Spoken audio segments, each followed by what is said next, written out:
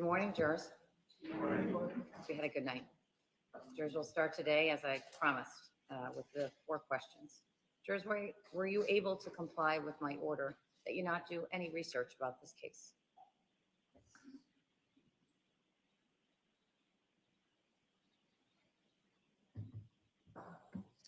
Were you able to comply with my order that you not speak to anyone about this case?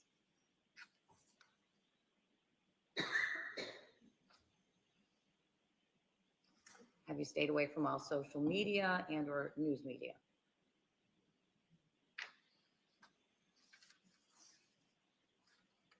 And you all still have open minds?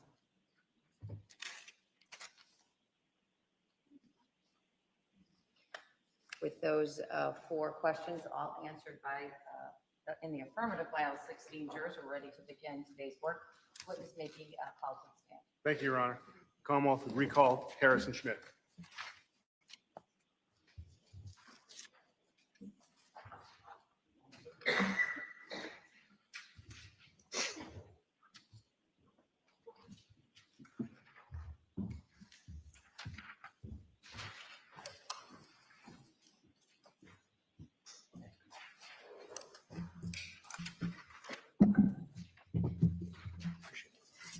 Sir, you understand you're still under oath? Yes, Your Honor. You may proceed. Thank you, Your Honor. Yesterday, we stopped an interview from January 7th at approximately 1 hour and 2 minutes and 35 seconds in. At this point in time, Your Honor, I'd ask to finish that recording. You may. Ms. Gilman?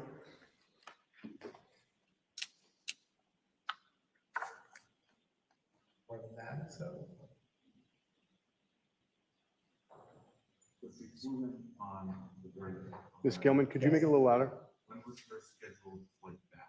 Tuesday morning. Thank you. Yeah, I don't know which Monday one. off because of one, yeah. Yes, that was the understanding. Okay.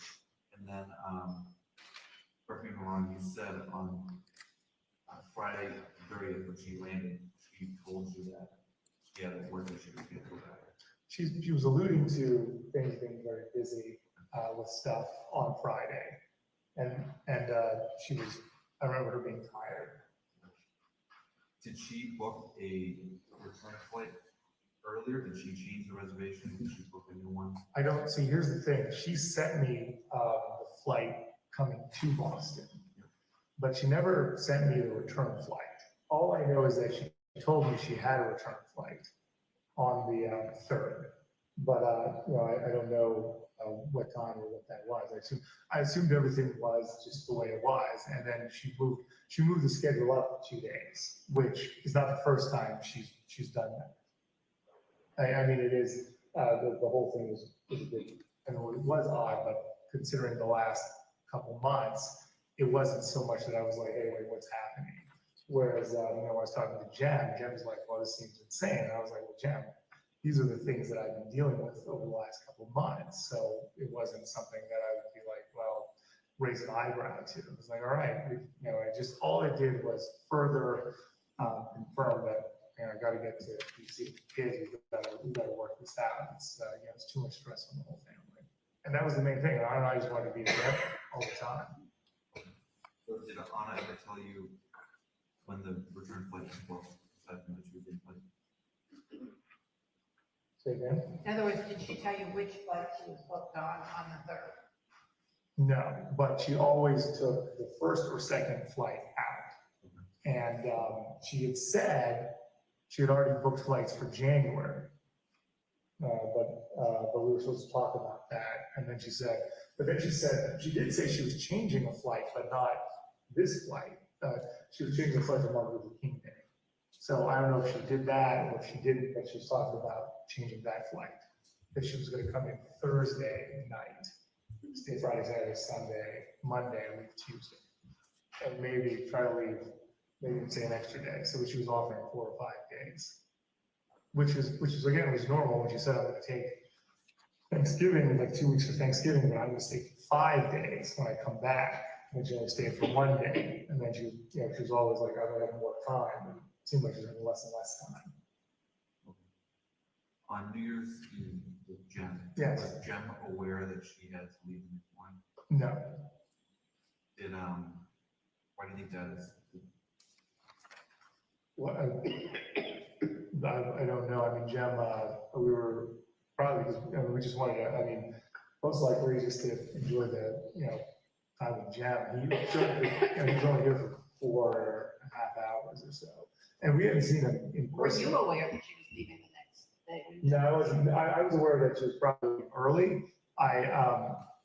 Again, the assumption or story I got in my head was that it was just leaving Monday.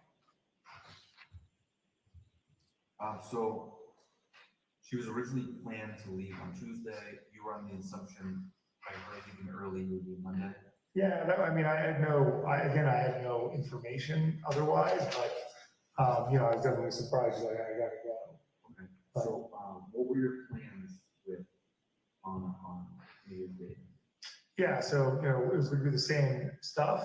The only difference is that, she might have, come up with me, to see my mother possibly, or we would have, or the whole family would have done something, like my, up in Swampscott or somewhere nearby, because I said I had time, and I don't have to drop my mother off, so we can go see her and get her what she needs, and maybe we could do some stuff, so I was excited about that. I didn't bring it up, but she was troubled by whatever happened with, Adela. She says, can't be my friend, this is 30 minutes before New Year's, and she brought it up, she did bring it up with, Jen at the time before. You said you couldn't be a friend? He texts on New Year's Eve, saying friendship is over or something to that effect, right? Yeah. What did he say? What did Anna say? She said, I'm sorry, I appreciate, give a leadership sort of answer, like, I accept, what you're saying, and then he called to leave a message, and then I remember her saying, I'm not going to listen to this. That's actually put her phone upstairs shortly after.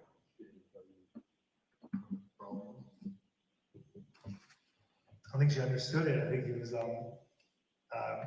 was saying that you're not having seen you for the holiday season. You're in town, not seeing you in person, often enough. That's not acceptable. I'm here to, support you, take care of you, or whatever it is. So, it was just a bit. I mean, it's not the relationship I guess she thought that they were having. He's married to the child, by the way, and they've known each other for 10 years. So just to give you some background. Do you know how they met? Yeah, they worked at the Willard Intercontinental together back in 2012. That she went to put her phone upstairs after that?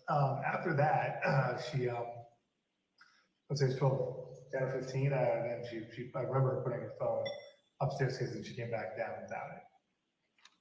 Was Thomas came down at one point? Yes. Yeah, exactly. Was this before, during, or after Thomas was participating?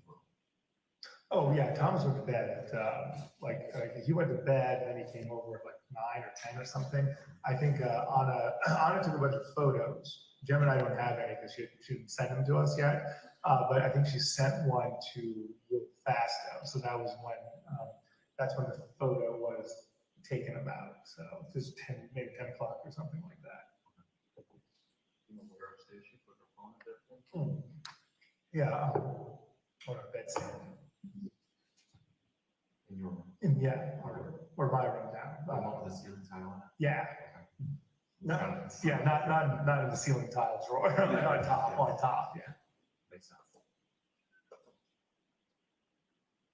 But she didn't seem disturbed by that, which was odd. And she did bring it up, she brought it up to me and Jen at the time. So, I mean, that was something, not normal, but. Yeah, to kind of cut us off.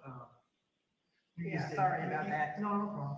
You said that the plan for New Year's Day was to take Anna and the kids up to. Maybe, yeah, that was Did you actually have a plan? no, we didn't have a full-fledged plan at the time. But we had, we had options and stuff, so. Was the nanny coming over Sunday, the last night? Was that? No, the nanny was gonna come over anyways, because I was gonna go, I set everything up in advance, because I was gonna have to go take my mother, so I wanted the nanny here, I didn't know what it was gonna look like and what I was gonna want to do and things like that. So also, if I was gonna see my mother, I was gonna take the kids somewhere, then we're gonna meet up later. But, you know, because I've so little time outside of the house, when I do try to take, you know, most of it as a family, get everything done, I would say we would do. You mentioned having options on New Year's. Yeah, because I had the, you know, the time to go see my mother, so I was like, we'd go up and we wanted to do something, you know, with her, with the family, you know, we had those options were available to us, which, you know, like today, maybe not, right, because I don't have any time. You guys had an argument after she said she. No, we didn't have an argument, I was just, I was taken by surprise, I was, not to be crude, but I was in the bathroom, and she came by and said, I have to go to sleep, and I was like, well, hold on, she's like, I have to get up early, Brian, I have to go tomorrow, and I was like, oh, I wasn't expecting that, and then she said, you know, I said I have to leave early, I said, I didn't know it was gonna be like that early. So, but I did have an argument with her for the Thanksgiving and the Christmas Eve. So I wasn't going to make the same thing 3 times. I was like, okay. And then she immediately backed it up with like, hey, I'm going to come 4 or 5 days and for Martin Luther King Day, because we were making a new schedule for January and February. I said coming every week might not is really not good. Is there any way that you could come every other week for more time? So we were working on that when she arrived Friday and Saturday.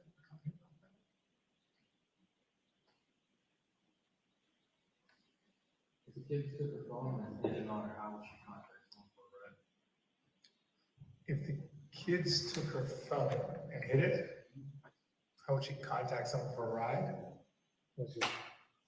She wouldn't leave I don't think she would leave the house without the phone.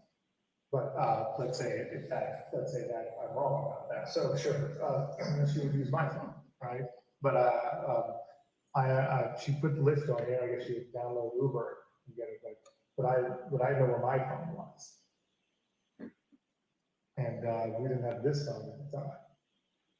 So we were phones in the house. She used any iPads potentially?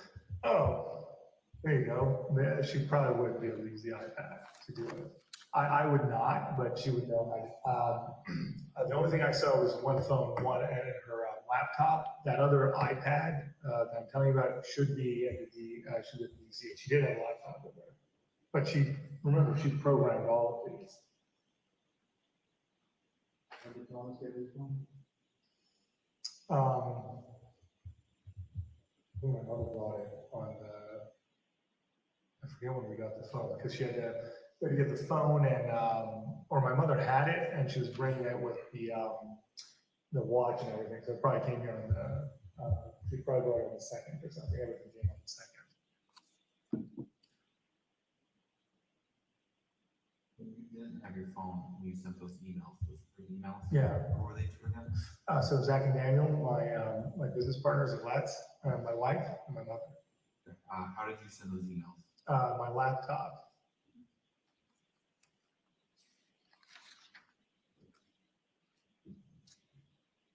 I asked you, did you do anything to hurt your wife?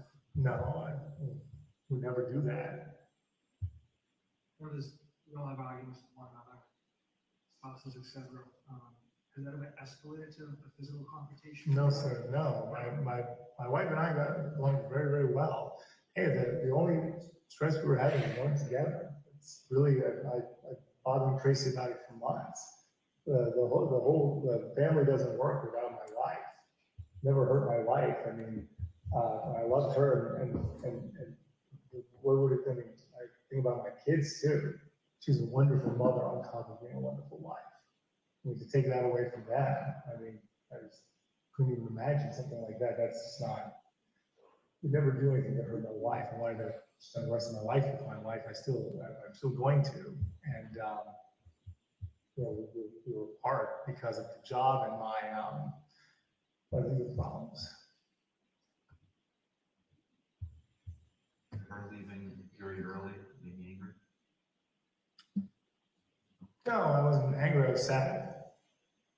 I got angry about Thanksgiving, and then, I realized it was just sad that we're not spending a lot of time together. And she was sad about it too, and it was exhausting for both of us. She was away from the boys, I was always dealing with the boys.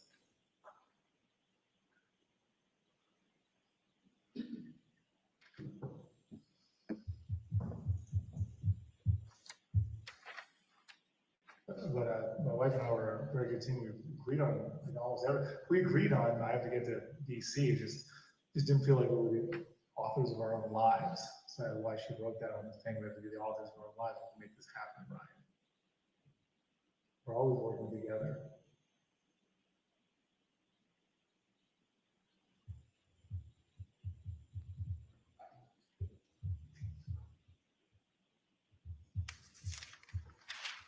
In your mind, where do you think she is right now?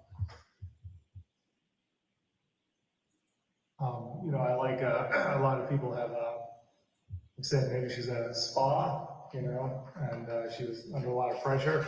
Doesn't really track with my wife. She loved her job and she loved her family, so she would always be focused on that. And, maybe the country house like in Bella, in Serbia, but I have no idea. I can't. I'm having a hard time with that.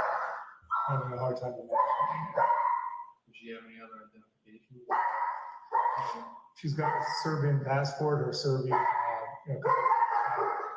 international identification cards, one with Luke, one with Nick. I haven't seen her use them recently. I don't even know if the date is on them, or the proper date. I'm in Serbia, I know ties internationally, what you should visit our family or good friends. She's a language expert. She spent time in college in France, which speaks perfect French, but she has a family, or if she has a friend there, I don't know if she's still there, Julianne, but other than that, that would be it. And then we have DC and Boston. I mean, sisters in Canada, sure. They're asking for a broader. Okay.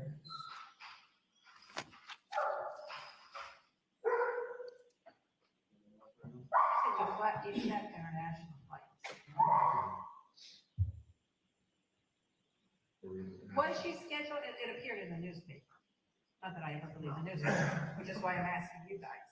It appeared in the newspaper that she did have reservations to go back to DC on January 3rd. That makes sense, yeah. I'm just asking if that's confirmed. That's our understanding. Do you know what time? That's definitely one employee, yeah, always. And that she never changed that.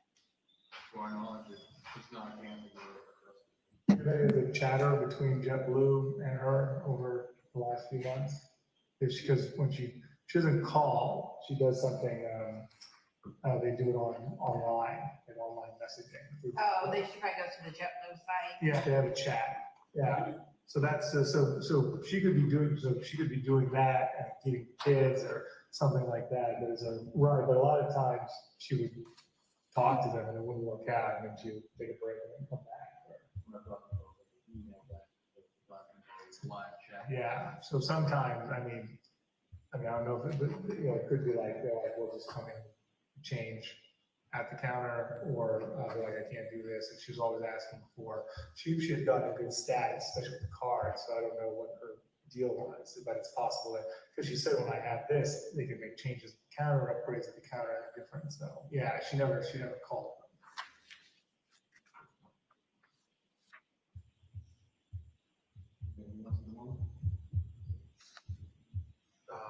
What about like French reservations or any French plans on New Year's? That's a popular thing. Not that I know, but Anna was talking about making some, so I don't know if she did it or not. I haven't checked, I haven't looked for anything on Open Table or Resi or anything like that. I could take a look. Then, Because last year we went the whole family, we did good brunch. So that is a very normal thing to do. So normally, is like a bigger Yeah, scheduled plan for New Year's. right, but I mean, this year, things were up in the air. So, a lot of time outside of the house on New Year's Day. When did you put that request in? Was it a normal Thursday request? Yeah. No, always Thursday, And the request was from what, from 3 to 9? 3 to 9, yes. So it wouldn't have been brunch. No, yeah, we wouldn't have been brunch, but it was good. That's Would not- she have gone to brunch without you? No, well, she would have left, no. I mean, if she were going home on January 3rd, would she have gone out to brunch with other friends or anything? No way, no. The only time when she was here that she saw someone without me was Rima. And, I was only, twice, she did that twice, that's the only, everything else we would do together or people would come to the house. The time together is very important for us. Those friends in the area that, Peter Kirby, I think we should speak to as far as that knew Anna real well. That she was close with the past. Peter Kirby, they went to the same leadership school together 3 years ago. And he lives with his wife and John Marshall. They've been calling for support. Jim Mulu, who was here, obviously, family friend, and someone who was, obviously loves Anna very much. Rima Ferrer, she was Anna's mentor, and they were very good friends. Those would be the main ones that I would think of.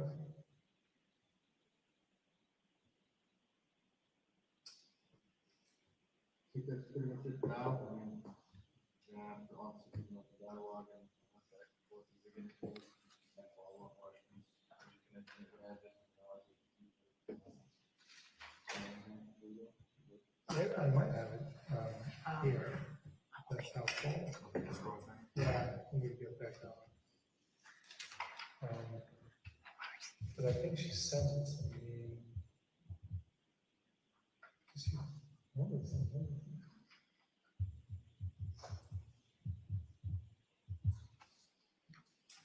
Could this be it?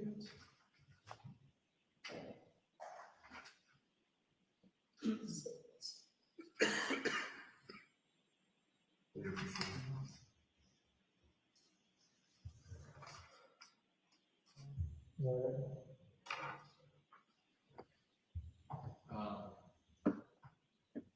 You obviously have the ability to get your own credit card statements. You wanna pull those and then, for the past week, and that'll help us travel and. Oh. Stop and stuff like that. Yeah, just check the Chase Freedom. That's the one that I use. I don't use the Capital. The Capital one has been out of commission.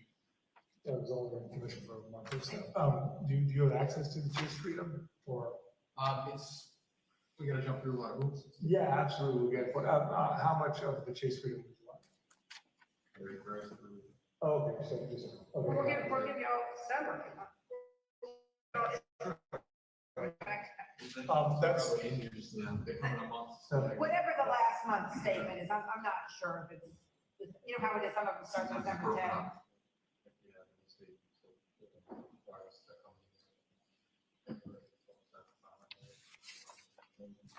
Yeah, so will I, but I don't think they do it, I'm still not. I have dealt with Anna, that's everything online. Yeah. Anna's cousin, one of the, Milan? land dispute conservative. Milan, yeah. Milan, I was gonna ask his name. The Yeah. last name? Lubitsch. Has he ever contacted you? No. Um, I think he's not speaking English though. So, you said there was a conflict that, Yeah, there's a terrible conflict. If you speak to Alexandra, she'll know more about it, but since I've known Anna, basically what happened 2 generations ago in Serbia, in Belgrade, Anna's father's mother, sort of grandmother, bought a piece of land with her sister or something, and then they had kids, and there's been a land dispute over it, because now it's worth a lot of money, and you can build a large building there. And that building, that kind of money in Serbia change your life. I mean, it's like winning the lottery here. And then they've been fighting over it for many, many years, 20 years of this. They thought they were going to resolve it in 2017. And then things didn't work out. And forth. And then just this Thanksgiving, they, resolved the deal. So they had a deal that it took 15 years to put together. 5 years later, they couldn't perform. They're not split. Aside from that, and the from is there any business conflicts with parties or with this new job? Is there anybody that would be upset with that? Yeah, people ask me that same question. I can't think of anyone that would be upset with Anna. I mean, everyone loves Anna. She's wonderful. So, if you see all the texts and emails coming, like, what can you do? Love Anna. I can't think of I can't think of anything like that. Honestly, that would be upgraded to anything like this, especially. Whether it's her fault or not, like any issues at work that comes up that somebody would be slighted? Not that I know. I mean, the only people I know are the people that she was working with, and she had a very good working relationship with everybody. No, again, it would be very hard to. No, I wouldn't have a name to give you for that. Okay. What about you? Any previous business partners, any current partners, anybody that would be upset with you that would want to try and hurt you in some way? Well, I mean, we love the guy in LA. Oh, but there's a civil lawsuit. Yeah. A Well, civil lawsuit is not the same as wanting to hurt you. okay. There's a civil lawsuit in California. I don't think that reads any. Okay, Yeah, yeah, I understand somebody suing you. Yeah. But Anna too. Trying to hurt your wife is different. Yeah. Right, but they're suing Anna as well, and he called Anna during the thing. So I mean, that's the one. That's one person. But I mean, I don't think so either. But that would. We have the name just to. Yeah, what is a lot of The gallery thing, but he had Ron. Ron Rivlin, yeah, but he did call, he called Anna and he brought her into the case. What is it? Well, he sent her threatening email, Facebook text at one point, you stole from me, I know the police and the FBI, I'm coming to get you, things like that. But that was, other than when I was arrested, he tried to contact her via Facebook or something, 2018, but we haven't heard from him since. What were the 18 contacts? 2018, I think it was just, he was trying to friend her or something like that. Criminal stuff started. That's right when the criminal stuff started, yeah. But that would be, someone who, certainly I have a different situation. So, him and, there's Jean in Korea, but highly unlikely. I mean, he's a son of a billionaire. I don't think he would. What in Korea? His name is Jean Lee. It's another person involved in it. Yeah. They're getting restitution and everything. Also, The guy is- Jean could care less, yeah. I don't think anything of that would rise to that. Yeah, same honor to we. And besides, they would be pissed at him, not. Yeah. Ron is the only one that tried to bring us Chung Lee is and what was the other name you said? or the other person who Arno, who's in Paris. He's a art dealer. Were they all partners in there? No, it's all separate situation. So why separate incidents, like aside from? Yeah, well, they're similar They're separated. separate incidents, and honestly, I don't think anything about his criminal case would have anything to do with this. I don't either, but I still want to. But those are the names of the players. And Ron was the one who did have contact with my wife and did serve my wife at work. Okay, but if people have a problem with you or your wife, Right. I understand that. Some of those people make it very far-fetched and they have any involvement in this. Well, definitely Korea and France are pretty, he's the other guy's in LA, so. contact you or somebody? Leah or how? We're, Can you, like, contact us?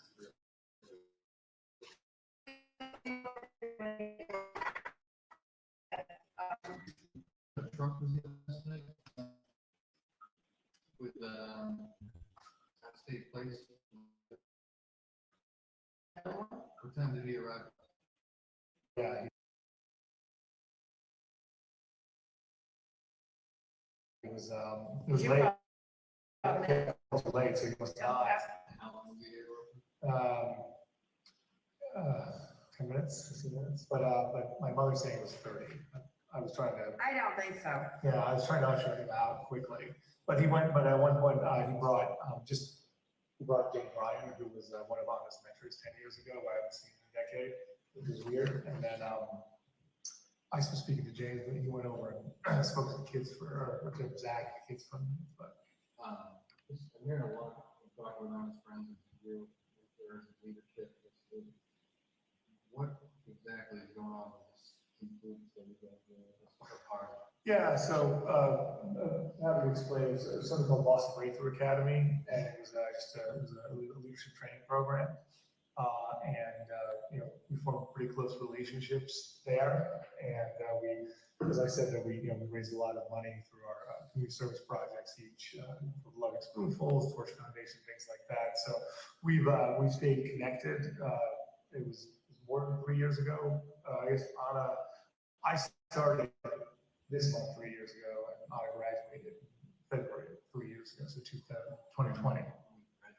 Well, it's a 4 or 5 month program, and then you get a graduation. And, you know, he says that you've graduated or have a certificate of completion of your of work. So it's not accredited, to be clear. Adele is a member of this? He is not, no. He's not. But The guy he brought in. James Ryan, no. Yeah. I thought it said- A mentor from her when she was young at work, yeah. Okay. And I had a good, someone that she considered. They, I guess they had spent time together, I don't know, 4 or 5 months ago as well. When was the last time I went to that leadership group that you mentioned? Oh, yeah, it was 3 years ago now. The Yeah. last time she was part. Part of it, yeah, but we stay in touch. All right. But, Jen, Alyssa, and Peter Kirby, all of them have gone through that training. But if you have any other questions, please don't hesitate. Anything from the pool today? No. Very, very cool. Okay. It is 15:36.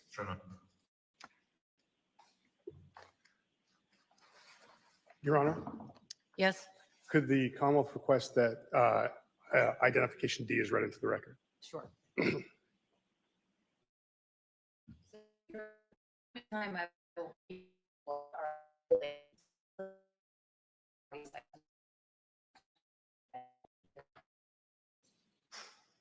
I'm going to read such a stipulation now, marked for identification as Exhibit D for ID. At 5:18 a.m. on Saturday, January 7th, 2023, Cohasset Police Detective Harrison Schmidt received an email from Richard Walker 9984 at gmail.com, which stated, "We have the so named Anna Walshe with us here. We had a deal worth $127,000. She messed up. We have her here with us, and if she doesn't pay the money, then she'll never be back. And we know the police and the FBI are involved. Good luck finding us." Detective Schmidt received a second email from Richard Walker 9984 at gmail.com, which stated, "Here is Anna Walshe. Unless she pay the money we deal, she isn't coming back. Comma, comma. Thanks and good luck." The second email had an image of a woman who was not Anna Walshe, and using an image search, police found the image on iStockphoto.com under, quote, "kidnapped stock photos, end quote. On January 7th, 2023, police obtained a search warrant for data associated with the account richardwalker9984@gmail.com. The search warrant was sent to Google, and investigators learned that the Internet Protocol address, the IP address, with the Richard Walker 9984 email account geolocated to Nigeria, and no IP addresses located in the United States were associated with the account that sent the Richard Walker 9984@gmail.com email. The Commonwealth is not alleging that Brian Walshe sent the Richard Walker 9984@gmail.com email. Thank you, Your Honor. So, Sergeant, a couple questions about that interview. There's mention of an application Viber. Could you tell us what that is, if you know? It's a messaging application.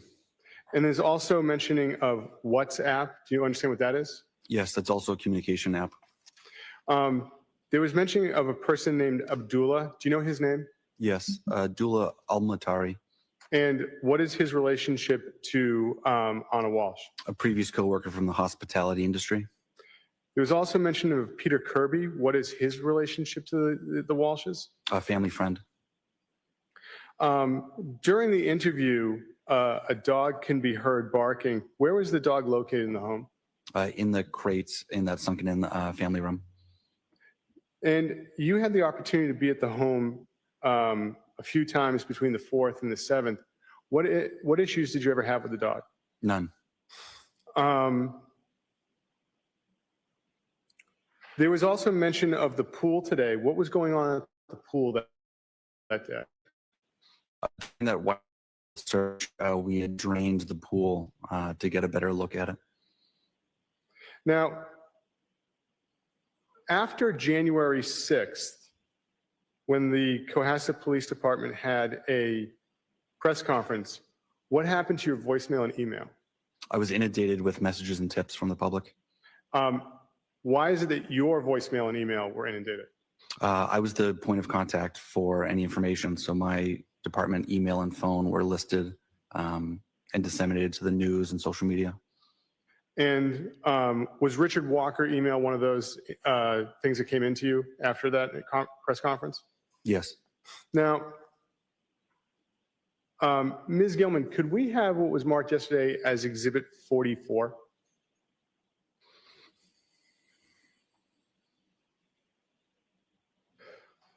Sir, do you recognize Exhibit 44? Yes. And where is this in relation to the house?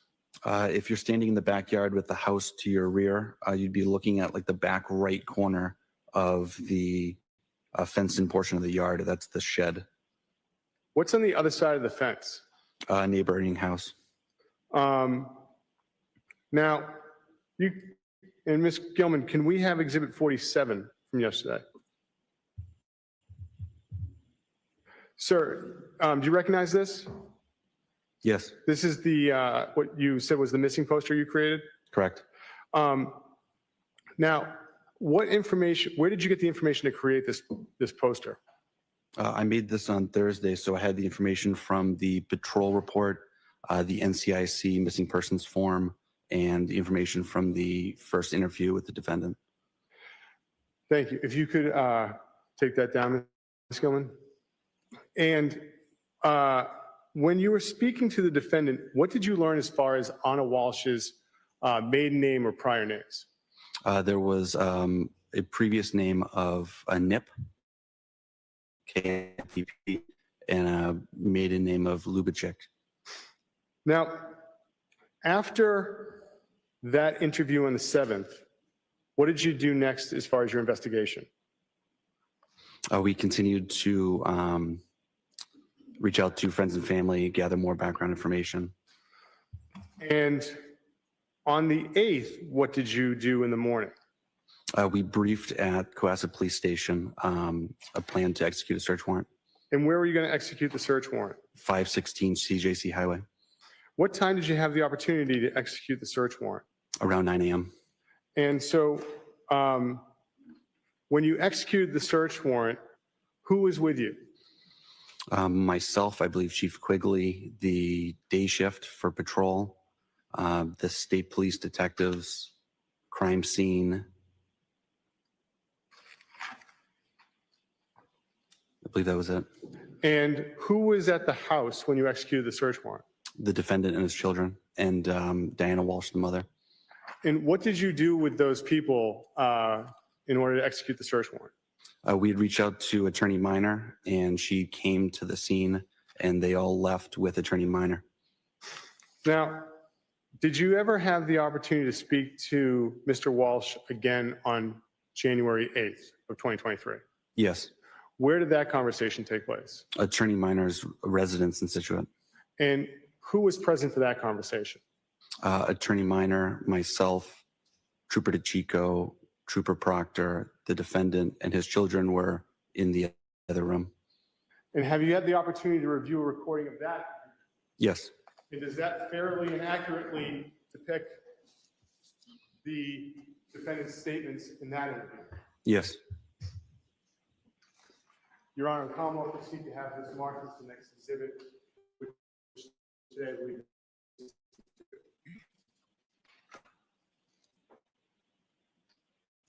Any additional objections beyond the ones I previously heard? No, Your Honor. The 1/8/23 audio will be marked and is now in evidence as Exhibit 62. And for the record, for those of you keeping track over there, the jump is as a result of the following. The parties agreed to, and I had indicated to the council, now will indicate to you on the record, certain financial records the parties agreed to have been admitted into evidence, and those records are now in evidence as exhibits 56, 61. They comprise records from Apple Credit Union, Barclays JetBlue Credit Card, Leader Bank, JP Morgan Chase, Liberty Bank, Bay Credit Union, and Fidelity Records. Thank you, Your Honor. Your Honor, with the court's permission, may the Commonwealth play Exhibit 62? You may. Thank you. Ms. Gilman?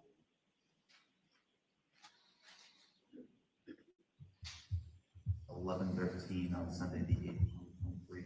My name is Harrison Schmidt. I'm a detective in Cohasset Police. Trooper Michael Proctor, Norfolk County DA's office. David Chico, Trooper, Norfolk DA's office. Tracy Minor, attorney for Brian Walshe.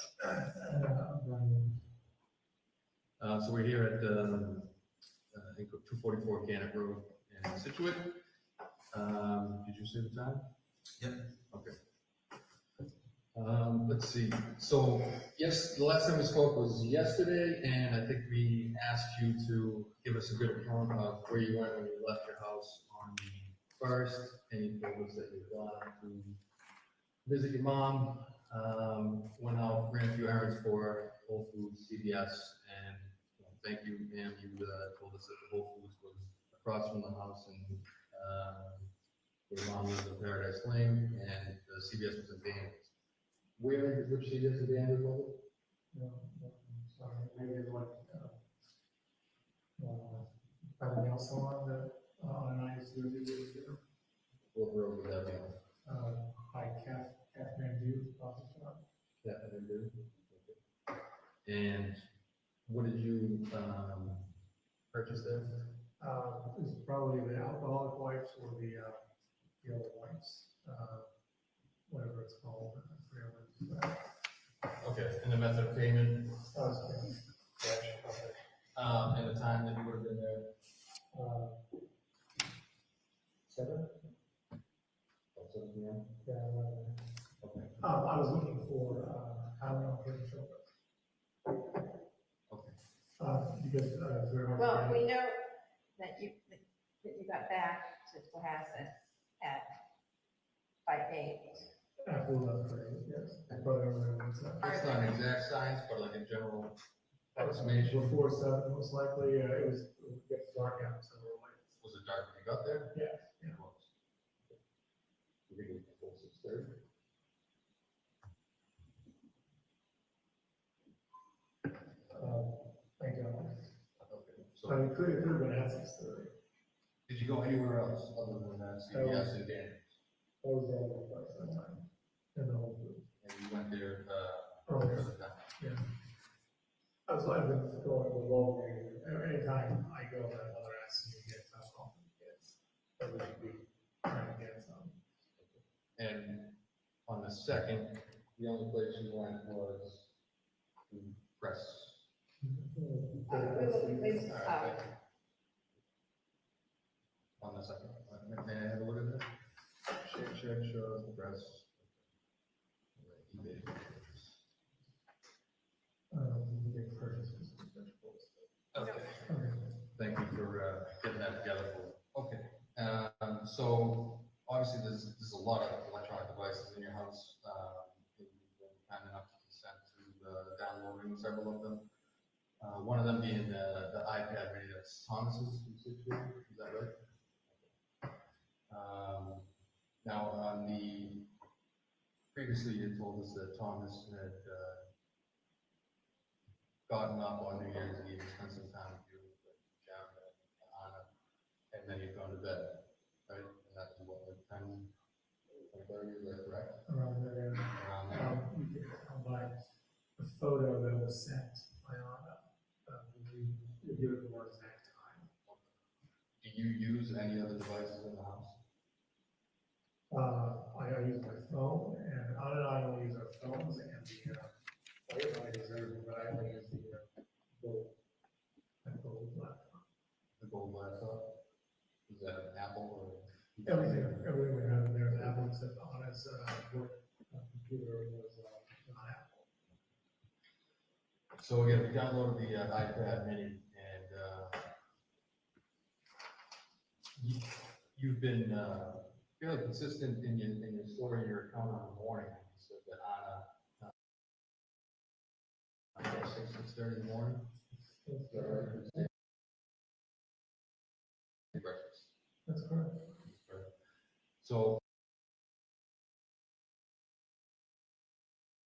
iPad here, the iPad mini is querying the 10 best ways to dispose of weekly body. 54.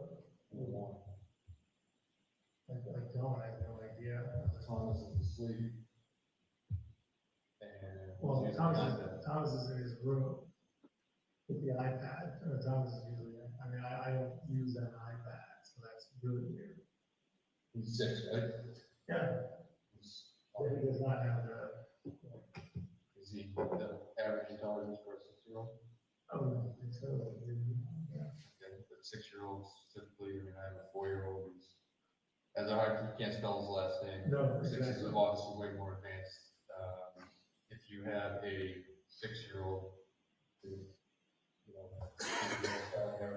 there's no. No, obviously not.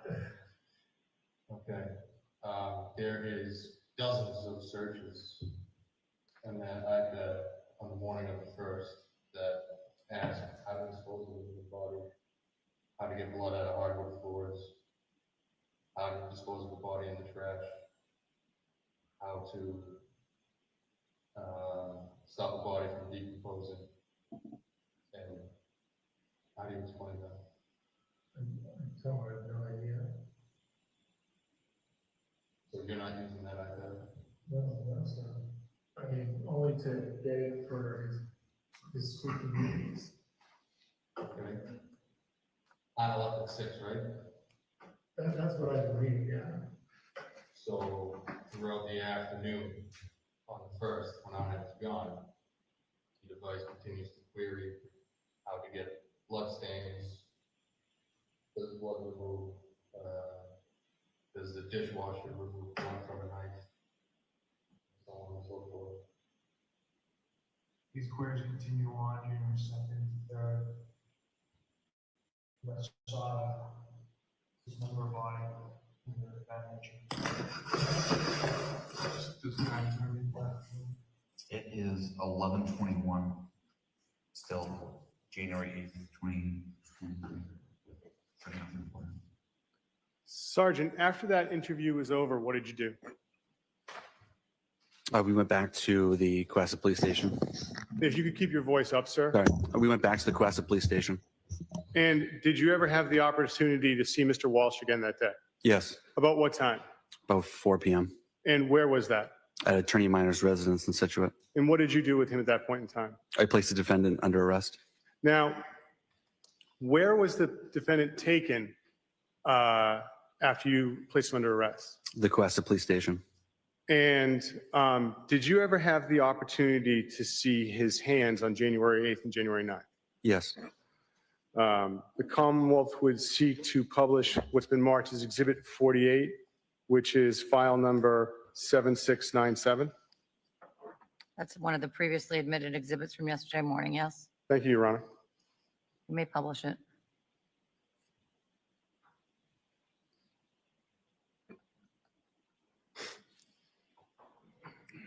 Sergeant, what is this? That is a picture of the defendant's thumb.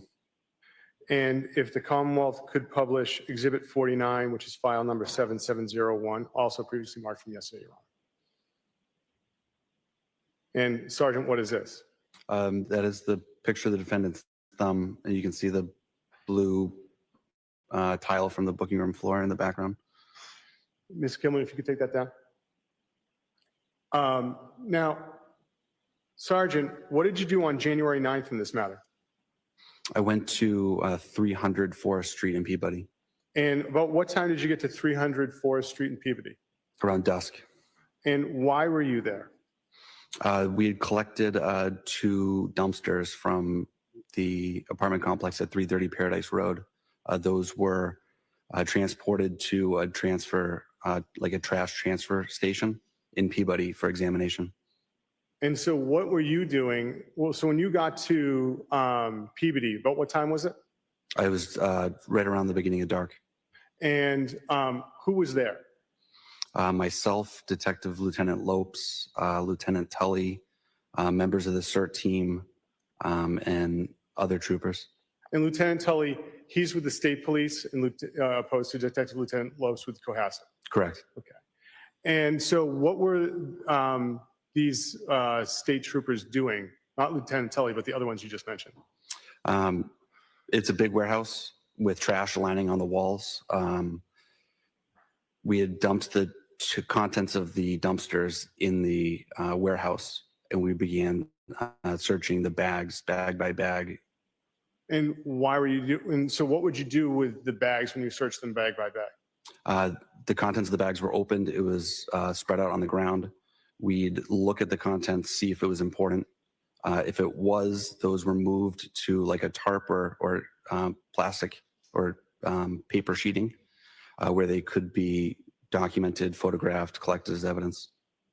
If the Commonwealth could publish Exhibit 50 from yesterday, Your Honor, which would be file number HAS 7025. You may. Sir, directing your attention, what is this? This is plastic sheeting. And can you see yourself in this photograph at all? I can see my feet Where are your feet located? at the top of the frame. And if you could just tell us like what you're wearing for footwear? Brown leather boots and gray pants. And if the Commonwealth could have Exhibit 1, which is file number 6810. So, Sergeant, what are we looking at here as far as the process that you were describing? So this is right when one of the bags was opened for examination. The contents was dumped out so we could look at it. And if we could go to Exhibit 52, which is file 6867. Now, what are we looking at here in relation to the previous photograph? Those are the contents moved to like tarp and plastic and paper sheeting so they could be further examined.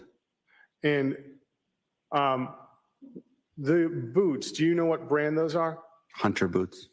And Ms. Gilman, is it possible to zoom in on the white piece of paper underneath the purse?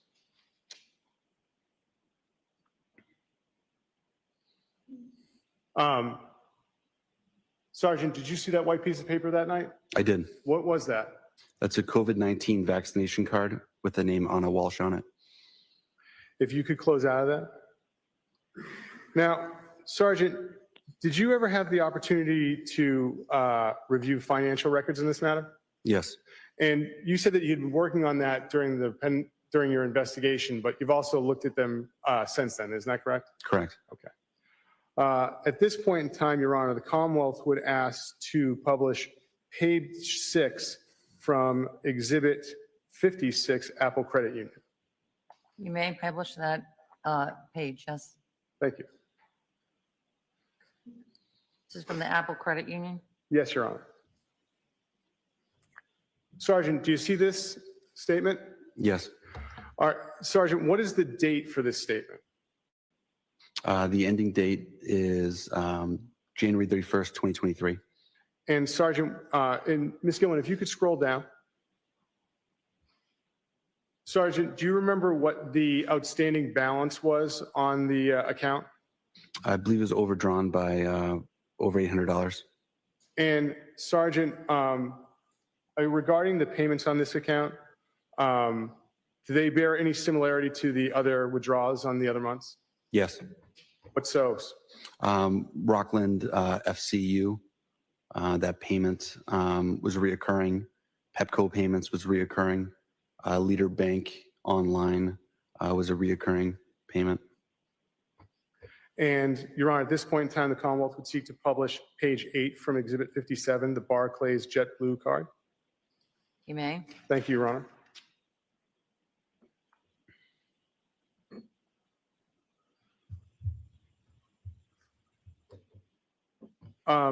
Sergeant, what is the date for this statement? Statement period ending in January 17th, 2023. And what was the balance for this statement? Statement balance as of 1/17/2023 is $2,145.69. And Ms. Gill, and Your Honor, if we could publish page 10 from the same exhibit? You may. Thank you.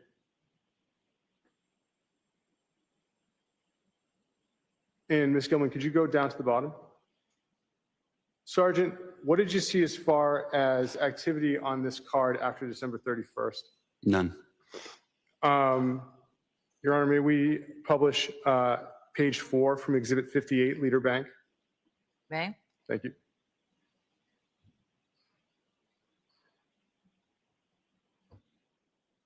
Sergeant,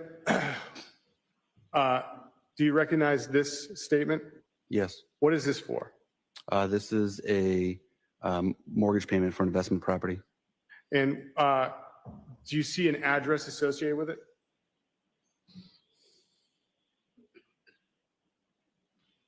Towards the bottom. Yes, the collateral property is a condo at 35A Turdour Street, Unit 35A-5, Lynn, Mass. Sergeant, in the interviews you had with the defendant, there were discussions of properties. What other properties were there that Anna Walshe or the defendant had access to in Massachusetts? There were Lynn rental properties. And if we could close out of this, in Your Honor, with the court's permission, may we publish page 45 of JP Morgan Chase, Exhibit 60? Oh, I'm sorry, Exhibit 59. Page 40, 45. page 45. You may. Thank you.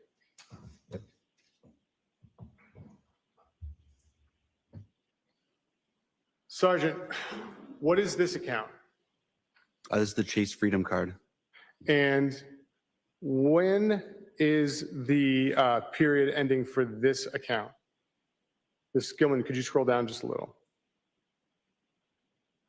Under opening and closing date, what are those, sir? The range is October 18th, 2022 to November 17th, 2022. And Ms. Gilman, could you scroll up? What was due on the account at that point in time after the November date? $0. And with the court's permission, the Commonwealth would seek to publish page 47 of the same exhibit. You may. Thank you. Now, Sergeant, directing your attention to page 47 of the same exhibit, I'd like to ask some questions about October 30th.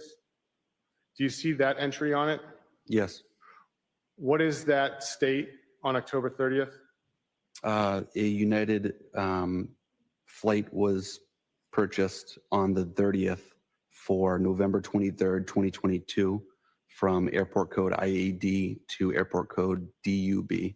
What is the date associated with that? November 23rd, 2022. The next line down, sir? Purchased on the same date of October 30th, a Air France flight departing airport code DUB to arriving CDG, and then a connecting flight CDG to BEG. And the next line after that, sir? Oh, and by the way, what was the date associated with that airline? That was 11/27/2022. The next line on October 30th, sir?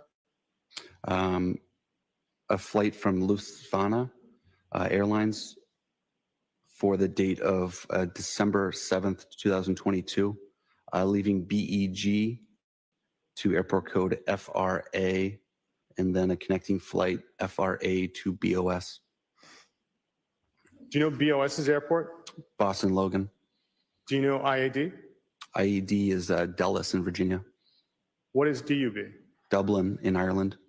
What's CDG? Charles de Gaulle in France. What's BEG? Belgrade. What is FRA? Frankfurt. Now, if the Commonwealth could publish page 97 on, one moment.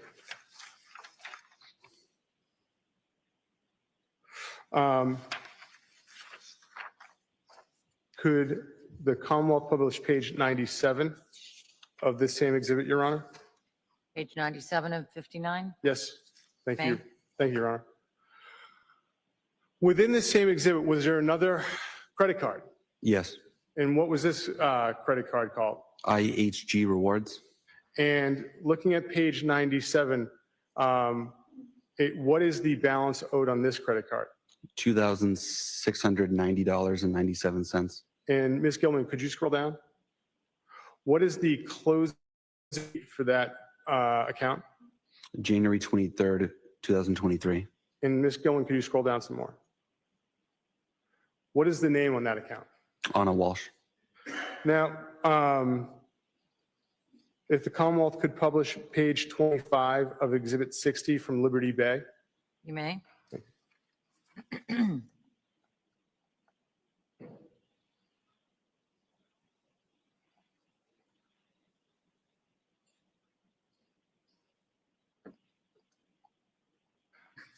Do you recognize this statement, sir? Yes. What is this? This is a Liberty Bay Credit Union statement ending in January 31st, 2023. And who's the name on the statement? Anna Walsh. And what is the balance on the statement? $3,388.98. And do you see those withdrawals on January 3rd and 4th? Yes. Do they have any similarities to other withdrawals and other statements within this exhibit? Yes, the MLS property was reoccurring every 3 months, and the WJ Management and Great North Prop were reoccurring monthly. If the Commonwealth could publish page 7 of Exhibit 61, Fidelity. You may. Thank you, Your Honor.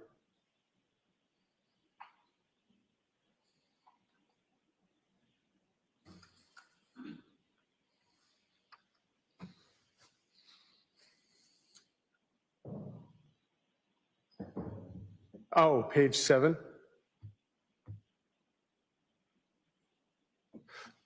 Sir, within Fidelity, how many accounts were there? 2.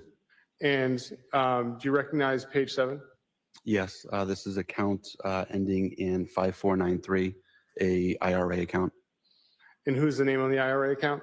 Anna Walsh. And what is the date of the investment report? February 1, 2023 to February 28, 2023. And what is the account value at that point in time? $93,615.82. And if the Commonwealth finally, Your Honor, could publish page 118 from the same exhibit? You may. Thank you. What account is this, sir? This is an individual investment account ending in 5491, for Anna Walsh. And what is the investment report date? February 1, 2023 to February 28, 2023. And what is the account value? $117,719.74. You can take that down, Ms. Gilman. Your Honor, may I have a moment? You may.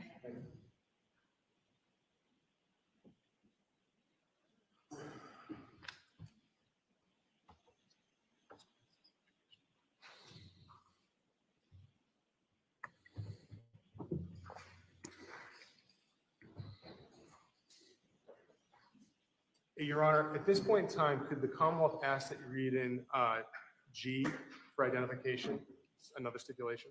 Yes, may I have G, please?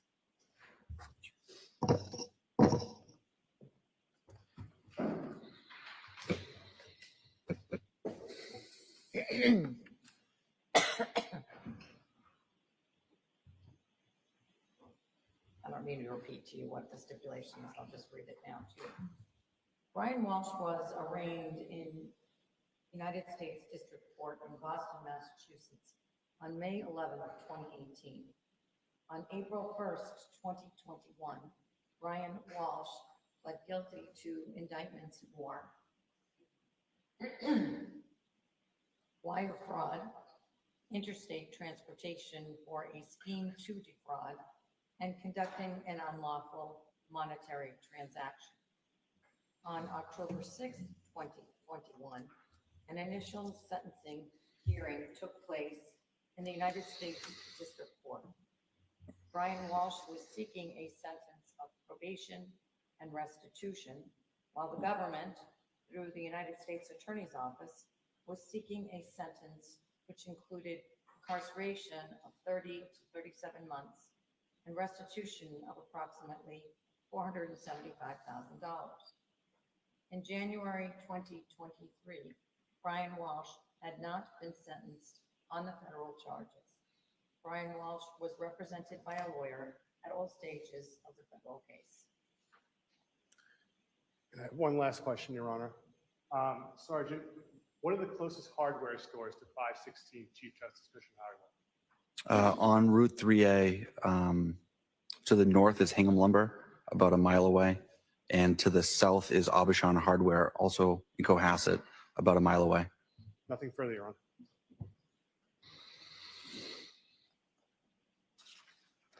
Cross-examination. Yes, Your Honor, thank you. You may proceed.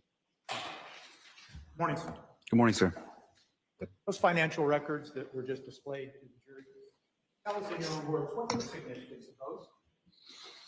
It goes to the totality of the circumstances in the investigation. It gives us background and just an understanding An understanding of what? of the entire investigation. Well, what those records show, isn't it, is that there was a lot of automatic payments being made. Yes, Those records do not show any withdrawals reportedly by Mr. Brian Walsh, do they? correct.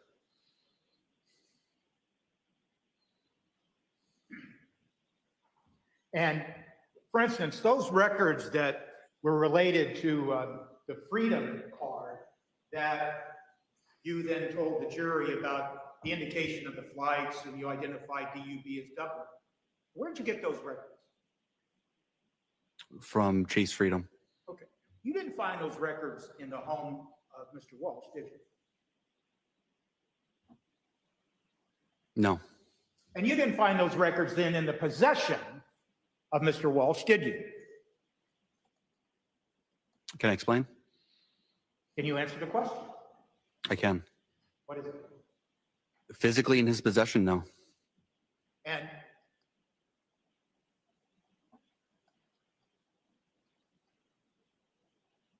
when you were talking and asking Mr. Walsh questions, both on January 4th, January 5th, and later on January 7th, and then on January 8th, he never once told you anything about Anna Walsh being in Dublin, or he was suspecting that she was in Dublin, or anything of the sort. Correct. Um,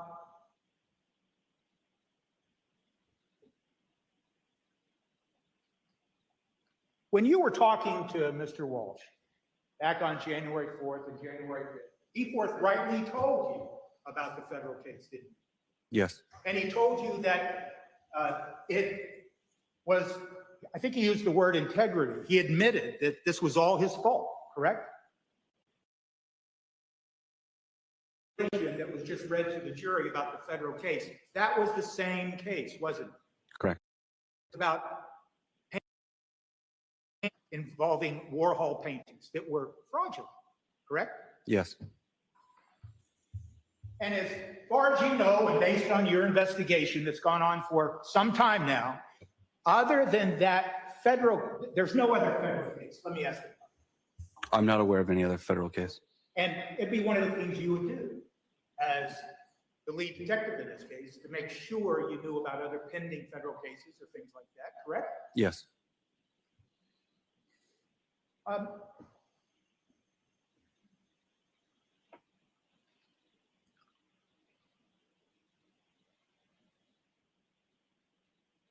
Let me just ask this. You told us that on January 8th, around 4 p.m., you returned, was it to Attorney Minor's home and placed Mr. Walsh under arrest? yes, And it's fair to say that once he was placed under arrest, is it fair to say that he remained in custody? yes, And so, just getting to that Richard Walker stipulation, fair to say that one of those ransom notes that we had to hear about, that occurred after Mr. Walsh had been placed into custody, correct? yes. I believe it was February 10th, the second one I received. So, even though the stipulation entered into evidence was that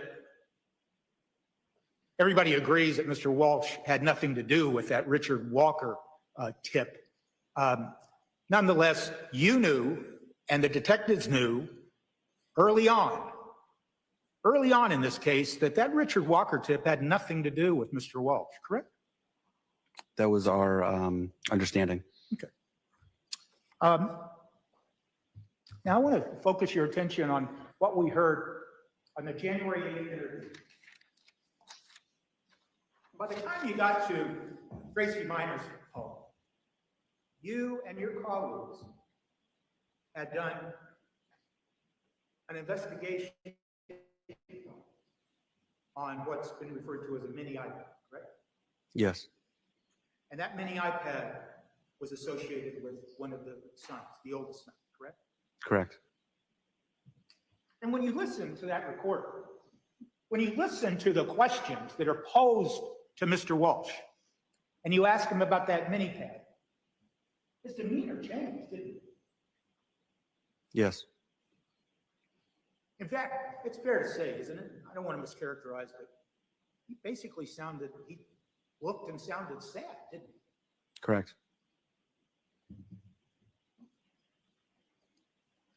Because you were talking to him about his oldest son mini pad, right? Objection. Basis? Overruled.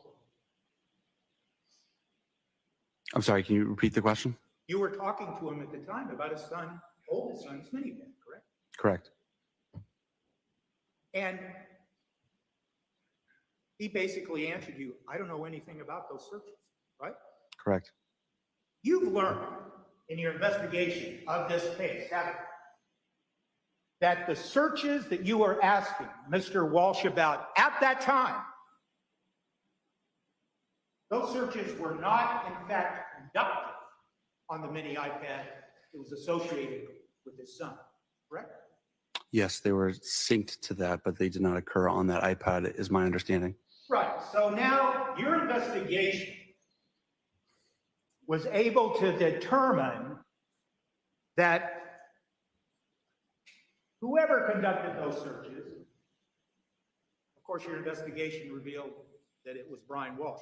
He never used his young son's mini iPad to conduct any of those searches that we've heard about, correct? Correct. And so when you asked him about that mini iPad belonging to his son, his demeanor changed and he looked sad, correct? Yes.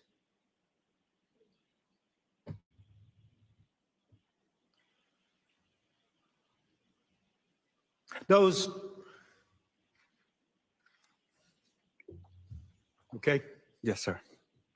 those two exhibits that were shown, Exhibit 48 and 49, they showed what appeared to be cuts on the hands of Mr. Walsh, correct? Yes, You have no idea how those cuts occurred, do you? correct. You don't have any idea when they occurred, do you? Correct. Well, I do know they occurred before the photo was taken, obviously. I'm sorry? They occurred before the photo was taken, obviously. Yes, obviously.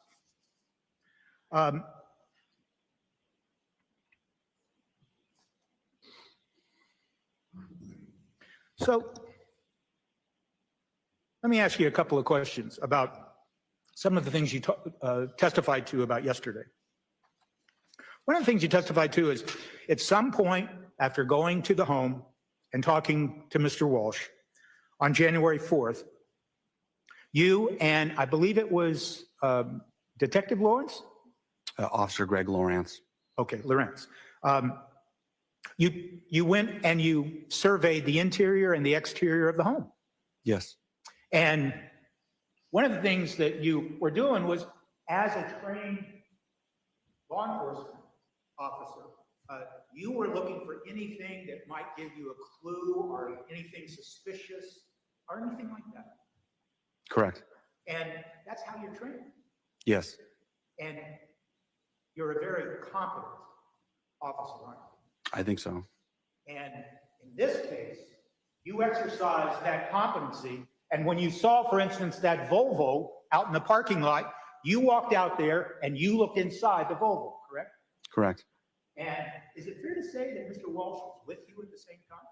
Yes, And you made note, and you told this jury about it, you made note that you saw a piece of plastic sheeting lying in the back of that Volvo, correct? yes, And you even made note of what you described as a seedling that had fallen down into that sheathing. yes, that's what I remember. And eventually that sheathing was eventually seized, wasn't it? I'm sorry, I didn't hear that. It last was part. eventually seized, it was taken. That plastic sheeting? Not to my knowledge. Was there other plastic sheathing that was subsequently seized? Yes, And did that subsequent seized sheathing that matched this sheathing that you observed in the Volvo? it looked familiar. I'm not aware of any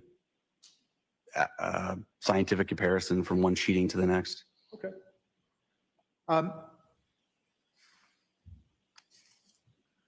But I guess it's just fair to say that when you were looking around and you looked at that Volvo, Mr. Walsh didn't keep you from looking inside, did he?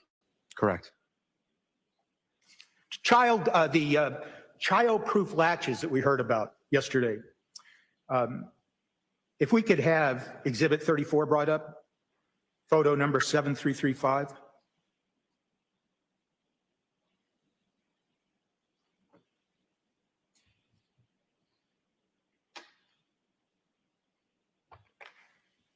That's that door that you testified to yesterday? Yes, That's the door to the basement? correct.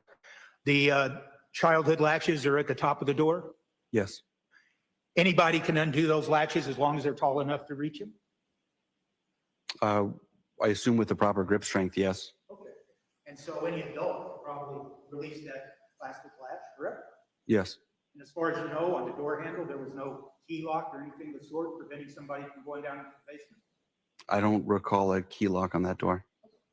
And when you saw that door for the first time, was it open or shut?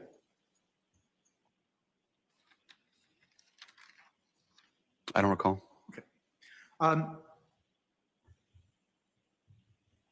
We heard some evidence yesterday about a hole in the ceiling in Mr. Walsh's bedroom, correct?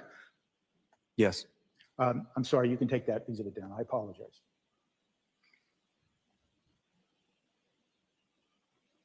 Maybe we could see now Exhibit 29, photograph 7319.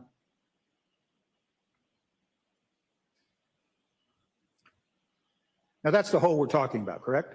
Yes. And is it your testimony that you saw that hole on January 4th, the first time you were taking a tour of the house?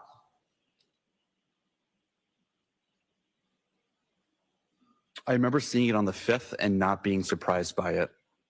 And all you mean by that is, I could have seen it, but I'm just not sure.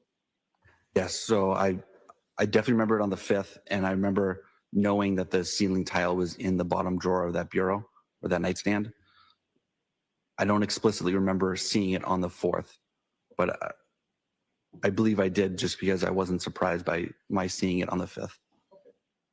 Is it fair to say that when you talk about those ceiling pieces, they were stuffed in a drawer that was right there underneath the hole? Correct. And it was Mr. Walsh who showed you where those pieces were? Yes. And you didn't see anything on those pieces that raised any suspicion? No. It's fair to say that when we look at this exhibit, we can see what sometimes is referred to as ceiling joists. That's what it appears to be, yes. Okay, and between the ceiling joists is insulation? Correct. And it's as if the insulation is intact, the ceiling joists are intact, but the plaster fell down, correct? Yes. And it's fair to say that plaster falls down without any pressure on it, depending on what happened, correct? Depending on the state of disrepair, possibly. Okay. You have no idea how that hole occurred, do you? I believe in one of the audio recordings, the defendant states he goes up there and was walking around. Okay. But you don't have any idea what he was walking around for. Correct. And in fact, in that conversation, the context of that was that that occurred long before January 1st.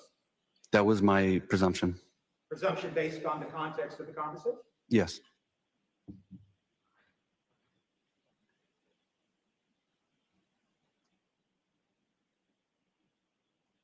That insulation that we see, is it fair to say that what we're looking at is the paper wrapping that covers the fiberglass that forms the insulation? Yes, the vapor barrier portion of the insulation. And is it fair to say, do you know, well, that's a terrible question. Do you know, sir, that the insulation that we're looking at in that exhibit, what color it is when you look at the fiberglass insulation? I remember it being pink. Okay. And it's a pink color. Now, we saw some photographs of the basement of the Cohasset home, didn't we, yesterday? Correct? Yes. And in those photographs, it also showed photographs on the ceiling to the basement, correct? Correct. And that ceiling also had insulation, correct? Correct. And that color of that insulation was also pink, correct? Correct.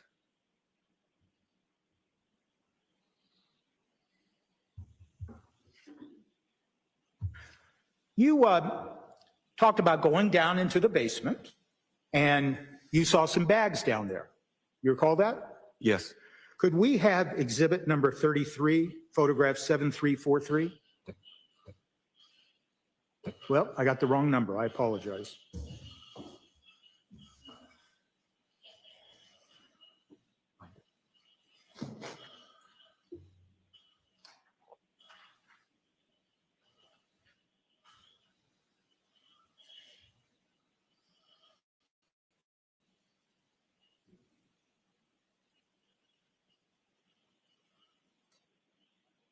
Well, I think I'll just ask you questions. I apologize for all that.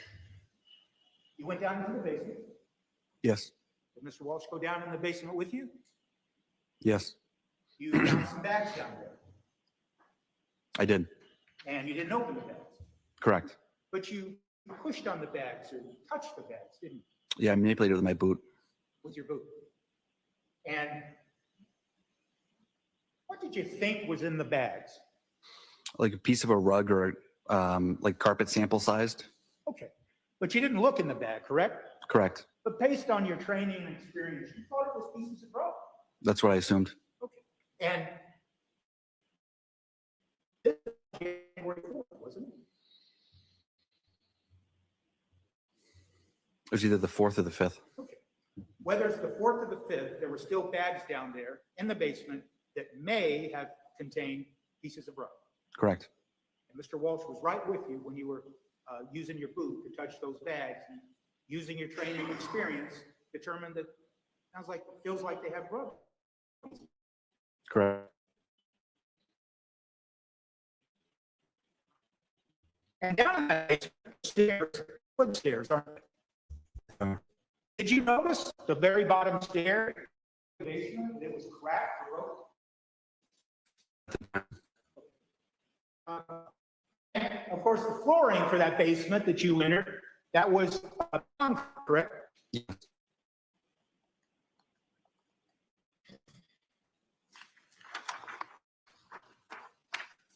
You were asked some questions both yesterday and today about the pool that is in the rear part of the home in Cohasset, correct? Yes. And at one point, you looked at the pool that it had water in it, and then subsequently, it had been drained, correct?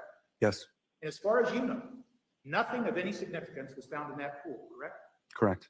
And in fact, you would be interested to determine if there was any evidence that a substance like blood had been placed in that pool.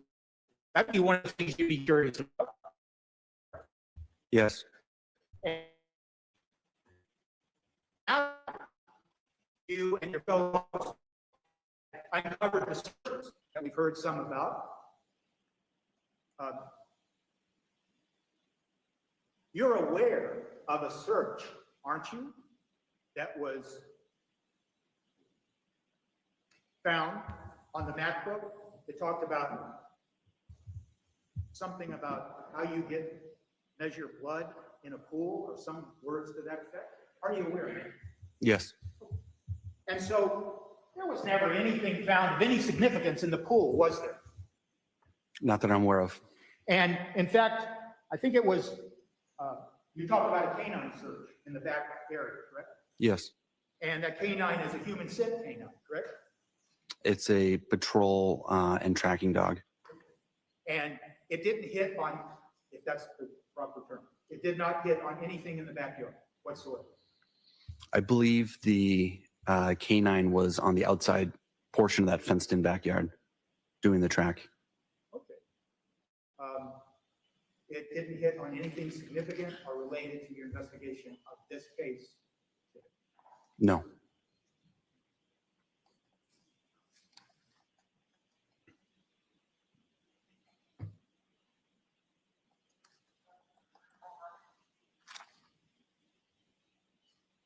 Now, you walked through the house, you already told us, correct? Yes. You walked through it at least twice, one on January 4th and then on January 5th. Yes. And you didn't see anything that seemed suspicious, correct? Correct. And it's fair to say that, quote, you're sensitive to that, correct? Based on your training and experience. Yes. But you well know, don't you, that subsequently, criminalists, multiple criminalists from the Mass State Police then arrived at that house sometime after or on January 8th of 2023, correct? Yes. And they were there for more than just 2 days, weren't they? It was more than one day. It went into the second day at least. And they went over every single room and item in that Cohasset home, didn't they? That is my presumption. And so even though when you, as a trained and experienced officer, walked through that house a couple of times and didn't see anything, still there was trained criminalists that came to the house to conduct testing and searching for anything that might be significant, correct? I'm sorry, can you repeat that? There was trained criminalists that came to the house to look for anything that might be significant related to the investigation that was ongoing. That is correct.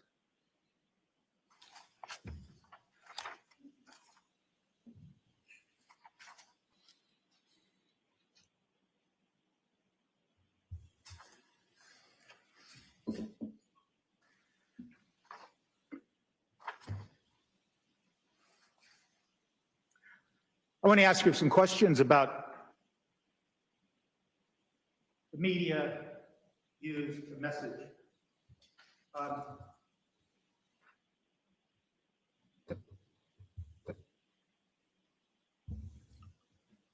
There's no such thing as something called iMessenger, is there?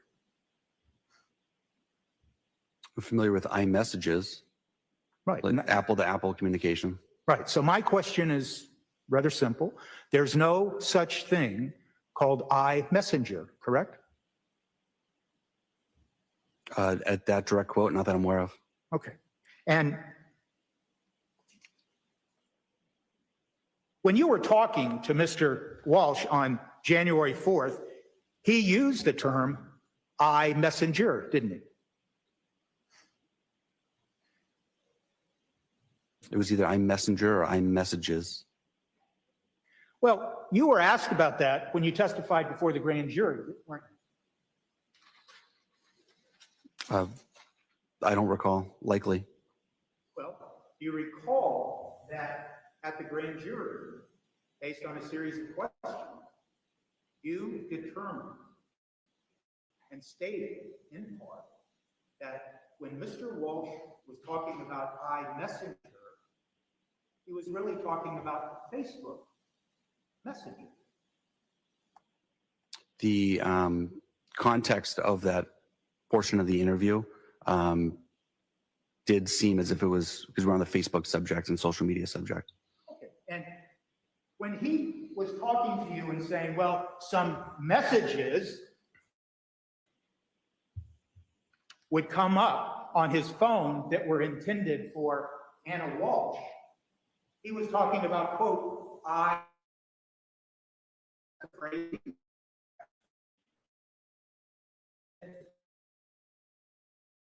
once again has to do with Facebook, correct? That was my presumption from the context of the conversation. And so you are unaware, as you sit here today, that there is any forensic evidence that Mr. Walsh ever saw the messages or any messages that may have occurred between Anna Walsh and one person named William Faster, correct? Can you repeat the wording of that, just so I have it clear? You are unaware of any forensic evidence that establishes that Mr. Walsh saw iMessages that may have been sent between Anna Walsh and William Faster. I don't recall any digital forensics related to what you're describing. Okay. And in fact, are you aware of the use of Messenger in the context of Facebook? Yes. And is it fair to say, and just correct me if I'm wrong, that somebody can friend somebody on Facebook and then they can trade messenger communication, correct? That's my understanding, yes. And anybody who is a friend will see those messenger communications and can respond to them? In the context of Facebook, Yes, in the context of Facebook. messages, my understanding is messages between people would be only between the people that are included in that message. Well, when you talk about messenger, you're talking about messengers, the format used. Facebook, by Facebook Messenger, yes. It's fair to say that if someone's trying to hide an affair, they don't communicate using Facebook Messenger that might be open to people that they don't want to find out about an affair. Objection. Sustained.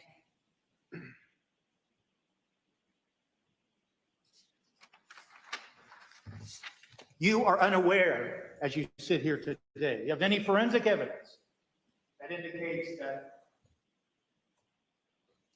Mr. Walsh saw any Facebook Messenger communications between Anna Walsh and William Fasto, aren't you? Correct.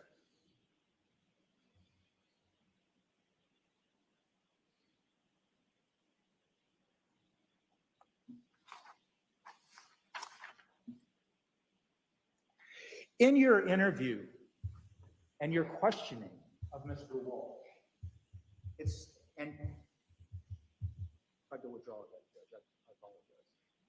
During your questioning of Mr. Walsh, you were present with others, correct? Other Yes. officers. Yes. Well, sometimes when the jury heard that questioning, it wasn't you asking the questions, it was other officers, including Trooper Pacheco, correct? Yes. But during those questioning, you were asking, and when I say you, I mean you or your colleagues, you were asking Mr. Walsh for names of people that might be helpful, correct? Yes. And he gave you a number of names, people who he knew Anna may be friends with in DC, and names of people that she might be friends with in the Massachusetts area, correct? Correct. And one of the names that he gave you was William Fastow, correct? Yes. And you are aware of the fact that William Fastow sold the $1 million townhouse to Anna Walsh and Brian Walsh, correct? Yes. And when Mr. Walsh gave you the name of William Fastow, he didn't sound angry, did he? He did not. He didn't say anything pejorative about Mr. Fastow, did he? Correct. And before that occurred, you or your fellow officers had made it clear by asking Mr. Walsh questions of whether he knew anything about an affair or affairs that Anna Walsh might be involved in. Yes, we asked about that. And you asked him about it more than once. Correct. And you were asking about it because it could be something that you'd use in your investigation, correct? Yes. And by the nature and the context of your investigation, you were making it clear that, well, an affair could be some evidence that could be either good or bad in our investigation. Potentially. Right. And so anybody who's trying to hide the fact that they knew about an affair that could be bad evidence, you wouldn't expect them to give you the name of a person that they knew was having an affair with their wife. Objection? Sustained. Well, isn't that part of your training and experience, officer, that you don't expect people to give you harmful information when you're asking them questions? Objection? Sustained. In any event, you had made it clear to Mr. Walsh that evidence of an affair could be either good or bad, correct? Can you repeat that? But you made it clear, you and your colleagues, in the multiple questions about an affair, that evidence of an affair between Anna and somebody else could be good or bad evidence. I don't recall speaking about an affair being good or bad. In any event, we can all agree that he just gave you the name of William Fastow in the context of anybody that she may know, Anna, may know in the DC area, correct? Correct. Along with other names, correct? Correct.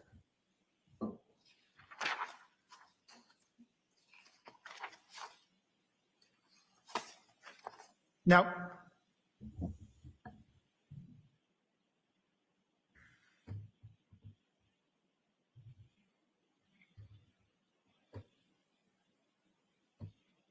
on January 7th, during the interview of Mr. Walsh,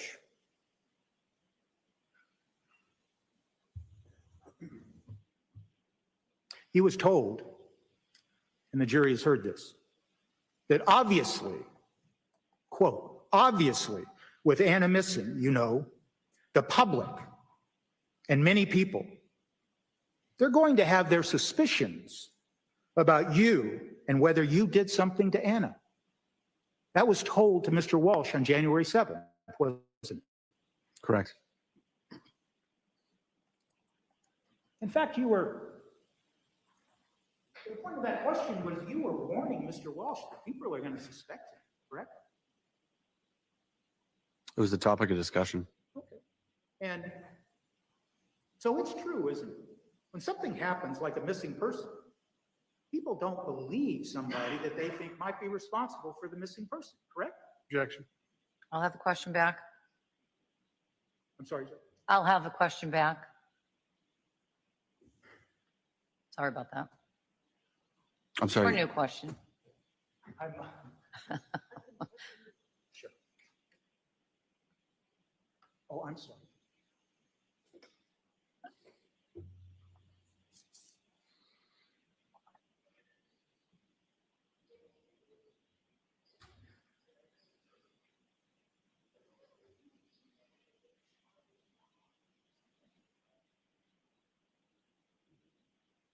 Could I hear that? No, if I was supposed to.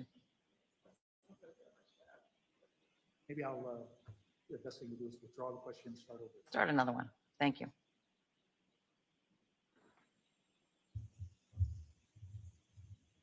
You were warning Mr. Walsh that people weren't going to believe it.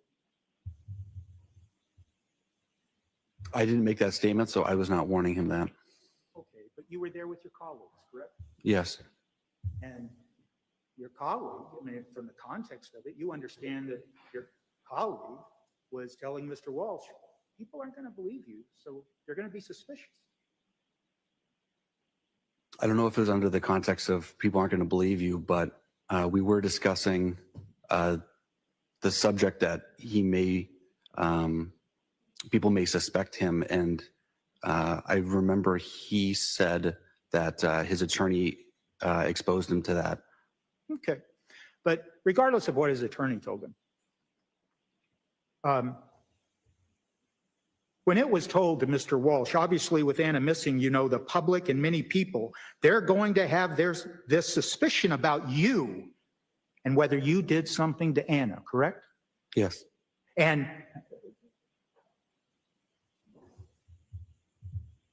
as an experienced police officer, you know that to sometimes be true, correct? Sometimes. People don't believe you when you say something happened, correct? Objection. Overruled, but I am having a little hard time. I don't know if it's the monitor or the tone or the largeness of this room. So keep your voice up. And if you can on the microphone, I know you like to move around. Maybe I should just stay right here. It's all right. You can move around. I just need you to keep your voice up. Thank you, Judge. You know, sir, that in investigations, for instance, for a missing person, people don't believe the person that they might think is responsible, correct? I've always been under the premise of trust but verify. Trust but verify. Okay.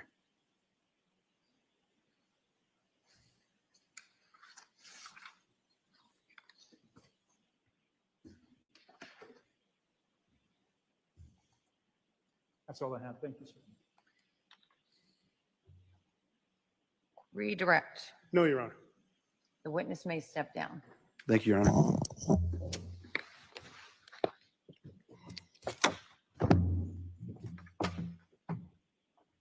Commonwealth may call its next witness. Commonwealth calls Trooper Nicholas Garino.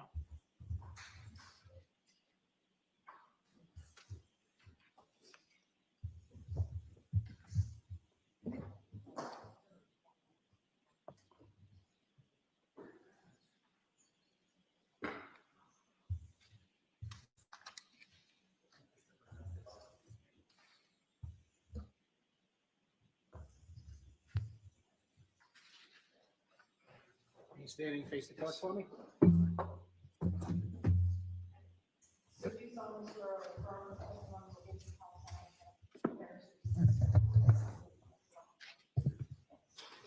Good morning, sir.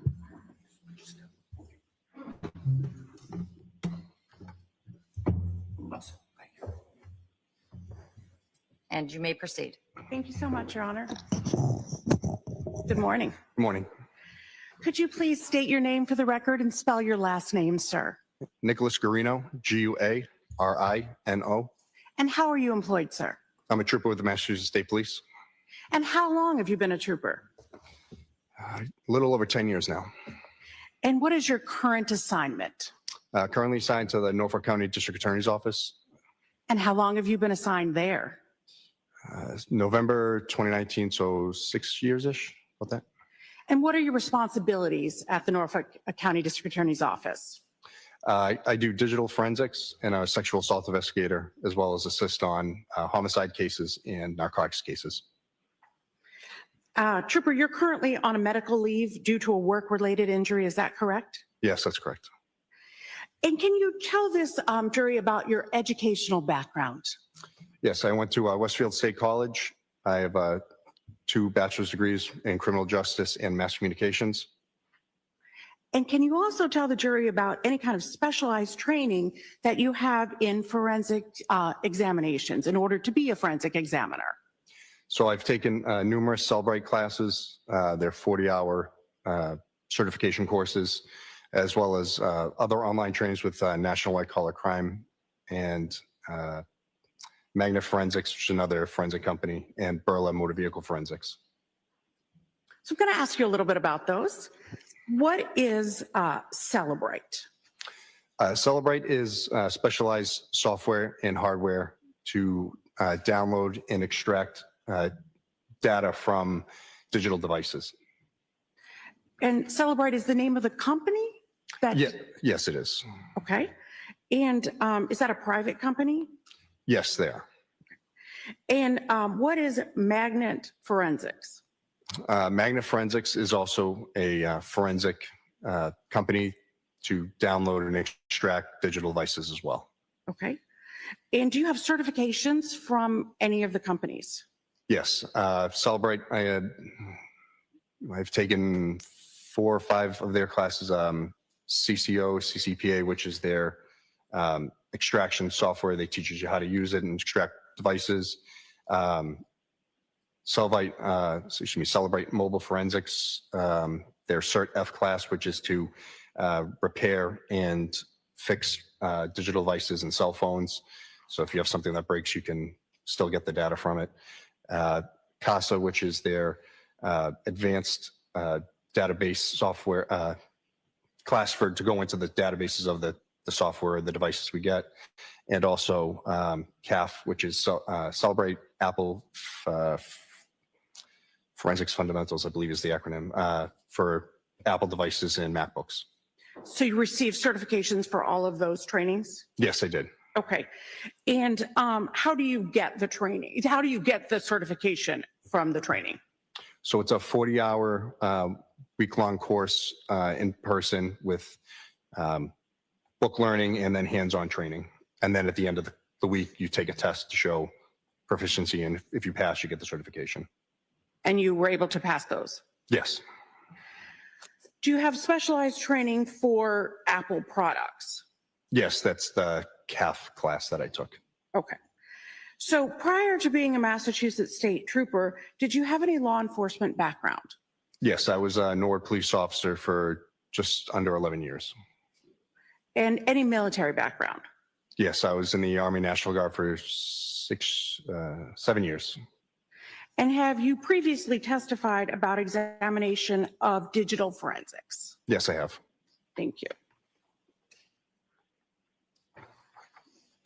Your Honor, would this be a time that you'd like me to stop before I begin the full examination for the break? Sure. So jurors, we're going to take the morning break and we'll see you back in about 20 to 30 minutes. All right, support, please. Close your notebooks, follow me.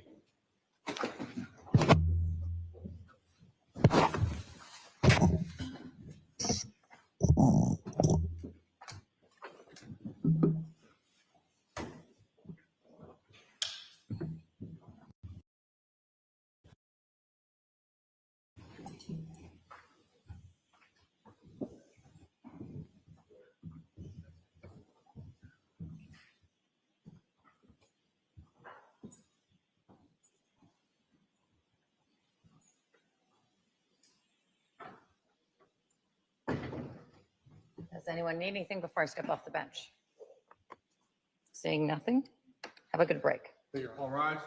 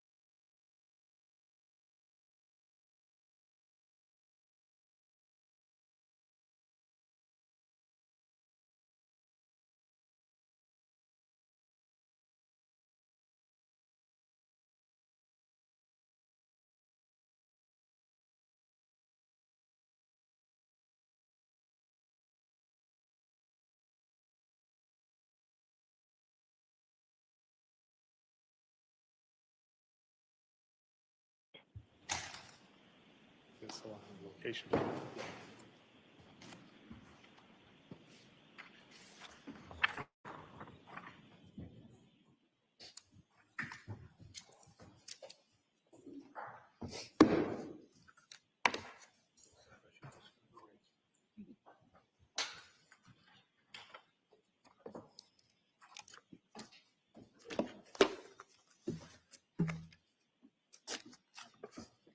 Court is back in session. You may be seated.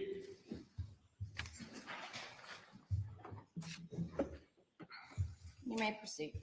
Thank you very much, Your Honor.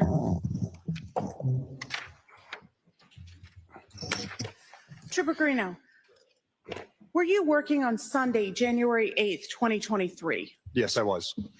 And were you assisting with the execution of a search warrant at 516 Chief Justice Cushing Highway in Cohasset? Yes. And what was your assignment at that execution of the search warrant? I was assisting with the search of the home, and if any digital devices were located, I was to take them and put them into evidence bags and then hold on to them to transport back to the DA's office. Okay. And what digital devices in general did you seize that day? There were 3 MacBooks, 2 iPhones, and 3 iPads. Thank you. And were pictures taken during the execution of the search warrant? Yes, there was a member of Crime Scene Services there photographing where we found items. Your Honor, at this time, I'd like to show pictures and publish them to the jury. They've been previously marked and agreed to by the defense. How many? It's a very good question, Your Honor.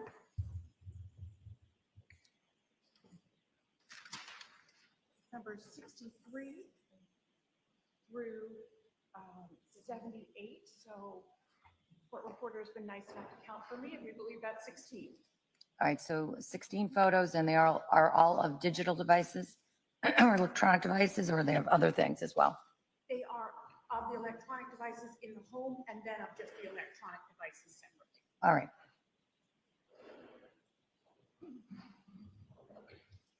And the defense has agreed to those? Yes. All right, great. They're now in evidence as items, exhibits 63 through 78, now in evidence. Thank you very much, Your Honor. At this time, I'd like to have exhibit 63, 7179. Thank you. Trooper Greeno, can you tell me what that is a photograph of? Yes, this is the kitchen area. On the kitchen table, there's a red iPhone 13 mini and an Apple iPad. I believe that's the 6 mini. Ms. Gilman, can you zoom in? Yeah, iPad 6 mini. Thank you.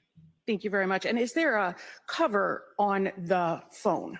Yes, there's the green cover, and you can see the red at the charging port. Thank you very much. I'd ask for the next exhibit, that being 647208. Can you tell me what this is a photograph of? This is the, if you want to call it a dining room or eat-in nook on the table. There's 2 MacBooks and a third inside that manila folder.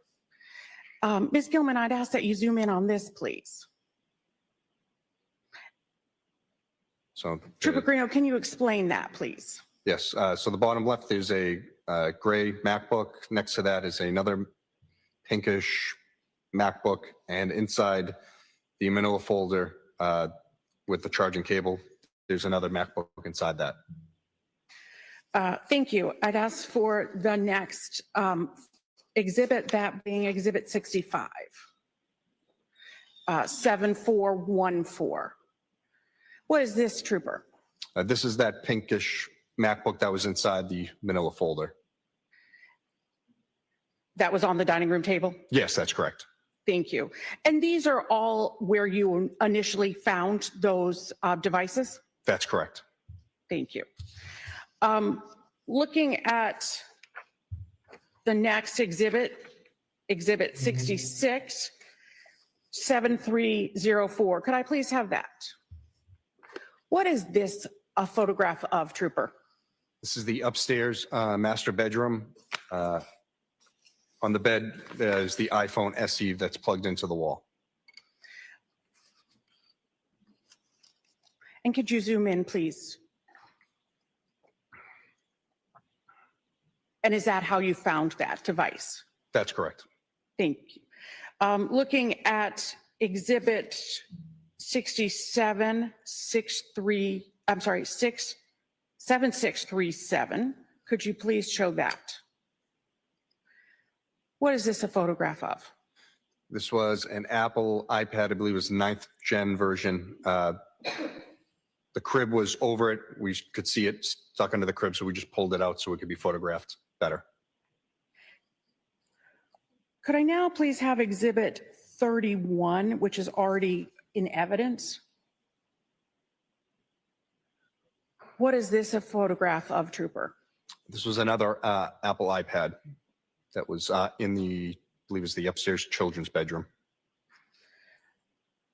Could I please have exhibit 68, photo 7436? Trooper, could you tell me what this is? That's the same iPad. We just opened the case to show that the screen had been damaged. What did you do with those items after you identified them in the house at the search warrant? So I placed these items into brown evidence bags and put the information on the front of the bag. And then once we had finished doing the search of the home, I transported all of these items back to the Norfolk DA's office to our digital evidence lab.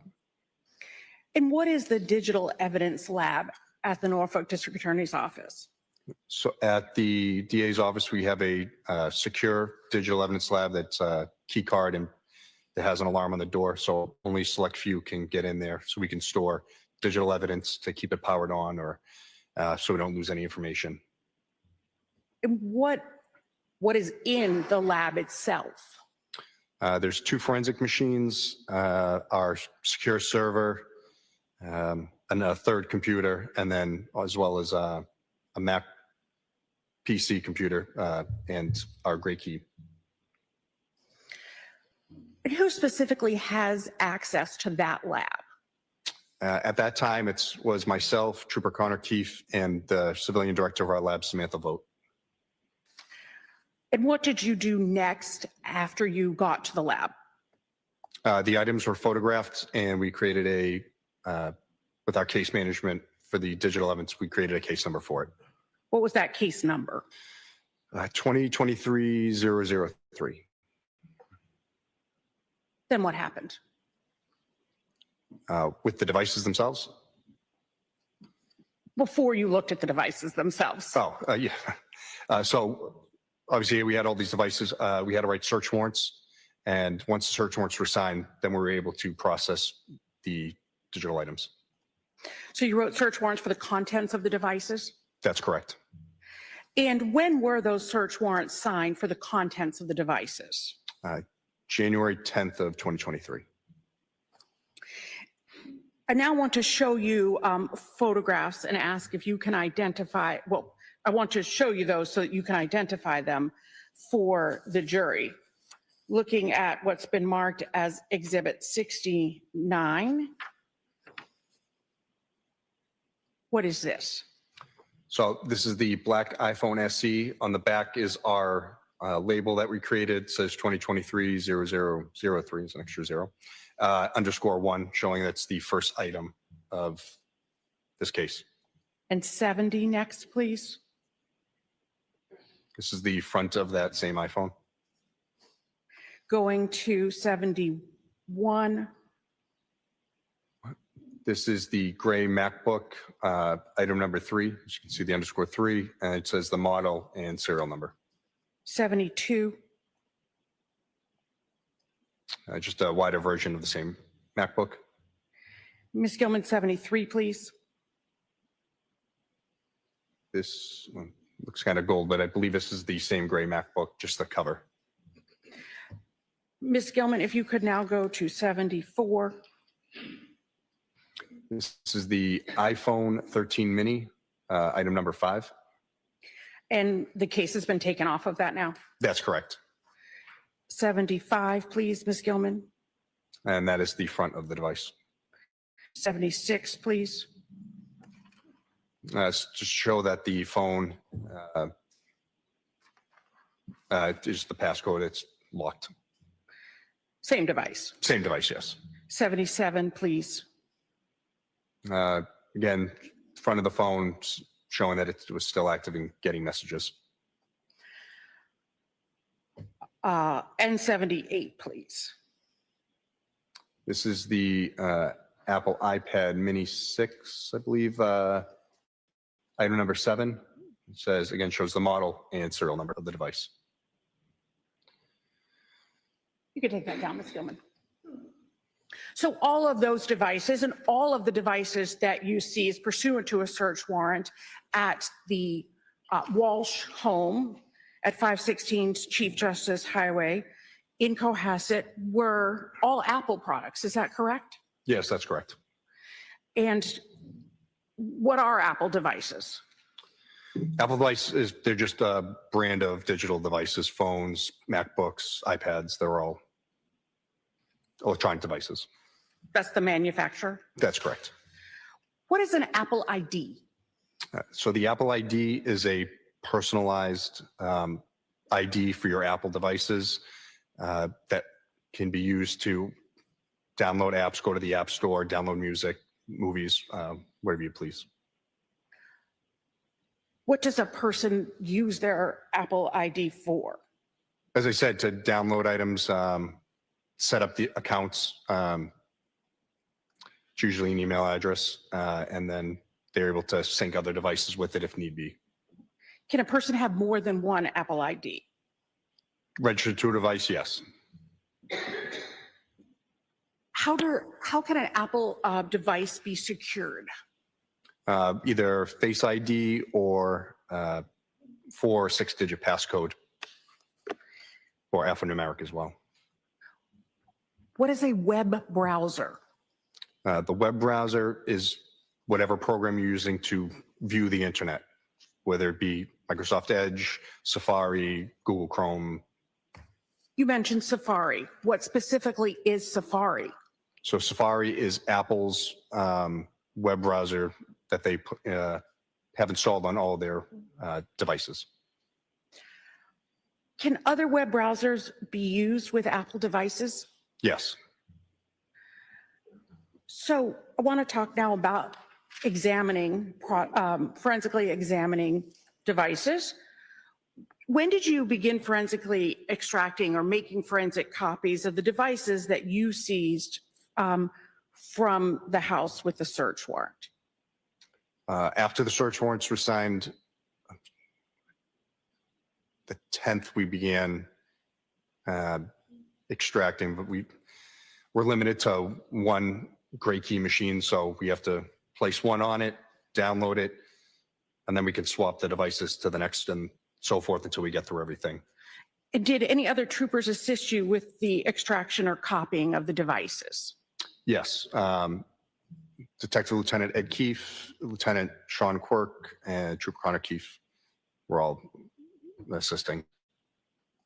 You've discussed Trooper Connor Keefe before, but who are Lieutenant Sean Quirk and Detective Lieutenant Ed Keefe? At the time, both of them were part of the cybercrime unit for the Mass State Police. In general, what is a forensic copy of a device? When we create a digital copy of the device, it's all the information that we're able to obtain from the device that we can work from as to not use the device itself and change anything in it. So we always work from that copy to make sure that nothing's changed for, if we have to ever re-image it or if the item's returned, we won't have the device in our hands. How do you keep from changing the data on the original device when you're making a forensic copy? We employ write blockers. Write is in like WRITE writing. So we can't write to the device. It only writes from the device. So we it's a one-way street. That way we can get the information and not change anything on the devices themselves. And where is the original device kept after it has been forensically copied? If the item was given on consent, we'll return it as soon as possible. If it's evidence, then it'll get tagged with an evidence number and placed into our evidence room. So now I want to talk about the MacBook. The item number 3 that was labeled, the gray MacBook. How did you make a forensic copy of the MacBook? So for MacBooks, we can't use gray key, so we have to use, I use Celebrite Digital Collector. It's basically a write blocker that plugs into the MacBook itself, and we're able to do a live acquisition of the device to a separate hard drive, creating a copy of everything that's there. So after you make a copy, then what do you do? I place that onto our external storage device for the Apple system that we have. And then what do you do? And then we'll load it into whatever forensic program we're going to use. So for the MacBooks, I used Axiom program made by Magnet Forensics. And did you ensure, again, that you used a write blocker for this as well? Yes, that's correct. And what did you do with the MacBook after the data had been extracted before you began to analyze? It was placed back into evidence. And where is that MacBook, the original MacBook that was taken from the Walshe residence? Where is that right now? It's at the Norfolk DA's office in our evidence room. What was the date range, sorry about that, what was the date range that the search warrant allowed you to examine on that MacBook? December 25th of 2022 to January 8th of 2023 when we seized the device. And you said that you used Magnet's Forensic Axiom? Yeah, Magnet Forensics, Axiom is the name of their program to view the hard drive contents. And did that allow you to determine if there was an Apple ID associated with that MacBook computer? Yes, it did. And was there an Apple ID associated with the computer? Yes, it was brw@tensaleconsulting.com. And was there a name associated with the device? Yes, Brian's MacBook. How is data stored on a MacBook computer? Similar to a PC, they have a hard drive or solid state drive. The information just gets saved to the hard drive.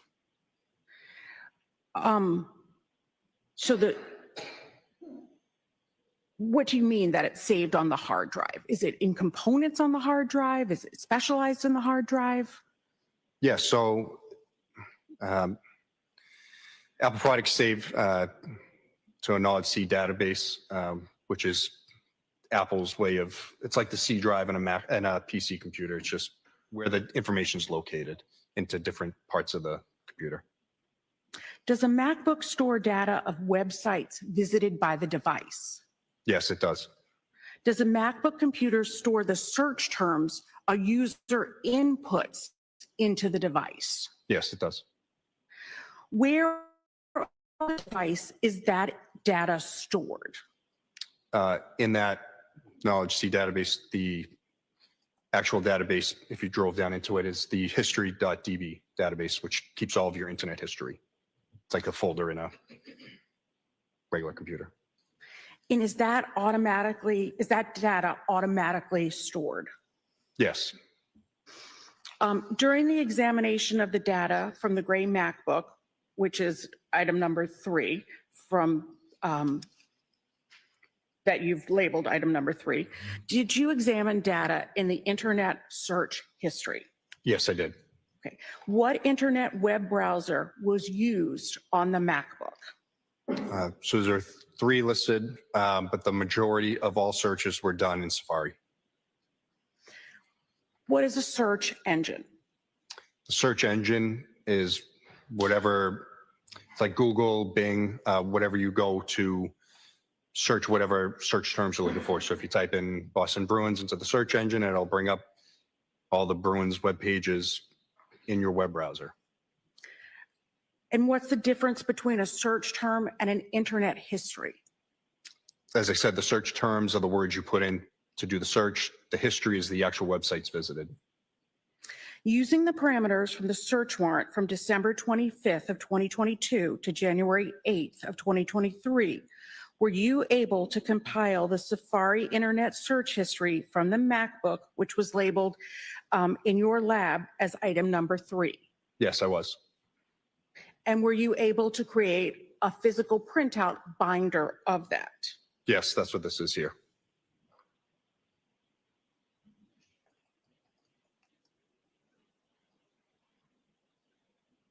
Your Honor, that has been pre-marked as exhibit number 79, this binder. Are you offering it? I am offering it as the next exhibit, please. I'll see counsel at the side of the bench.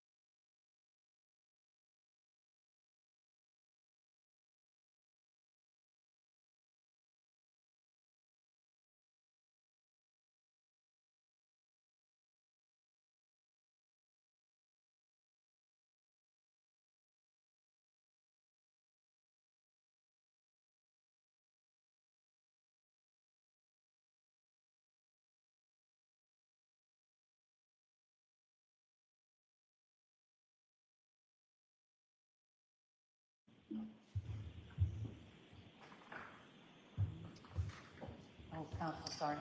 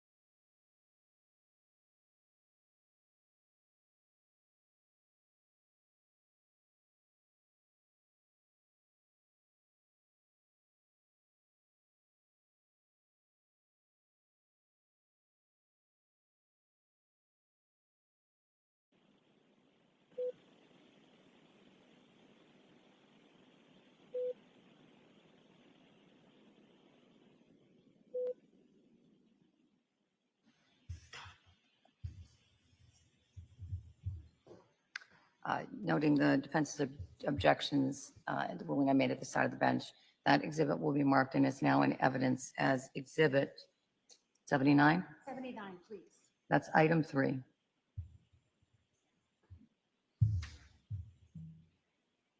That is for the record. It's the item 3 extraction report, the gray MacBook Pro.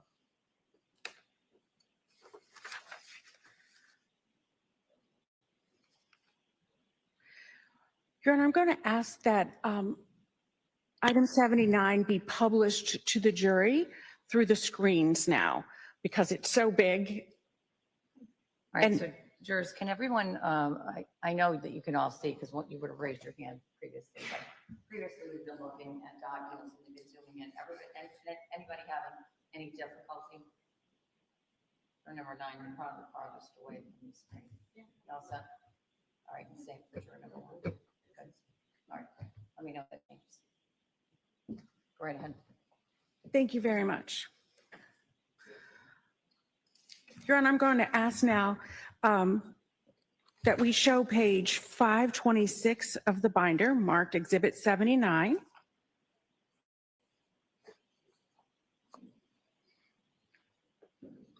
Trooper, what does URL mean? The URL is the website that the user is on. And what is the last visited date and time? That is the last time the user had accessed the website. And what is UTC? UTC is a worldwide time code to make it easier when we look at devices. So we would have to minus 5 hours to get to Eastern Standard Time. So if you look here where it says last date and time visited, UTC-0500, that is showing that I've minus the 5 hours. So the software has done that for us. You've checked off something, so the software does that? Yes, that's correct. Because during the summertime, it would be minus 4 hours. So we want to make sure we're in the right time zone. What is the title? Title is the name of the website. If you looked at the top of like the web browser bar, that would be the title. And who created the title of the web page?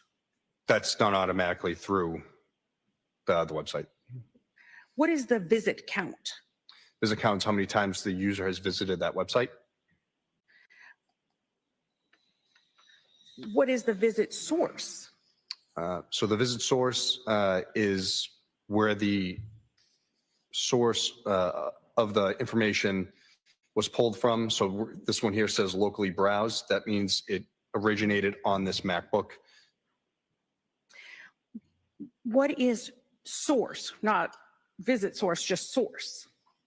So the source shows the The APFS container is the hard drive.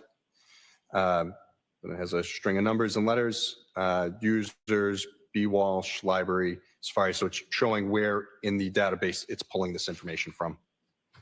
And that's that. So I can see it says history.db that you had previously told us about. Yes, so it's going down folder wise. So the library is the main folder, then it'll go into the Safari folder, and then the history database of Safari. What is location? Location, again, is it's the location of the items in that database, where they're located in it. Specifically within the history DB database or whatever database it is? That's correct. What is what is evidence number? I think I skipped over that, sorry. Yeah, no, the evidence number is just the name of the disk. Because this is a forensic software. Yes. Okay.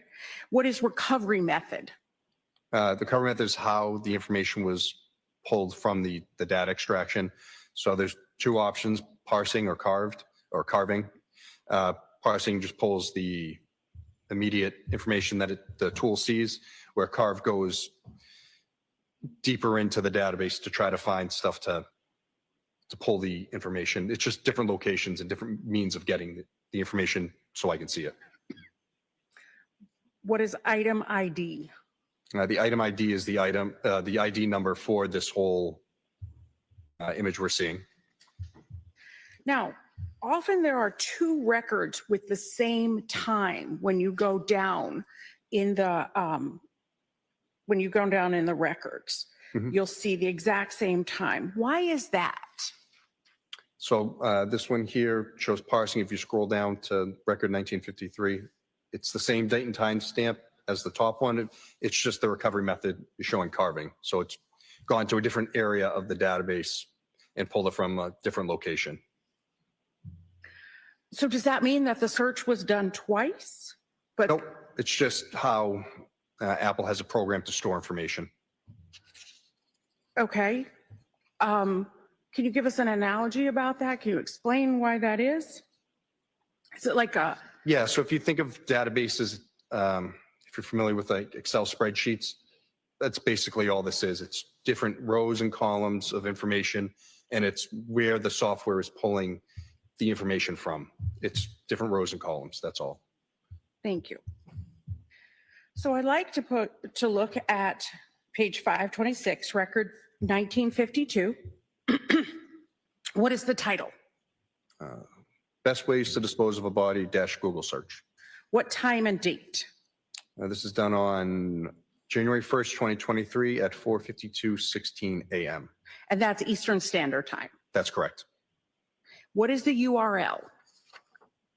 I'll just do the beginning part. It shows www.google.com/search with the query equals best plus way plus to dispose of a body, showing the client Safari, and then it has a whole list of letters and numbers and everything else after.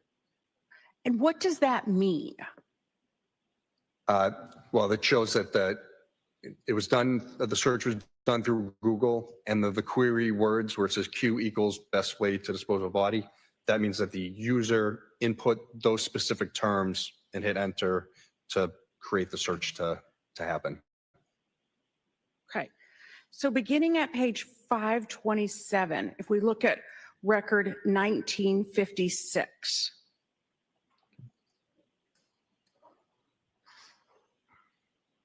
See that? Yes.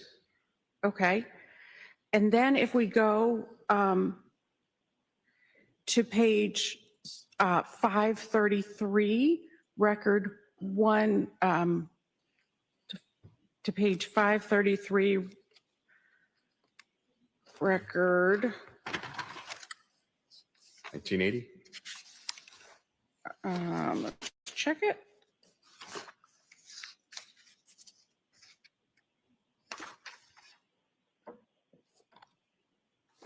$1981. Okay.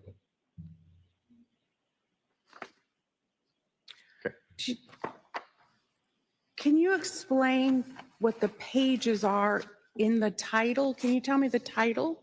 Yes, so the title for this one is 10 Ways to Dispose of a Dead Body, in parentheses, if you really need to. It says dash page 6. So that page 6 means they're on the 6th page of the website. So the website will break it down so you're not scrolling a million pages long.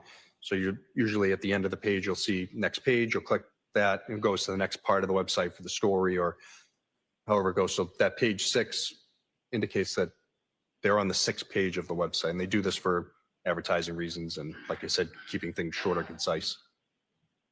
So earlier in the records, if we had started at page 527, 1956, that was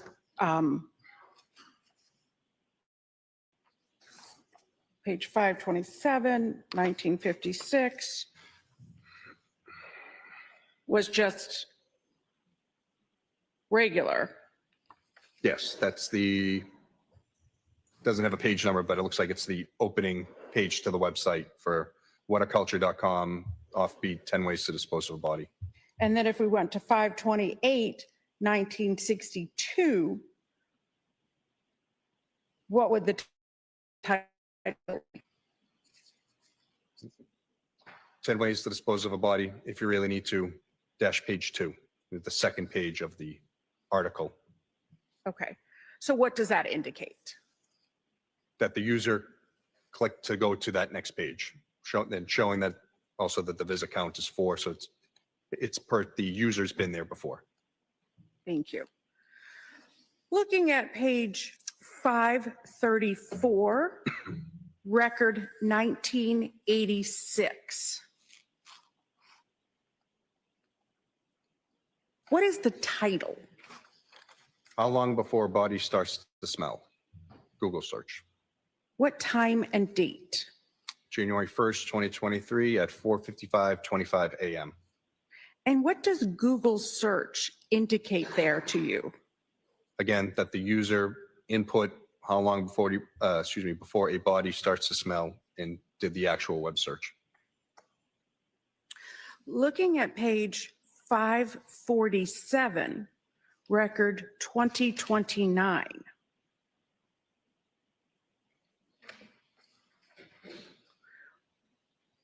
What is the title? How long for someone to be missing to inheritance? Yahoo search results. What time and date? It was on January 1st, 2023 at 6:24:44 a.m. And what does Yahoo search results indicate? This was done on a Yahoo search engine. So you previously explained Google search. Can you explain Yahoo search? It's the same thing. It's just a different search engine that the user can utilize to search whatever they're looking for. Looking at page 543, record 2014.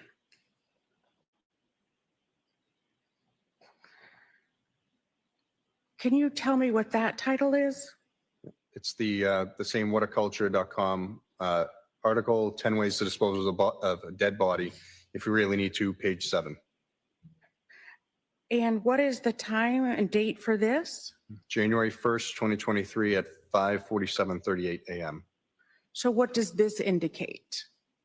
Again, a user had physically gone to page 7 of this article on the website. And is this at a different time than had gone to the article pages 1 through 6 that we previously saw? Yes, I believe there was a 45 or an hour difference. And if we go to page 545 and 545 into 546, what page does this article end on? Record 2023 shows it at page 11. Does it go to the following page? Yeah, that's where it ends. Yeah, page 11 at 5:48:22 a.m. And what is the significance of that, seeing that page 11? As I said, that the user physically went 11 pages deep into this article.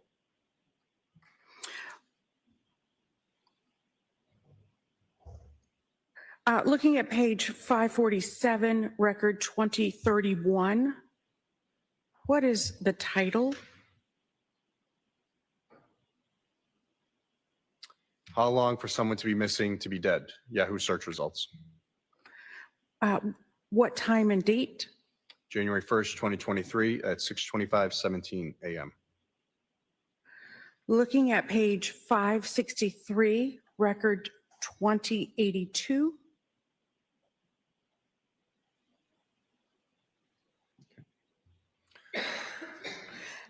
What is the title? Title is Tishman Spire, Washington, D.C. head, Yahoo search results. And what is the time and date? January 1st, 2023 at 7:46 a.m. And you are familiar with these searches. There are multiple searches about Tishman Spire, is that correct? That is correct.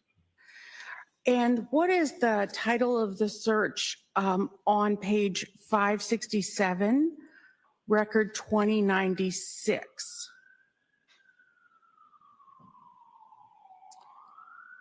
This is Lowe's dash Google search.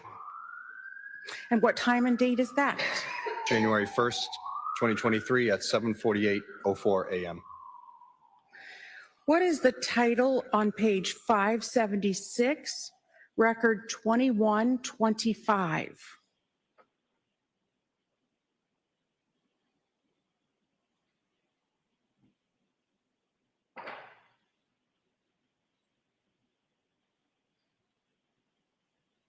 Uh, 2125, 576. Should be down further. Sorry, Ms. Gilman, I know I'm asking a lot.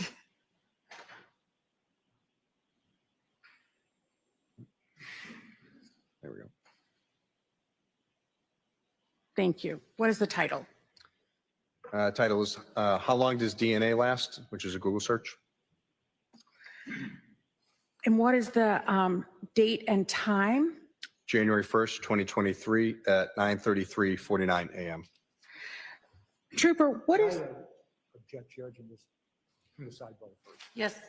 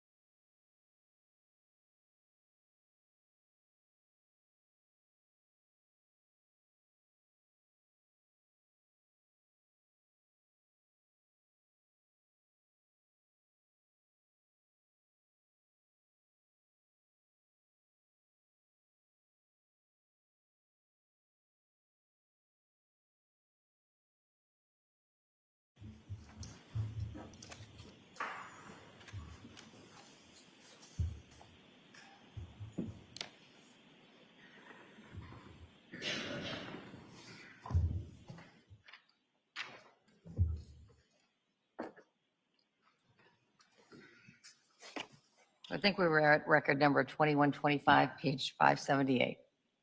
Yes. If we could please have record 2125 on page 578. And for the record, we're showing a PDF, which is the same version that the printed out version of the exhibit, which the jury will have. All right. Thank you. What is the title on page 578, record 2125? How long does DNA last? Dash Google search. And what is the date and time? January 1st, 2023 at 9:33:49 a.m. And there is a line, redirect URL. What is that? So if you look at the redirect URL is when you explain this. You're going to a website and you click on it, but it redirects you to a separate, not a separate website, but something similar. So if you look, it says, slate.news, it's an article, but it says, is it possible to clean DNA off a knife? So it's similar search terms, but not exactly what you search. So it's redirecting you to similar items. The website's doing that, I should say. It's not the user doing it. So the browser is sending you to a suggested website? That's correct. So I'm sure people have done this. Those who haven't, that when you go to type in something in your phone or your MacBook, it gives you those suggested terms. That's similar to what this is. Thank you. So if we look at record 2127 on that same page, 578, what is the title? Sorry, 2127 you said? Yes, please. Sorry. Is it possible to clean DNA off a knife? Question mark. What is the date and time? January 1st, 2023 at 9:34:39 a.m. Did the user go directly there or was the user redirected? From this, it looks that the user was redirected from the original search term items that they put in. And did the user stay on that website? It shows visit count 1. If you can go down just to the next couple, I could tell time difference wise.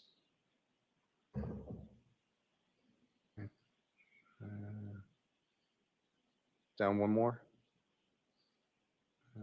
The next search is done approximately a minute later. So it would stand that this website was up for a short amount of time and then the next search was done. So what does that mean? They were there for about a minute and then the next search comes in at 9:35:52. Thank you.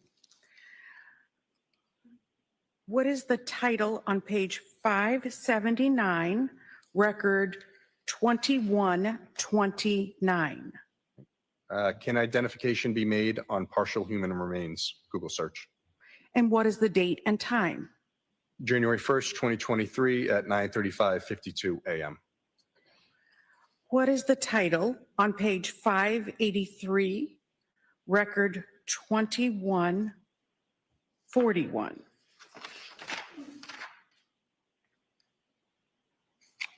How to dispose of a cell phone? Google search. What time and date? January 1st, 2023 at 9:59:25 a.m.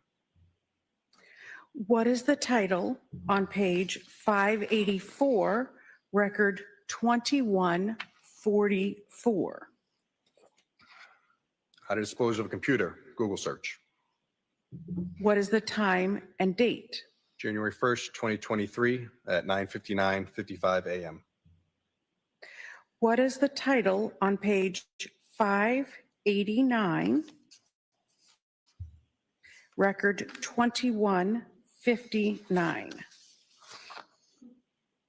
I'm a user on my wife's credit card. She is missing. Can I still use the card? Google search. What is the time and date? January 1st, 2023 at 10:29:16 a.m.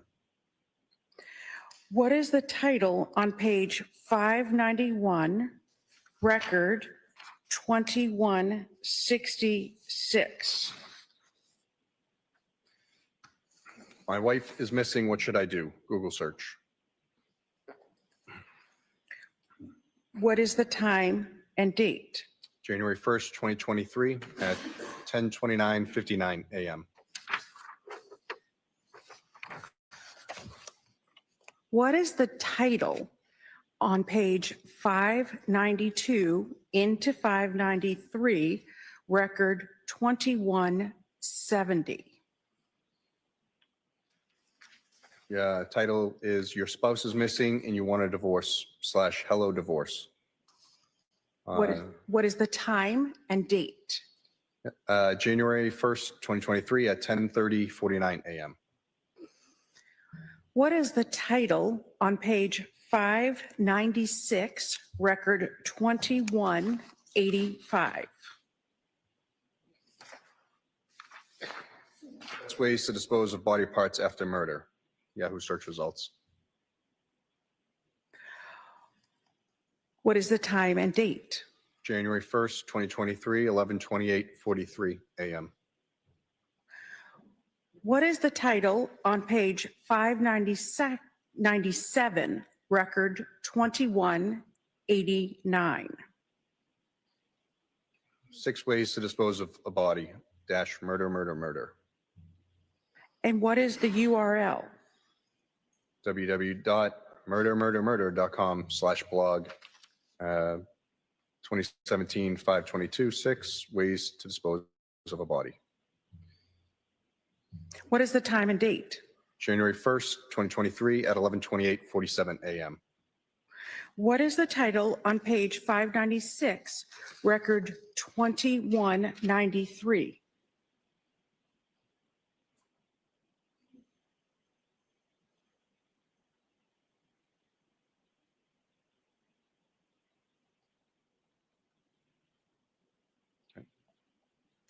Patrick Kearney. Google search. Did you review that search? Yes, I did. Who is Patrick Kearney? He is was named the trash bag killer. He would murder victims and throw their corpses away into trash bags. What is the time and date? Objection. Want to be heard? Yes. Let's see at the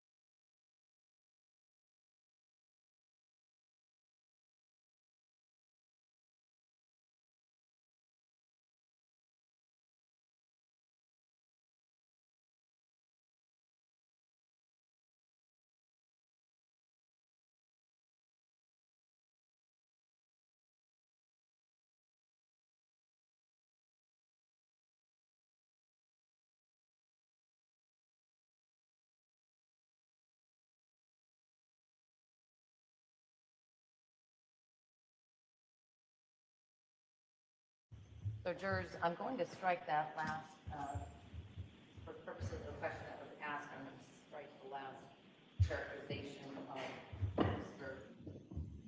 Kearney for the article being that about an individual, Mr. Kearney, that killed people and put them back. That's stricken from the record.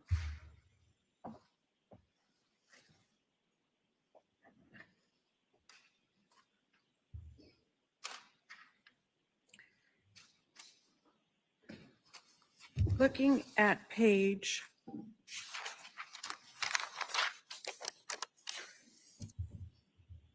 603, record 2207.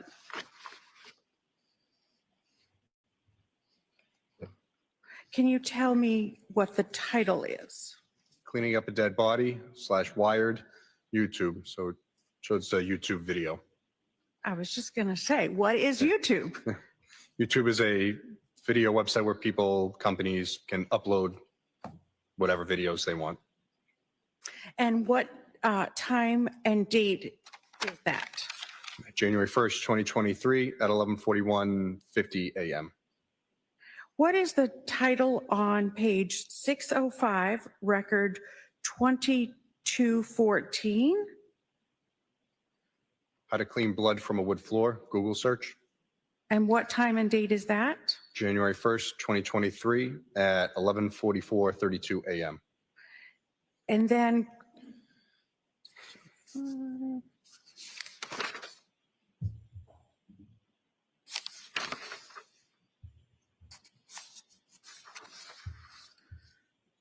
page 609, record 2229. What is the title? Can I use bleach to clean my wood floors from blood stains? Google search. And what is the date and time? January 1st, 2023 at 11:50:05 a.m.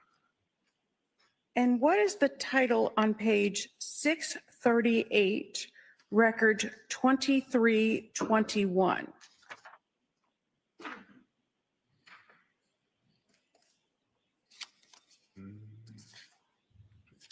You said the title? Yes. Yes, I'm sorry, the title. What does bleach do to dead bodies? Google search. And what is the time and date? January 1st, 2023 at 12:10:07 p.m. What is the title on page 647, record 2351? Wait, want to get away with murder? ? Use special detergent / Discover magazine. And what is the time and date? January 1st, 2023 at 12:18:03 p.m. What is the title on page 650, record 2364? Is it better to throw away crime scene clothes or wash them? Google search. And what is the time and date? January 1st, 2023 at 12:21:39 p.m. What is the title on page 657, record 2386? How to use hydrogen peroxide on bloodstains? Google search. What is the time and date? January 1st, 2023 at 12:48:14 p.m. And what is the title directly below that, record 2387? How to clean bloodstains with hydrogen peroxide - YouTube. It's a video of those search terms. And what is the time and date? January 1st, 2023 at 12:48:43 p.m. What is the title on page 659, record 2394? Should I use hydrogen peroxide 8 on bloodstains in concrete? Google search. What is the time and date? January 1st, 2023 at 12:53:44 p.m. What is the title on page 665, record 2413? Can the FBI tell when you accessed your phone? Google search. What time and date? January 1st, 2023 at 1:43:02 p.m. What is the title on page 670, record 2430? Does the dishwasher clean blood? Google search. What is the date and time? January 1st, 2023 at 1:52:26 p.m.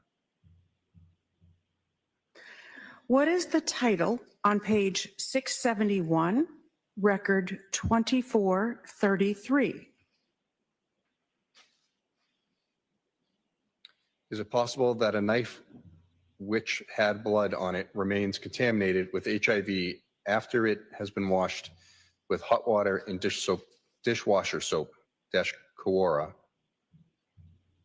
What is the date and time? January 1st, 2023, 1:52:57 p.m.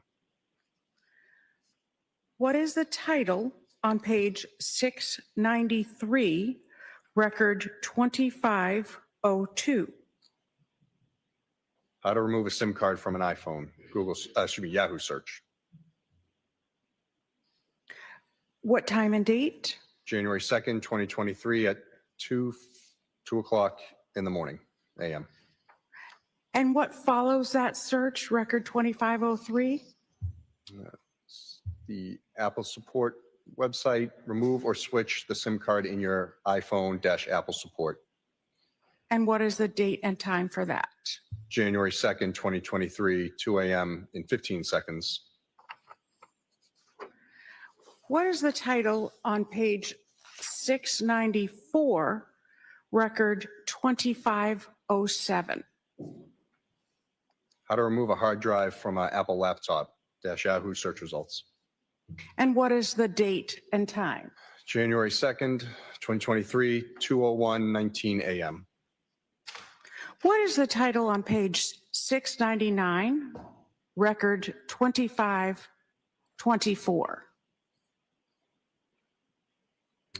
TJ Maxx near me, Norwell, Yahoo search results.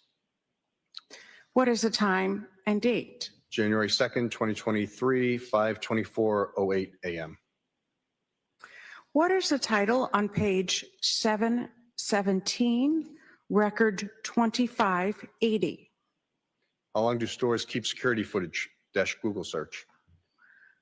What is the time and date? January 2nd, 2023, 10:32:43 a.m. What is the title on page 724 into 725, record 2608?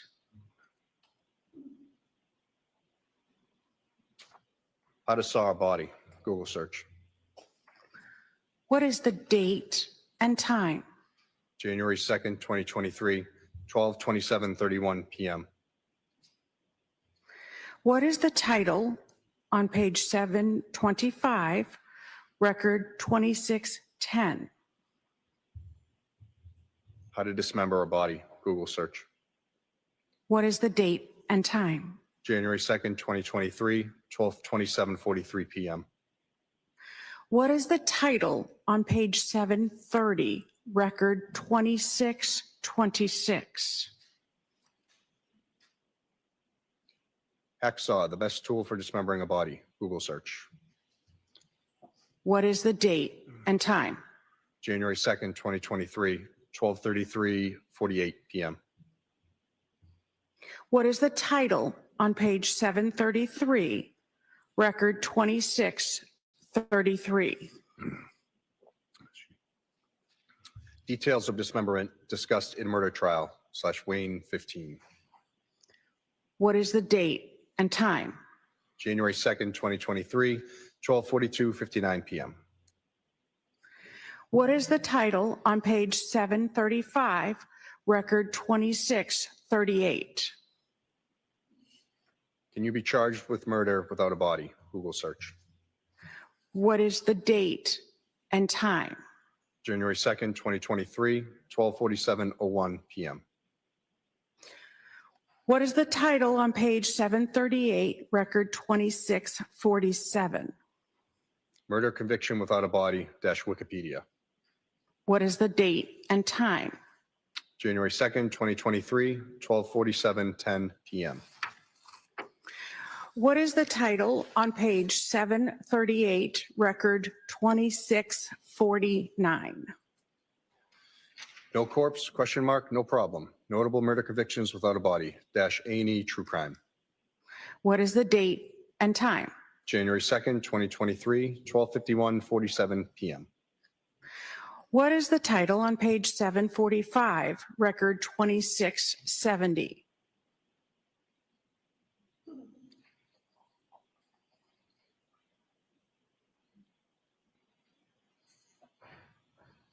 $745, Right record there. 2670. Actually starts on 7:44, just so the record's clear. Thank you very much. Can you identify a body with broken teeth? Google search. What is the date and time? January 2nd, 2023, 1:12:46 PM. What is the title on page 746 into 747, record 2674?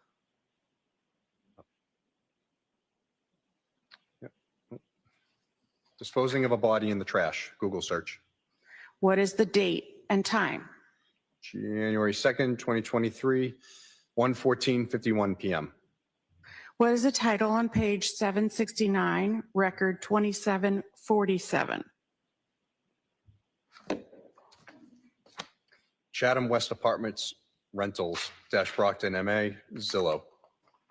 What is the date and time? January 2nd, 2023, 1:34:35 PM. What is the title on page 777, record 2768? The Claremont Apartments Rentals, Abington, Mass. Zillow. What is the date and time?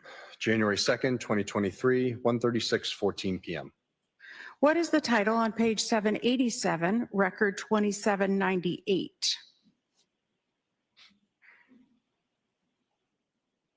What powder mass smells the best? Google search. What is the date and time? January 2nd, 2023, 2:51:28 PM. What is the title on page 797, record 2830? Can I mix white vinegar to stop smells? Google search. What is the date and time?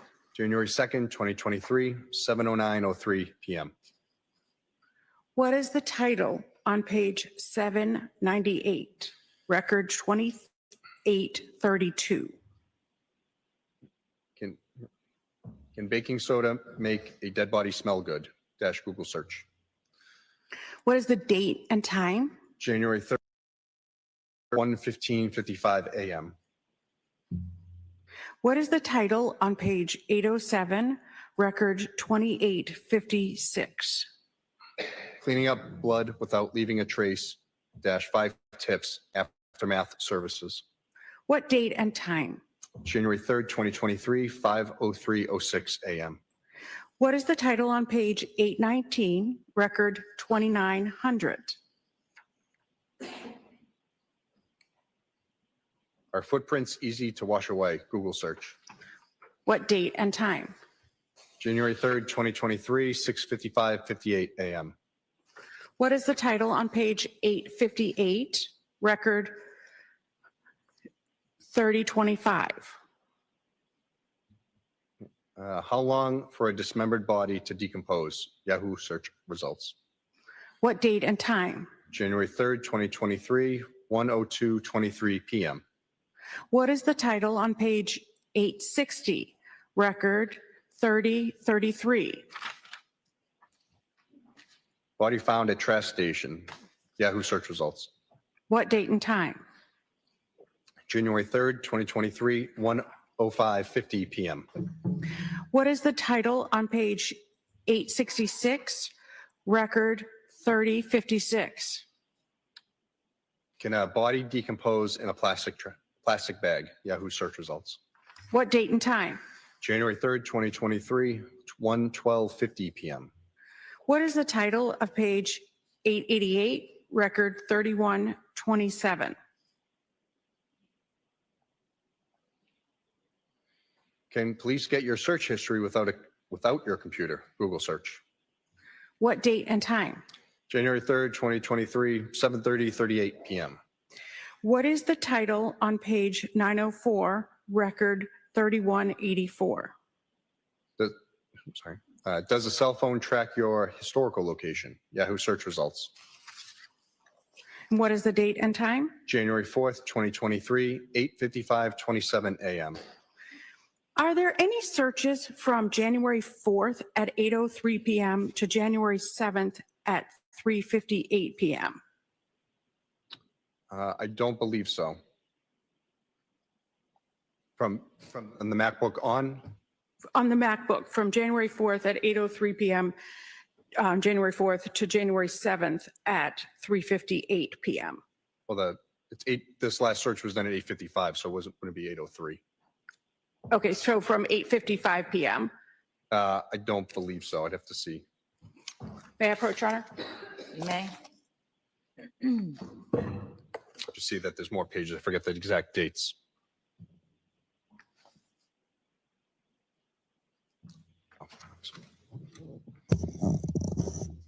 Thank you. So I'll double check.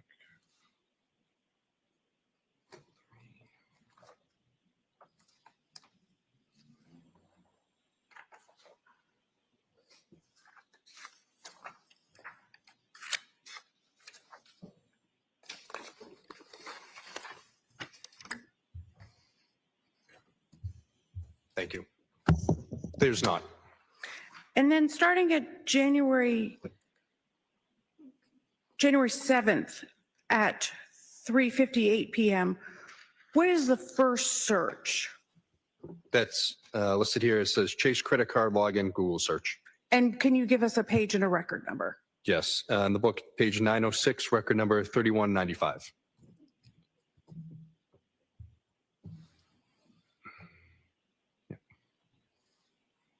Thank you. So did you look at any searches prior to January 1st? Yes. And I'd like to start with page 521.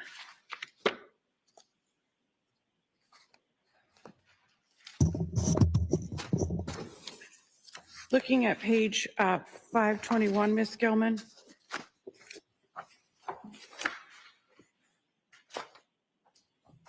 Looking at 521, record 1938.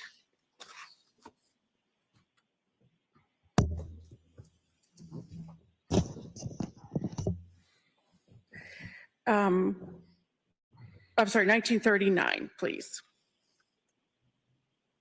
Trooper, can you tell me what time this occurred? Yes, it says January 1st, 2023 at 3:49:39 a.m.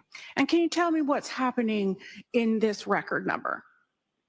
It shows the URL for accounts.google.com for it's like the Gmail, a login through the web. And going to 1940, record 1940 on the next page, that being 522. Does that continue? Yes, it does. Okay. And going to page 524, does that continue until record 1947? Yes, it does. And what date and time does that end? The last one shows January 1st, 2023, 3:50:06 a.m. And then the following is about an hour later. Thank you. Now looking at page 225 into 226, record 825.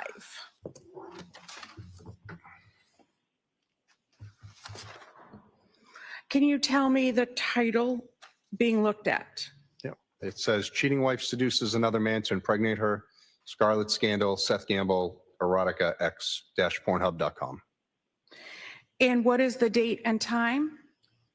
12/27/2022, 12:06:28 a.m. And this continues on record 8/26, is that correct? Yes, it's a duplicate from the previous. Okay. And 8/27, could you go down, Ms. Gilman? Could you go down, please? It's there. It's the titles on the, right there at the top. Okay, if you could keep going down though, please. Okay, and if you could tell me, if you could keep going down, I'm sorry, to 8/28. And what is this? It says chat with Miss_B in a live adult video chat room now. And what time is that? 12:06:28 a.m. on January 27th, December 27th, 2022. Okay, and if this continues until record 8/31, if you could go to 8/31, please, Ms. Gilman. Is that correct with Pornhub, Trooper? Yes, it's there for about 7 or so minutes. Thank you.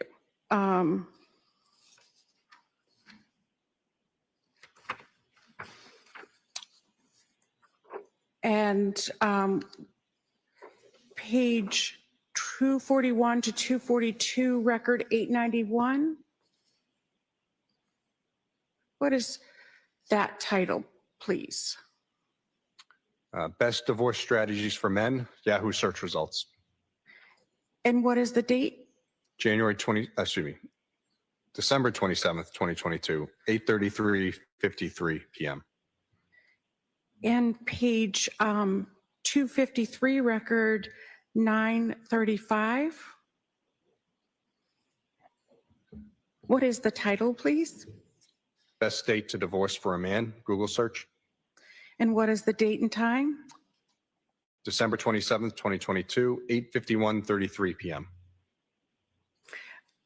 And page 256, record 934.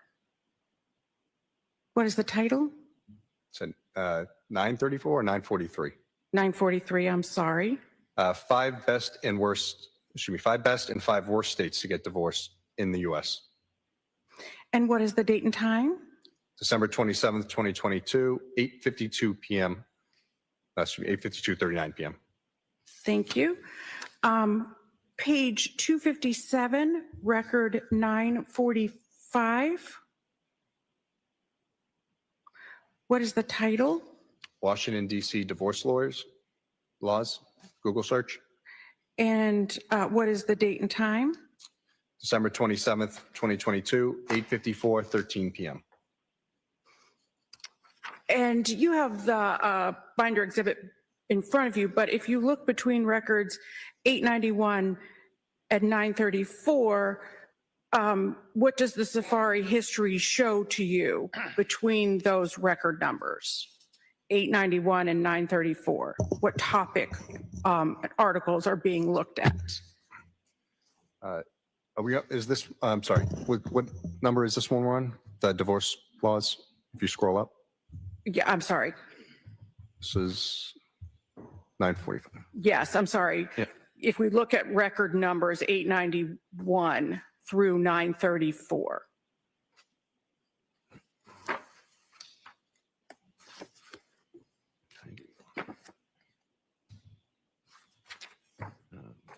They're all showing websites regarding divorce, divorce advice, mistakes in divorce, using verbal abuse, don't split up like this, the 10 stupidest mistakes men make facing divorce. It's all divorce related. Thank you. So if we look at page 259, record 951.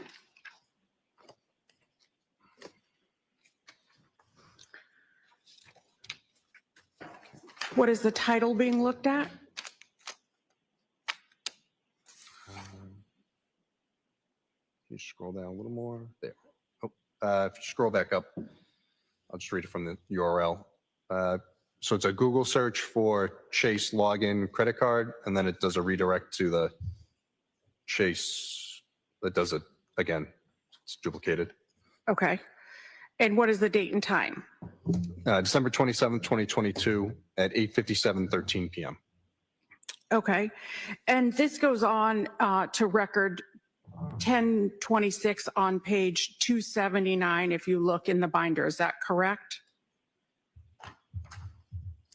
Yes, showing all Chase account information, the Chase website for the account. Yeah.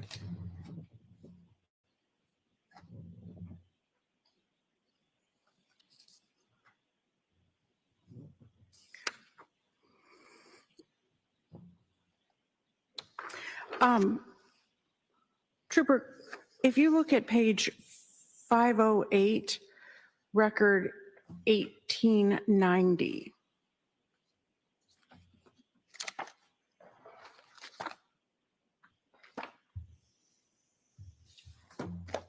Okay.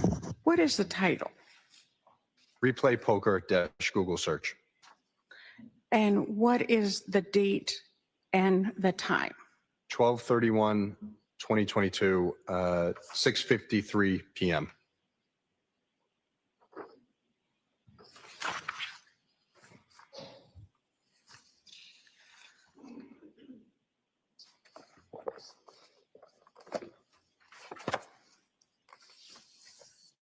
Your Honor, I am about to change topics. Would this be a good time to stop for lunch? Sure.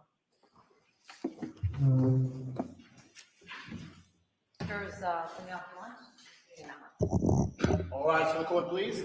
The notebooks. Hold it.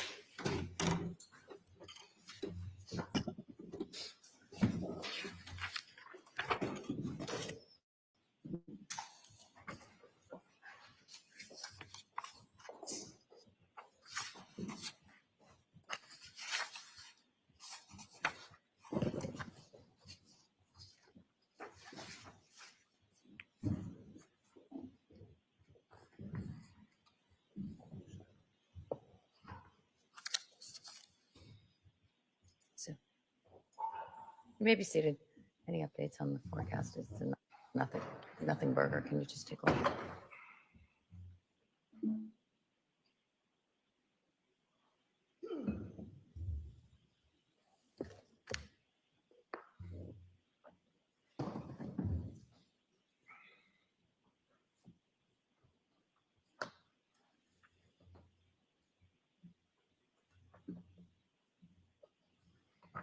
So I was just asking Madam Clerk to check on the weather, and it looks like a nothing burger, I'll call it. So we don't need to be worried about that this afternoon. We'll plan to go right through to 4 o'clock. Anyone need anything to be addressed before I take it off the bench? All right, have a nice lunch.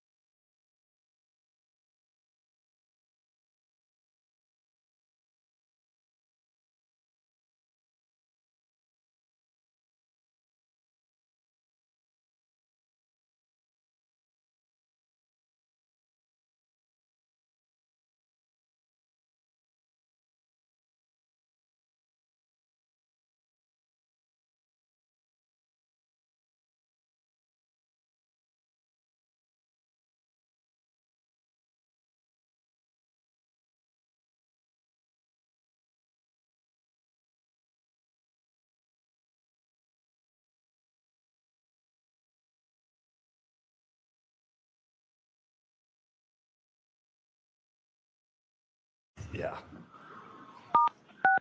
You are unmuted. Start with the note. I'm just going to stay here for now. I can see the lawyers at the side of them.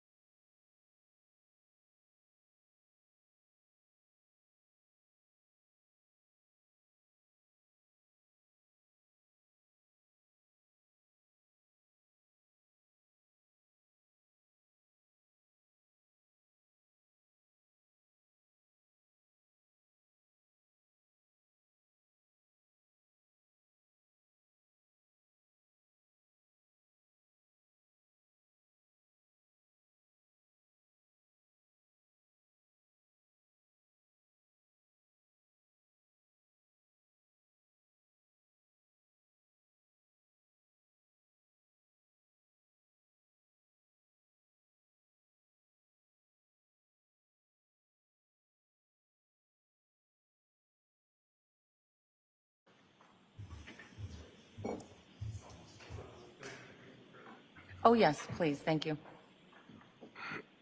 All rise for the court, please. Jurors entering.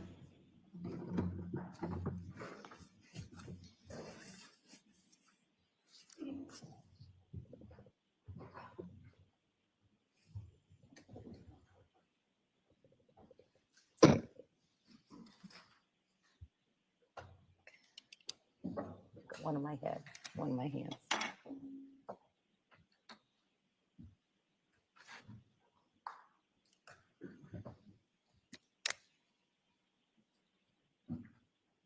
Put us back in session. You may be seated. And you may proceed. Thank you very much.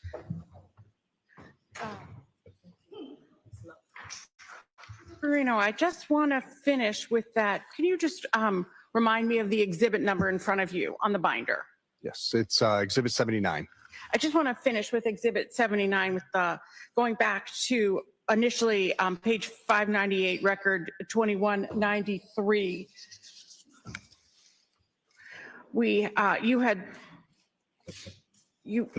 If you could just tell me the title for that. Yes, Patrick Kearney, Google search. Okay. And going then to page 600, record 2198. Yes, this is Patrick Kearney, Wikipedia. And could you please tell me the date and time for that? Yes, January 1st, 2023, 11:57 a.m. And in the course of your investigation, did you do anything to determine who Patrick Kearney was? Yes, I did.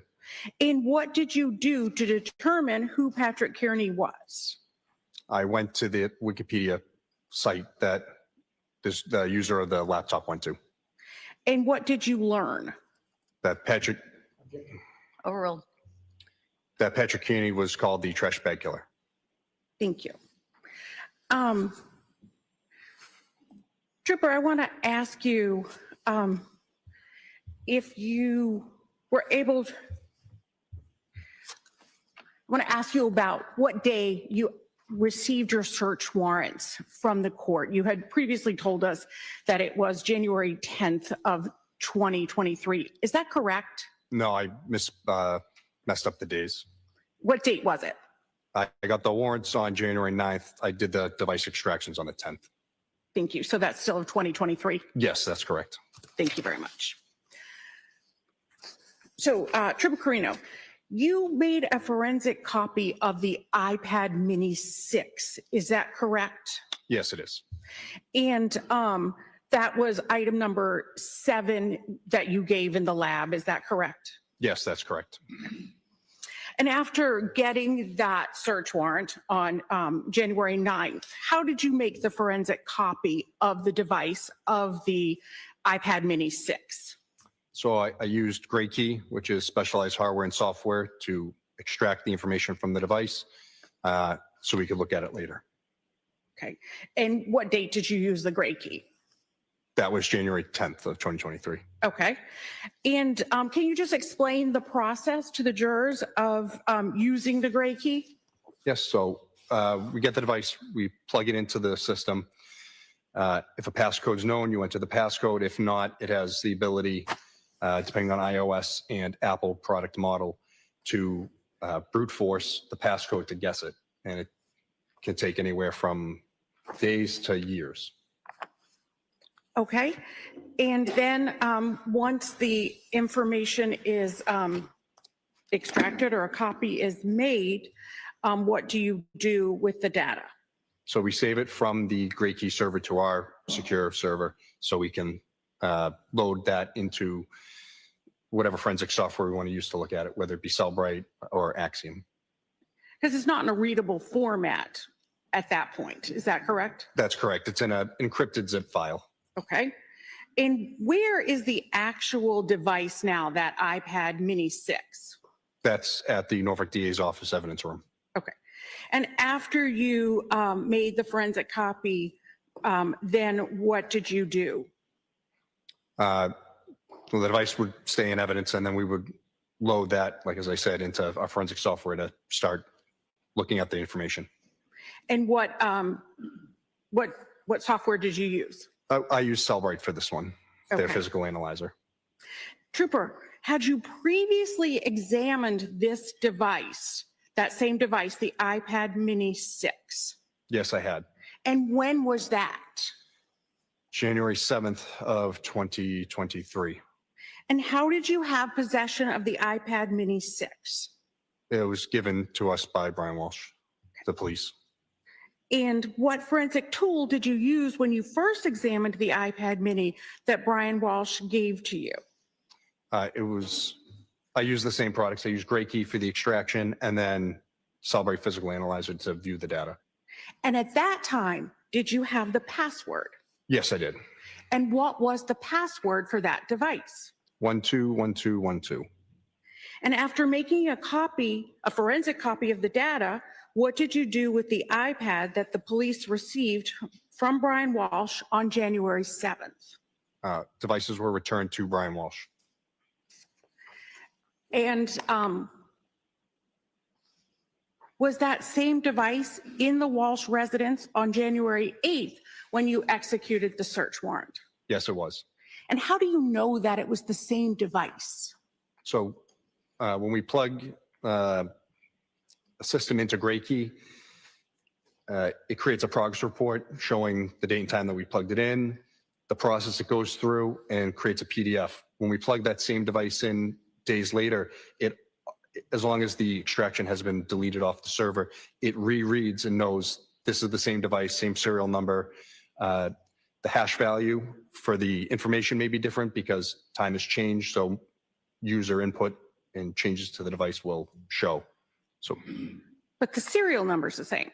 yeah, serial number is the same. The Apple ID, the model number, all that stays the same. And who assigns the serial number?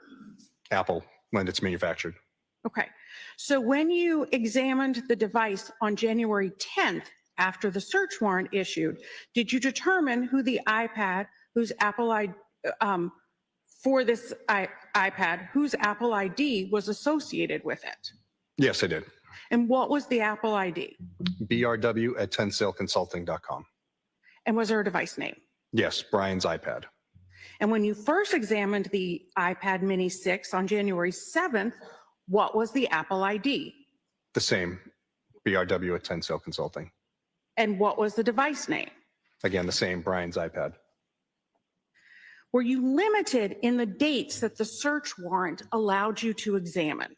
Yes. Sure.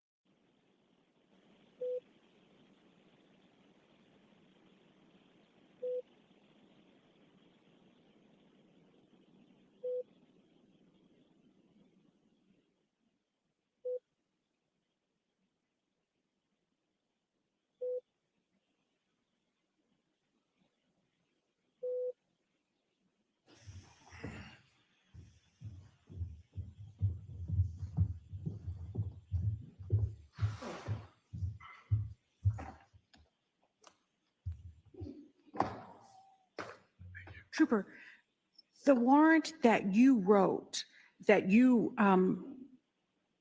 sought, you limited the dates to 12/25/22 through January 8th of 2023 for the data that you could look at. Is that correct? Yes, that's correct. And so you followed those dates when you were doing your search? Yes, you're able to edit the information down to that set time frame. And so you did an examination of the web history for the iPad mini, is that right? Yes, that's correct. Okay, so you did it for both initially for when Mr. Walsh had given you the device, and then you did it again when you sought a search warrant. You did 2 extractions of that and analysis, correct? Yes, that's correct. Okay. And Your Honor, that has been marked as exhibit number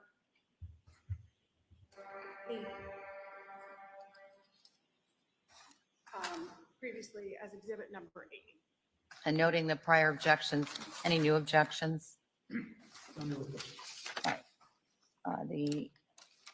That's item number 7, is that correct? That is item number 7, the iPad mini. Thank you. Okay, so I now marked and in evidence as exhibit 80 is the extraction for item 7, the Thank you. And my, iPad mini 6. may I approach, Your Honor? You may.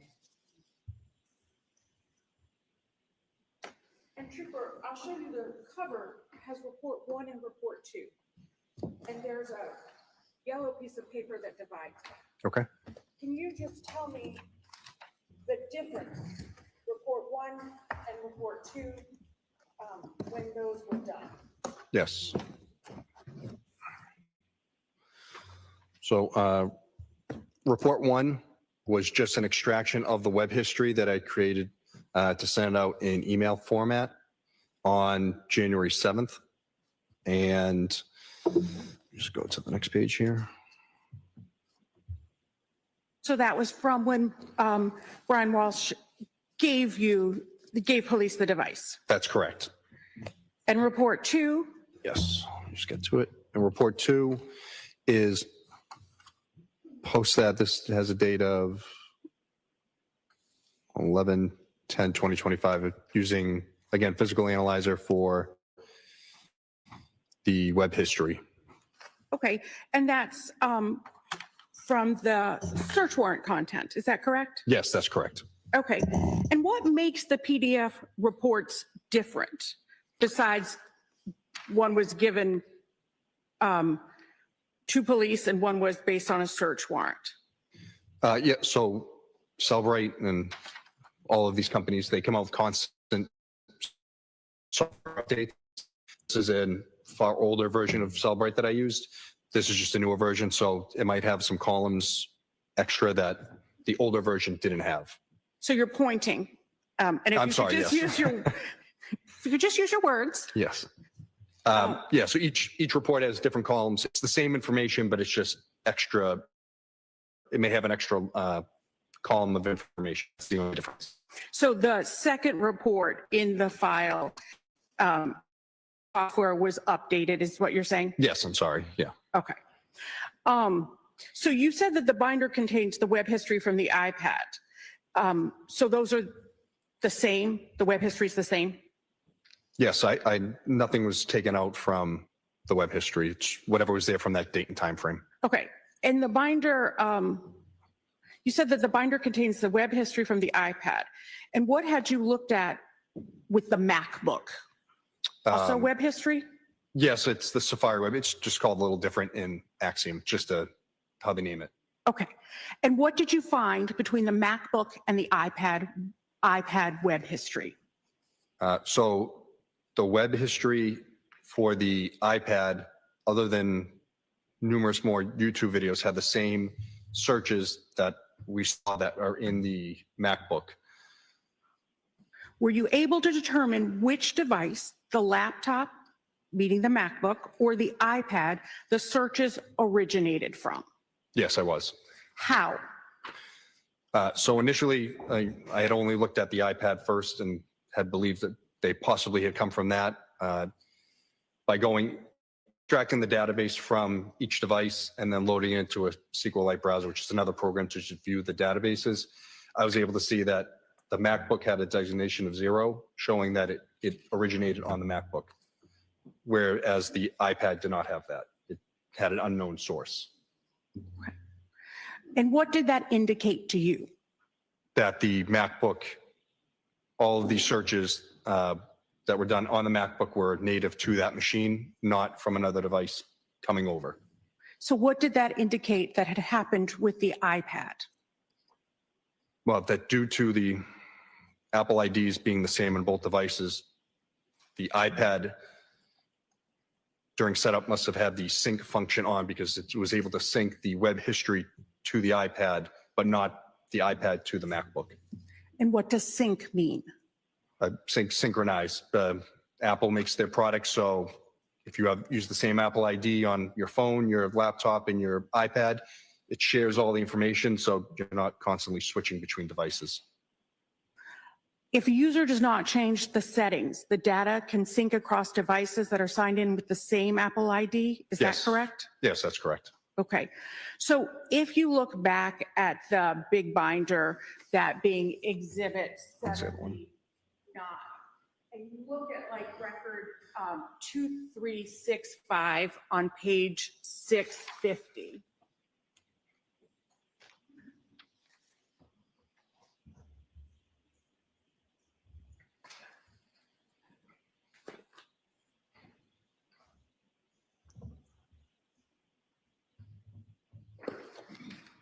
Thank you. It says What's the record number we're looking at? 2365, Your Honor. Okay. It says in the, I'm sorry, if you could go up, Ms. Gilman.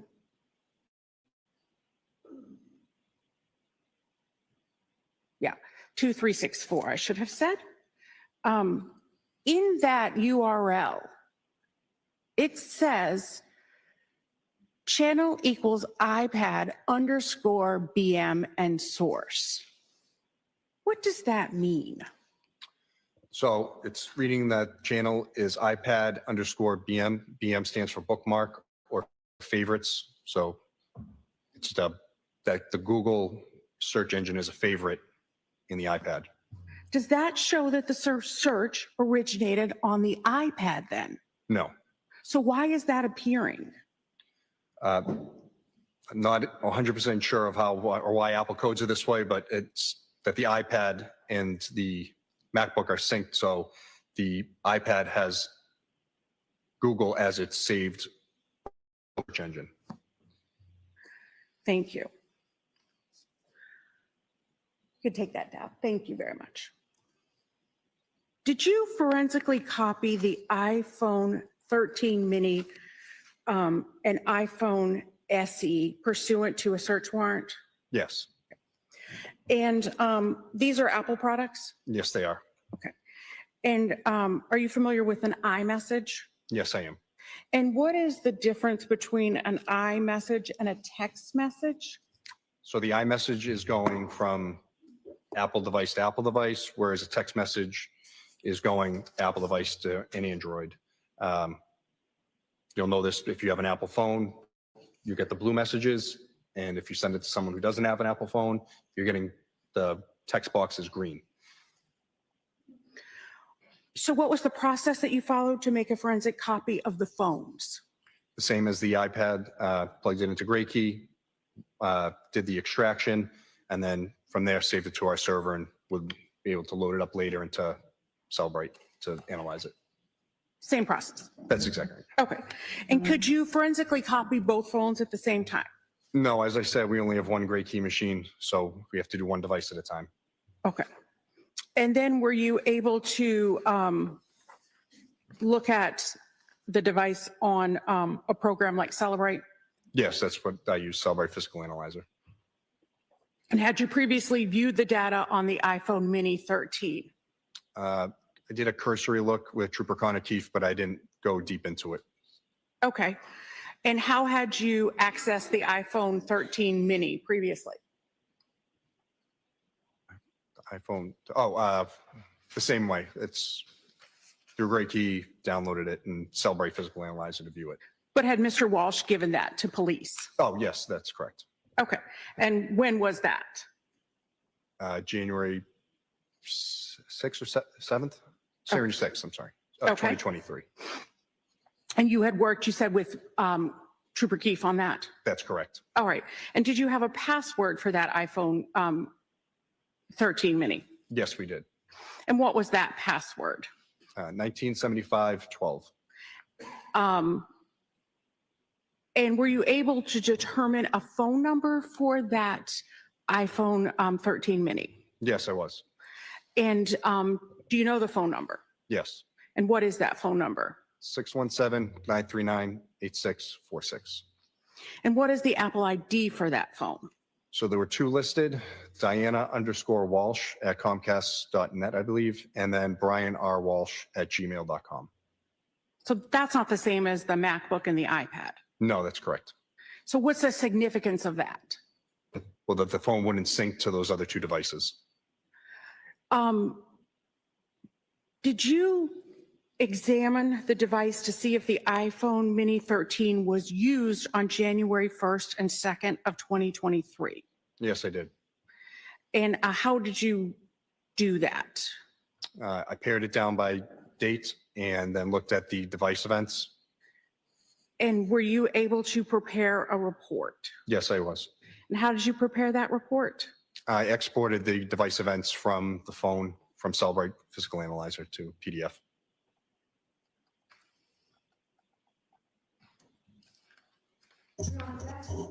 Marked as Exhibit 81. Any new objections? No,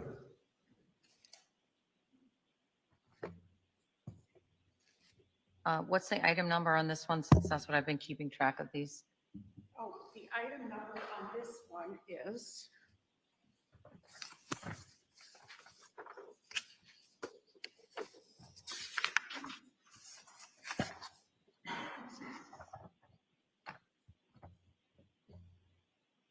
five. Thank you. Thank you. The extraction for item 5, the iPhone 13 mini, is now in evidence. It's Exhibit 81.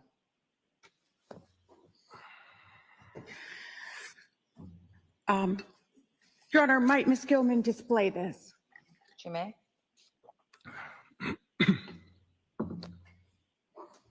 Thank you. If you could just do the top columns. Thank you. Trooper, what is event type? The event type is what the phone records, what it did. So shown here, device lock status. What is value? What happened with the phone. So showing, the first one is showing unlocked. What is additional information? If the phone recorded any additional information, how it was plugged in or anything, it would show in this column here. What is AC charger? If you could go down just a little bit, Ms. Gilman. So line 5 shows the charging method, and it shows that it was plugged into an AC wall charger. What is that? Like when you plug in at home to your alternating current in the wall. Thank you. Sorry. What is USB port? That's the charging method. It was plugged via USB port to charge the phone. What is source? The source is the location of where the information came from the device, like how it recorded it. So there are two options, I believe. If we could see knowledge C and biome. Yes, it's two different locations, how Apple stores data. Knowledge C is the main database. Biome is a secondary repository for the information. And what is deleted? If the event was deleted from the phone. Going through the report, what event was associated with this device on January 1st, 2023 at 7:57 a.m.? And these are all converted UTC times, correct, for Eastern Standard Time? That's correct. If you look, it says UTC -5 in the parentheses. Thank you. So 7:57 Yes. a.m. So that's device number 2. Yes. So it shows, 1 and 2 show the same items. 1 just shows the start time, 7:57 a.m. The device lock status, the phone was unlocked. And how long was it unlocked? Approximately 2 minutes. And what time does the device become locked? 7:59:45 a.m. And after the device becomes locked, what happens next to it? 8:09:12 a.m. on January 1st, it is plugged in. And then what happened? It recorded 2 charging things 2 seconds apart. And then after 11:23 a.m., the device is unlocked again. Okay, and then what happens? It is then locked at 11:24:15. And then what happens? The device is 12:38:40. It's unlocked again on the 1st. And then what happens? And then it's locked again at 12:39:20 on the 1st. And then does the phone get unlocked? Yes, 12:45:20 And then what happens? and locked again at 12:46:49. And then what happens? It is unplugged on the 1st at 1:42:02 p.m.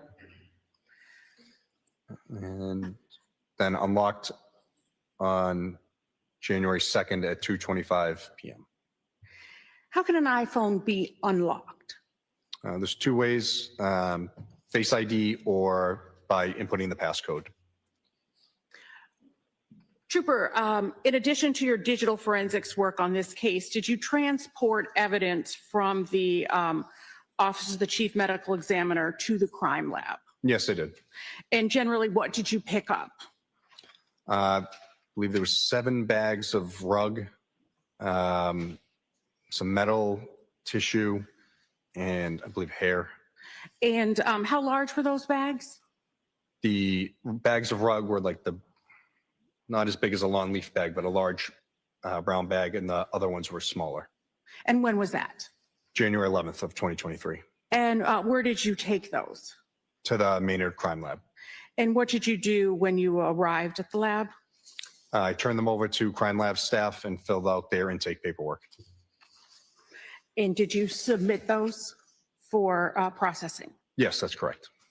And you got a receipt for that you Yes. dropped those off? Yes, they gave me a copy of the intake form. I might have one moment, Your Honor. Yes.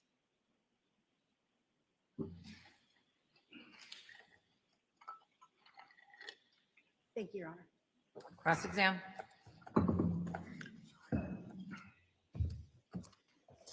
Good afternoon. Good afternoon, sir. I think I'm going to stay here for a while so we get a good recording.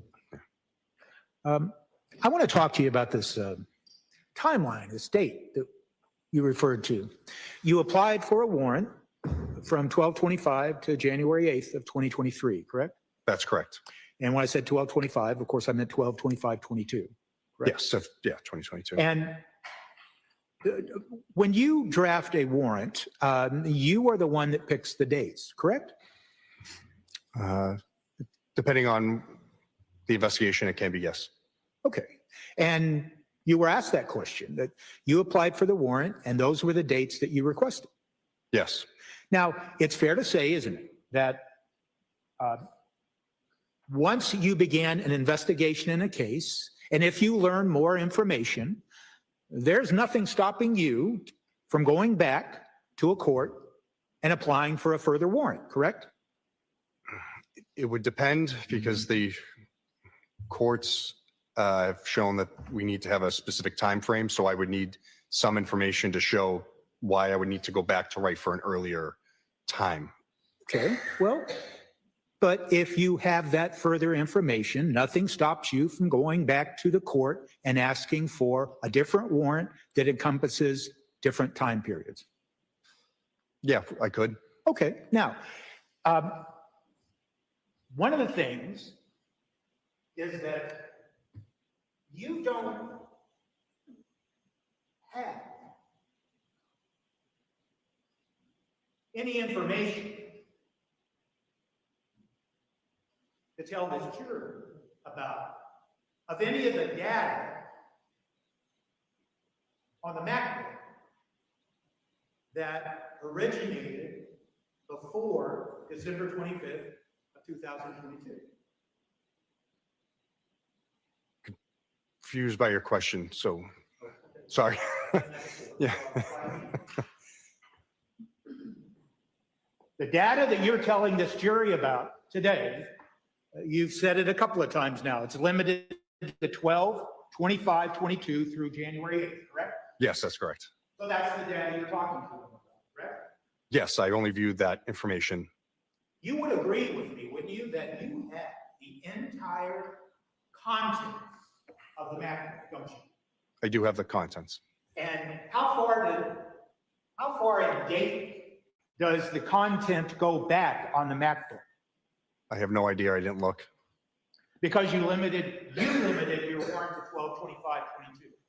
That's correct. So if you thought as an officer involved in an investigation that there might be some important information that predates 12, 25, 22, you have every right, and there's a procedure for you to go back to the court and explain to the court why you think there might be more information back before 12/25, and see if you could get a warrant to cover that earlier information. If I had information showing that there was more, then I could, yes. Oh, and you never did. I don't believe I had any other information showing that I needed to.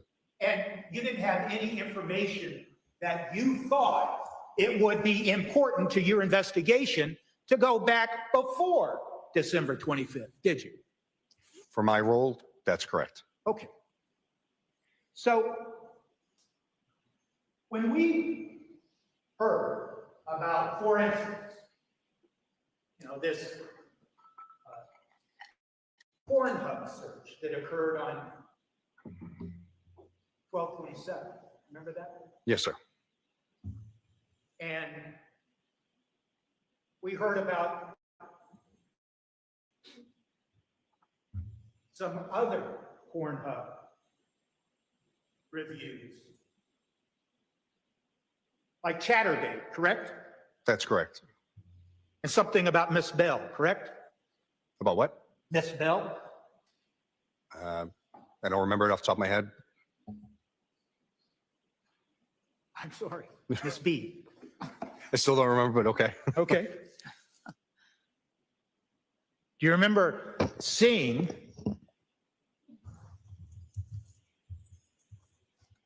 record 831? Do you have, I apologize. I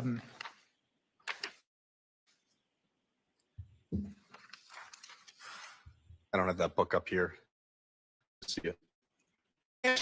Do you remember seeing also a reference in the very same data that you've told the jury about, that about a movie called, or something called Slade Dominant Scarlet? I would have to see it, but could I double check it?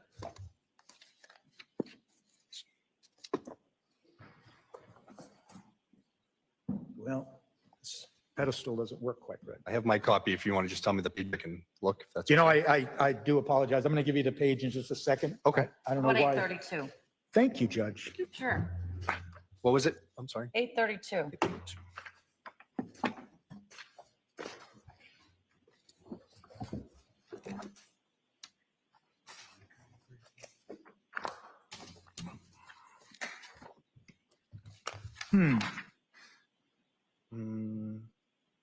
Oh, record 832. I'm Record sorry. I thought you said 8:32. No, no, 832. it's on page 227. Thank you. All right. All right, I'm there. And yep. Thank you very much, Your Honor. Sure.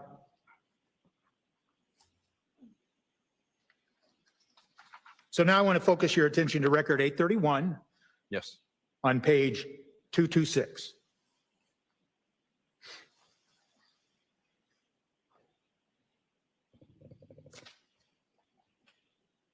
Do you have that? I do, sir. Thank you. And it references something called Slade Dominant Scarlet Straps Cecilia.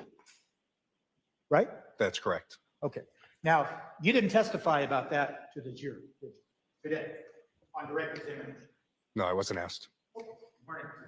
You would agree with me, wouldn't you, that when you look at these searches involving Pornhub, that in fact, there's a number of, and I keep referring to them as searches, but let me just ask this. There's a number of web pages that refer to what I'm going to characterize as pornography, correct? It's about 10. Right. And am I right to say that that cheating wife reference, what's the entire title of the cheating wife reference? Cheating wife seduces another man to impregnate her. Scarlet Scandal, Seth Gamble, Erotica X, Pornhub.com. Do you have any idea how that particular porn movie, whatever it is, do you know how it came about?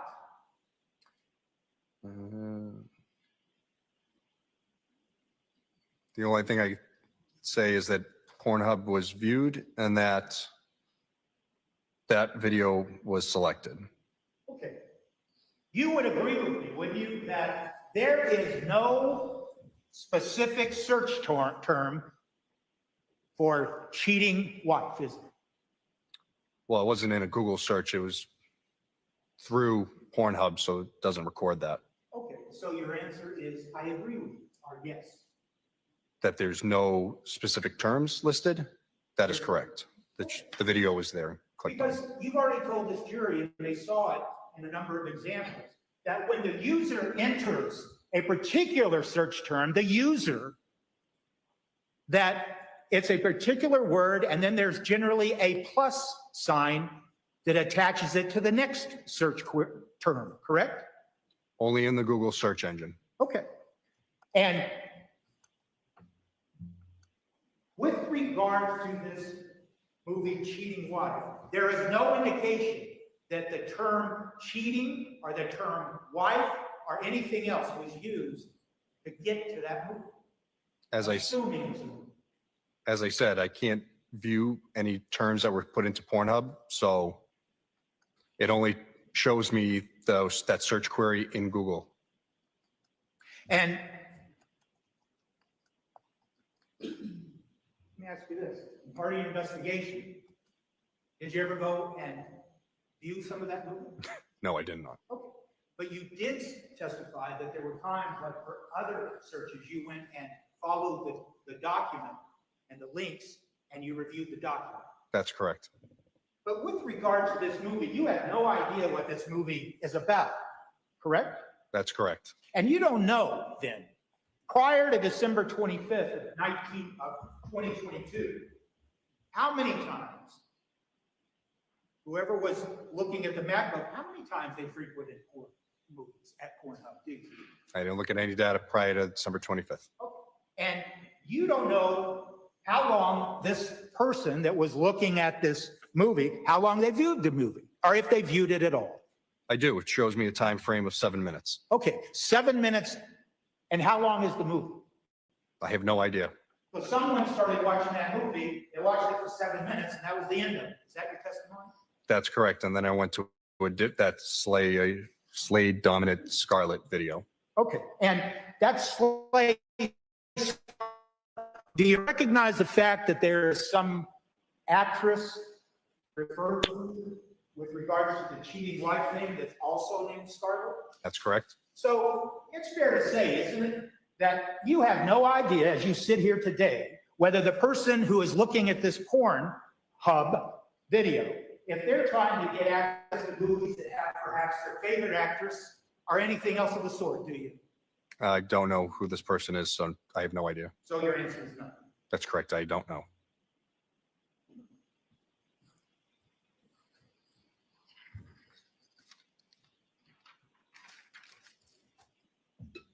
And quite frankly, Trooper, isn't it fair to say that when you open up some website like Pornhub, it comes open and it has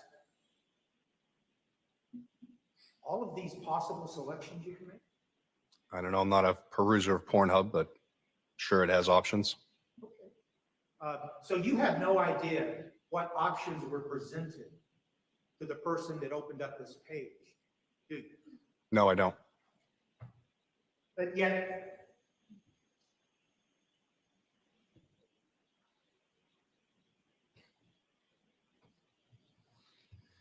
it was important enough to include it in the data that you put into that binder. With the information that we knew, yes. And that information, let's just cut to the chase here, is because of the word cheating wife. That's correct, sir. Okay, so just the fact that there was a phrase involving cheating wife, that to you was something that, okay, let's just include that in all this data and throw it out, correct? No, So you didn't take the time to look to see what the movie was about. I understand that, correct? that's correct. You didn't take the time to see if the actor in the other movie, Slay, Dominant, whatever, was the same actress in the other movie, right? That's correct. So you really just said, oh, I see the phrase cheating wife, and so I think that's important, so I'll include it in my data. I'm going to object, Your Honor. It's a time. I'll see you at the sidebar, side of the bench.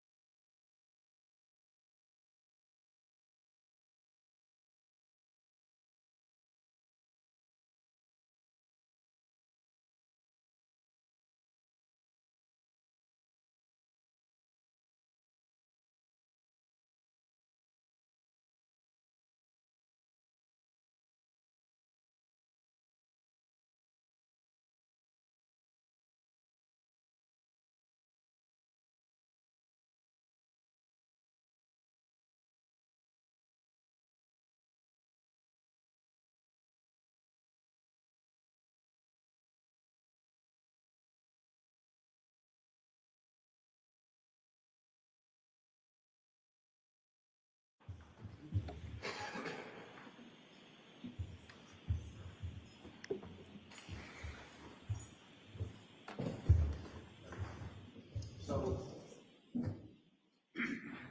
first, my apologies, because I'm afraid that my question is misleading. Go back. This binder that has been marked as an exhibit contains the entire contents of what you found on the MacBook between the dates of 12/25/22 and January 8th of 2023.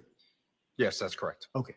So when I suggested in my question that you, sir, selected certain things, that is completely wrong, isn't it? That's correct. Okay. And so I should have used this word. You would agree that you were focused on, by the question, you were focused on the title cheating wife, correct? Yes, I was asked that in direct. Okay.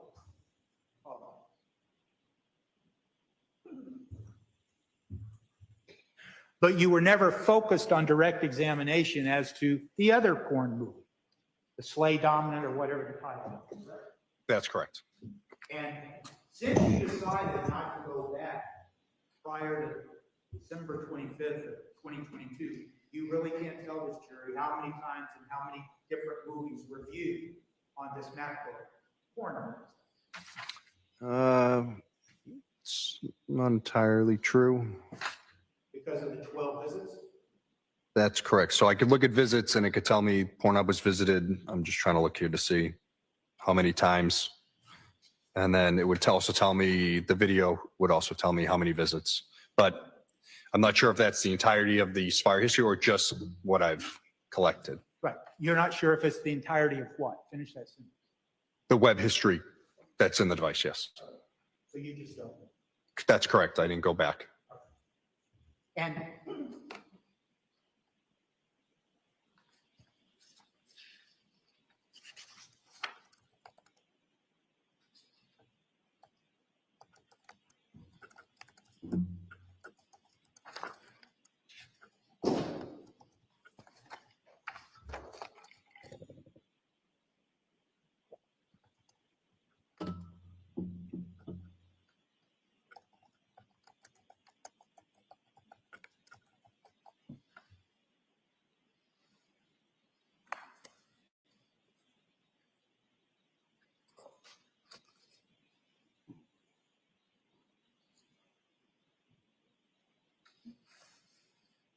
can I just have a second, Judge? Sure.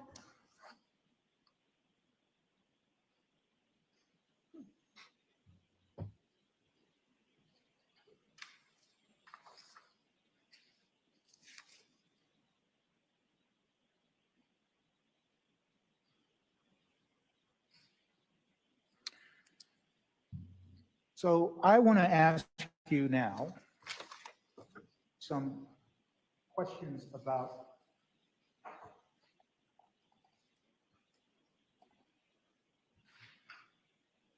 what you testified to on direct examination. Okay.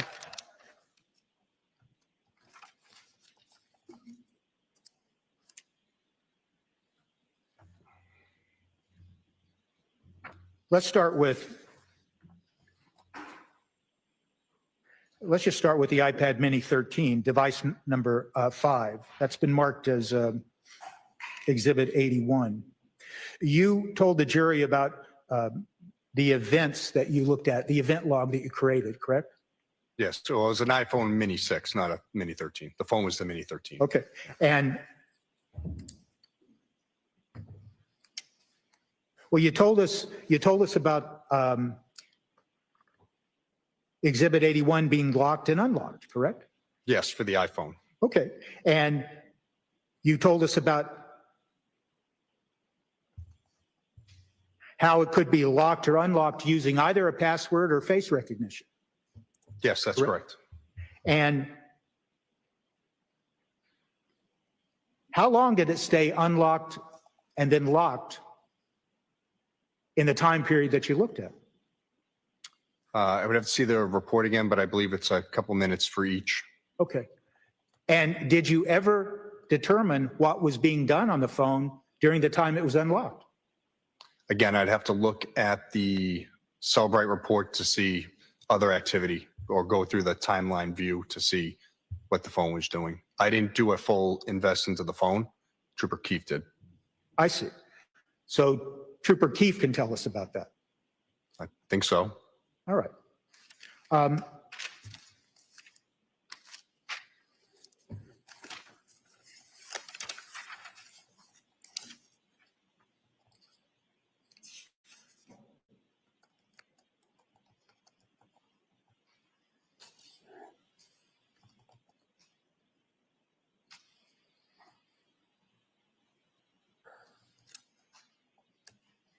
It's fair to say that using Celebrite, this software you told us about, you can create reports that include certain information and exclude other information.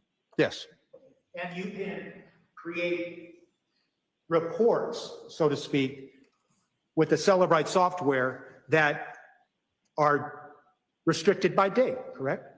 That's correct. And you can do term searches, correct? Yes. Well, you can. Well, I was thinking my question was going to be if you're doing like an entire phone search or you're just looking, say, messages or web history, because there's different places to search these terms. or whatever you're looking for, say a phone number or whatever. Okay. So you can decide what information you want to look at using Celebrite, and then whatever information you're looking at, you can dictate what terms you think are important to search for, and then you can search for it. Yes, if I had specified terms that I need to look for, yes. And did you do a term search on the MacBook for instance, divorce? No. For the MacBooks, I didn't do any term searches. I just did by timeline from what was allowed in the warrant. Are you aware of the fact that, well, let me ask you this. On that MacBook that you told us about sometime,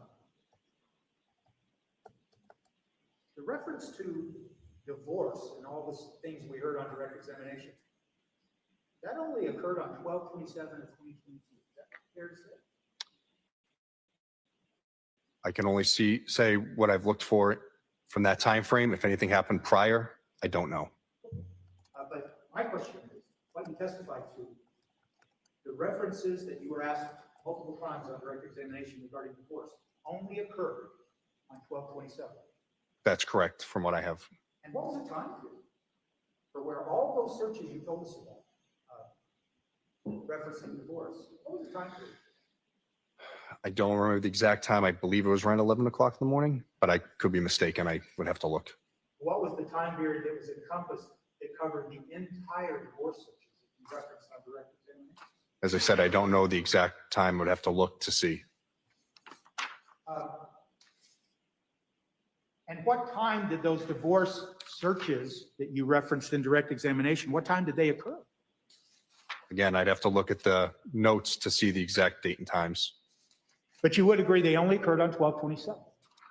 I believe that's the one they all happen, yes. And one of the searches that you told the jury about had to do with something like 10 best states. I think it was 5, but yes, 5 best states. Did you take the time to look at those documents that refer to those? I don't know if I looked at all of the divorce ones. I did look at some. And you would agree that if someone were to be searching for divorce, they could be searching for the topic of divorce and how divorce might affect protection of family assets. You'd agree with that, wouldn't Could that? you? Yes. It could, yes. And are you aware, Trooper, as you sit here today, that around that time of December 27th, are you aware of the fact that Brian Walshe and Andy Worhol were talking about the sale of one of their properties? I did see Zillow searches in the MacBook for apartments in DC, I believe, but I didn't know anything about sales. Okay, did you ever take the time to examine the phone that belonged to Brian Walshe? Again, Is that, Sustains, specify what you're talking about, counsel.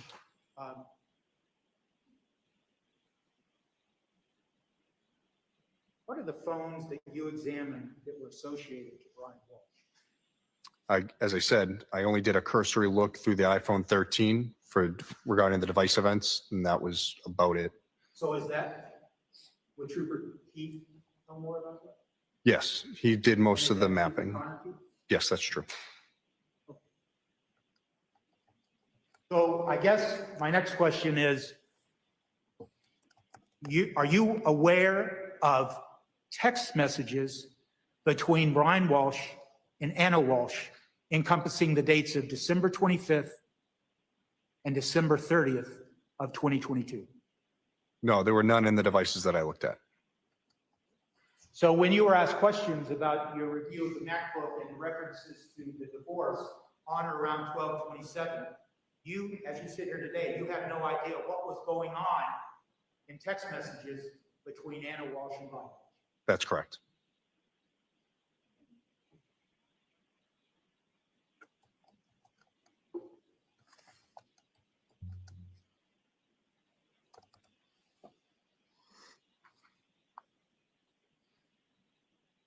And you said you reviewed some of the documents that were associated with the divorce searches.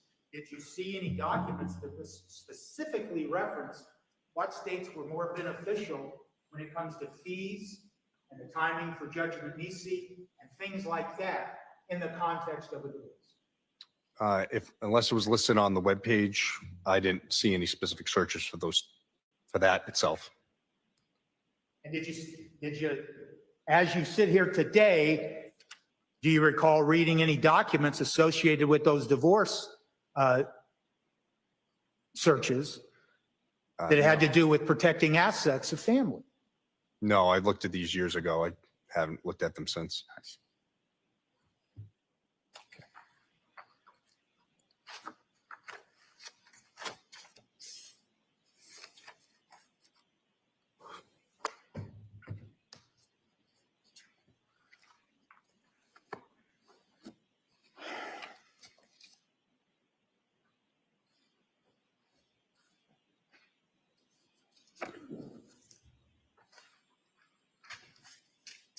Those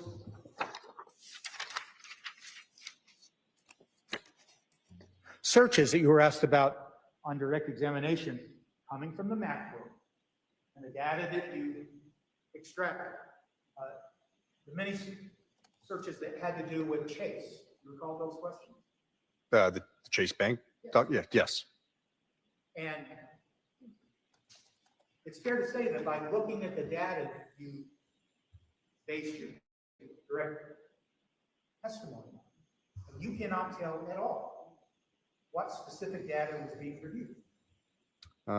Again, if I can see the websites listed, sometimes it'll say you're in the accounts dashboard. It could list out, but again, I'd have to see exactly what you're describing.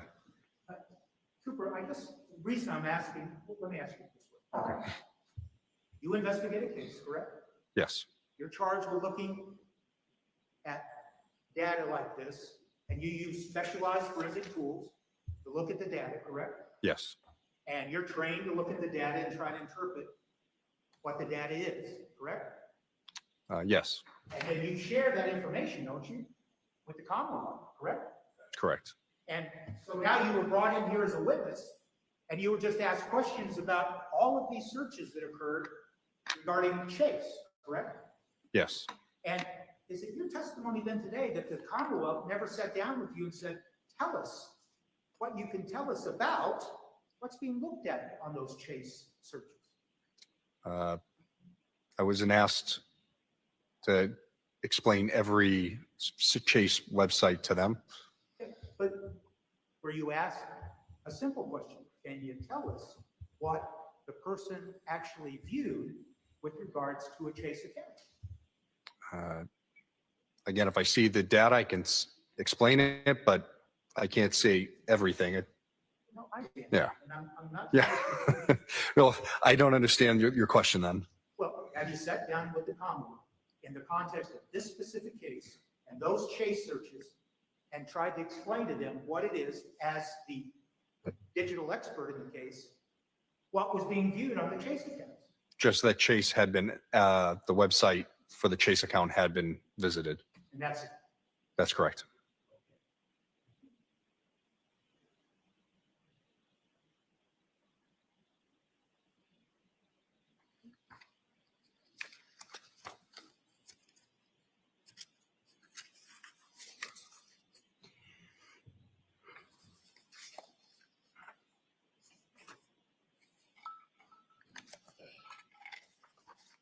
You would agree with me, wouldn't you, Trooper Greeno, that when someone enters specific search terms, then the browser or the search engine that they're using will generate a number of results, correct? Yes.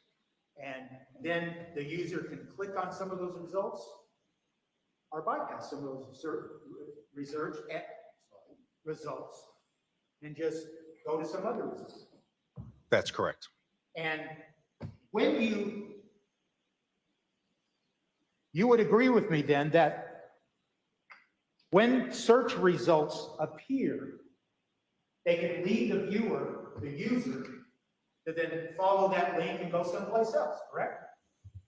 It's going to be based on the search term, and then it can send you to something similar, but not exactly what you wrote. And is that what you told the jury about redirect? That's correct.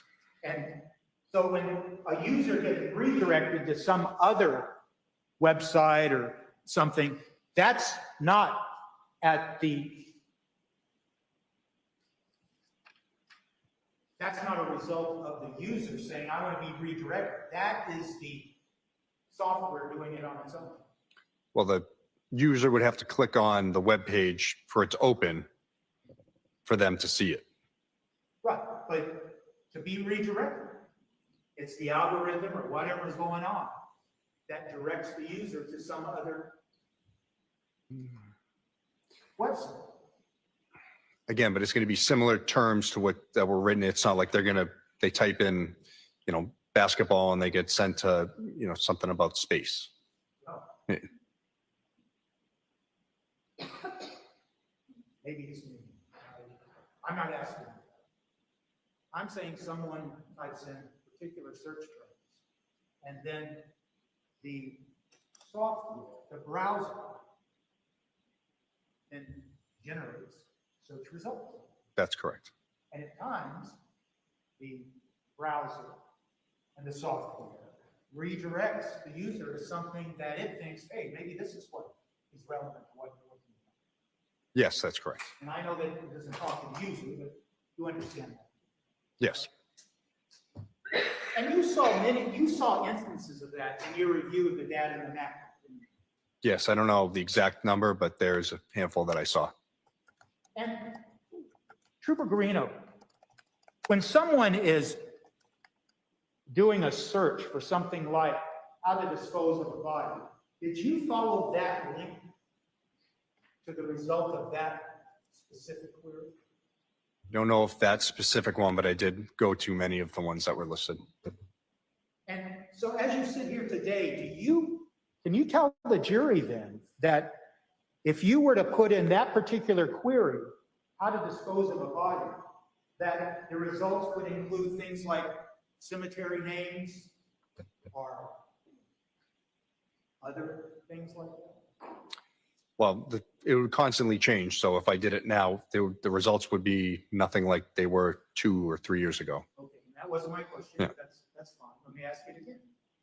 That if someone I was would- in yeah. specific terms like how to dispose of a body, the results could simply be, here, take the body to a cemetery, something like that. Again, I would have to search it to see. I can't say So you definitively. didn't do that. For that specific one, no.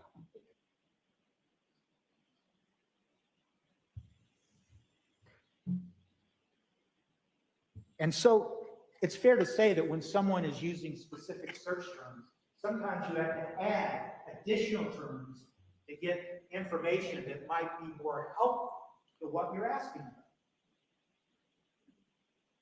So like adding more words? Is that what you're saying? That could be, yes. So it could be the fact that to get more specific information about, for instance, how to dispose of a body, you would then have to add another search term like murder to get more specific information that you might be looking for. I can't say. So you didn't try that out in your context of your investigation in this case. Again, this was years ago that I did this, so I have no recollection of it.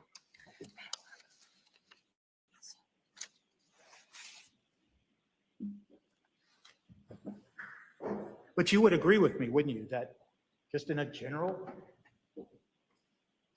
context, whether we're talking about terms like murder or any other term, sometimes to get more search results, you have to add more terms. Again, I can't say for certain.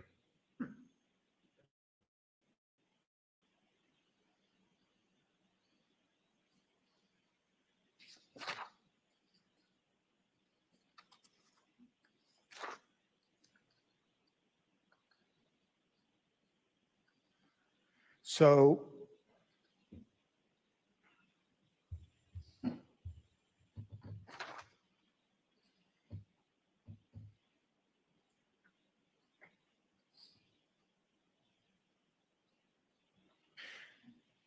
You would agree, wouldn't you, that your review of the MacBook data that you extracted,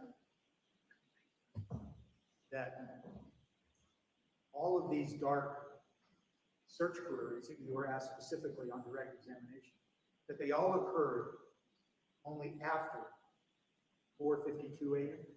on January 1st, 2023? That I was able to see, yes.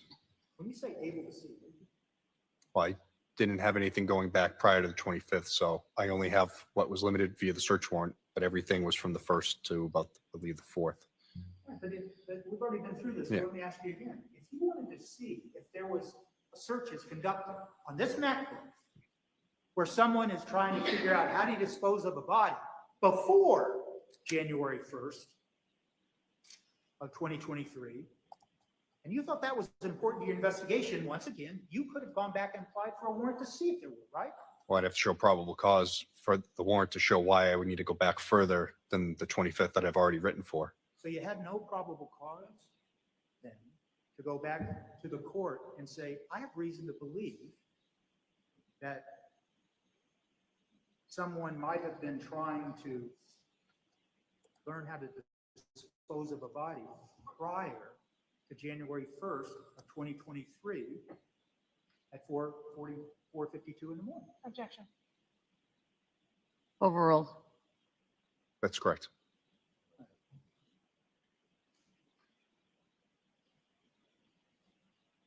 In fact, in all of your examination of the data that you did look at, the data that you chose to limit to 12/25 and January 8th, you saw nothing in the data dating back to 12/25 that indicated any searches that were relevant to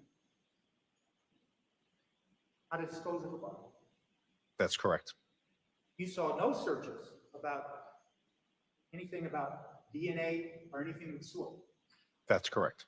You saw no searches about how to get rid of blood. Yes. You saw no searches about how to use hydrogen peroxide to clean up. Yes.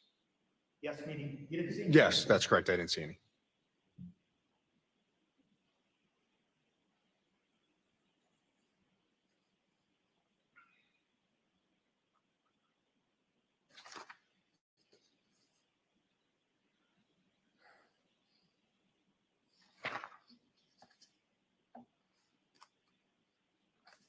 But you would agree then, just try to end this particular process, that if you had what you've referred to this jury here, probable cause to think someone had tried to plan murder, you could have gone and applied for a warrant to see if there was data on that map. Objection. Sustained.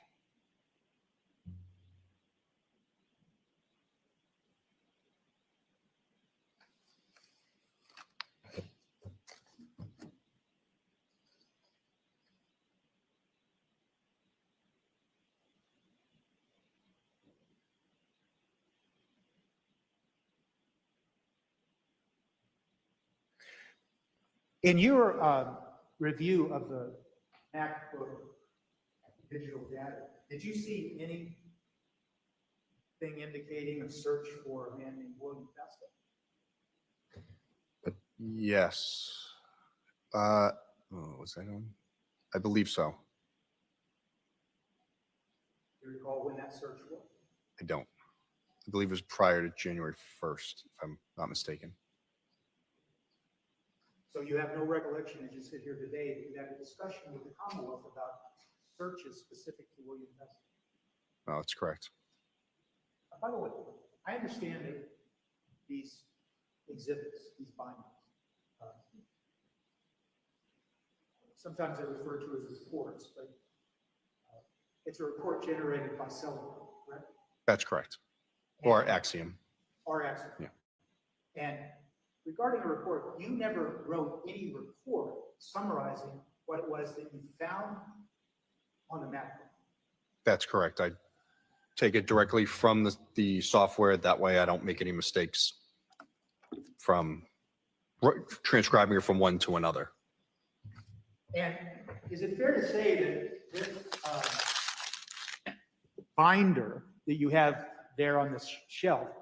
It's 1,034 pages long. I believe so. And it contains many, many entries referred to as records, correct? Yes, How many records? I can tell you in a second. Mhm.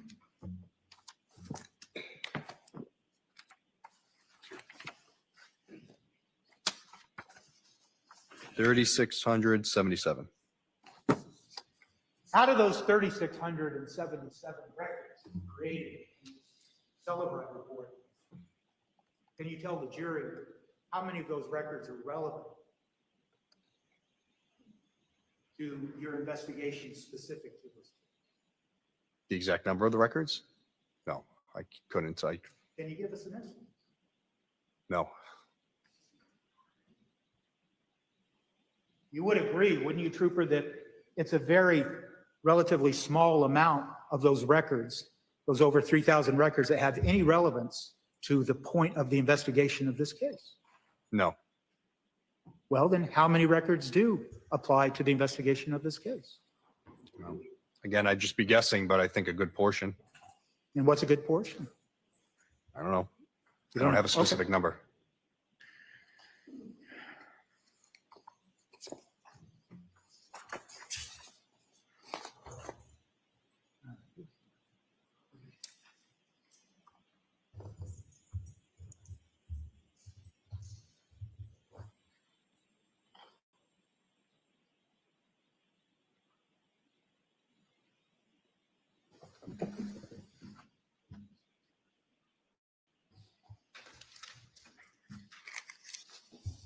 I got it.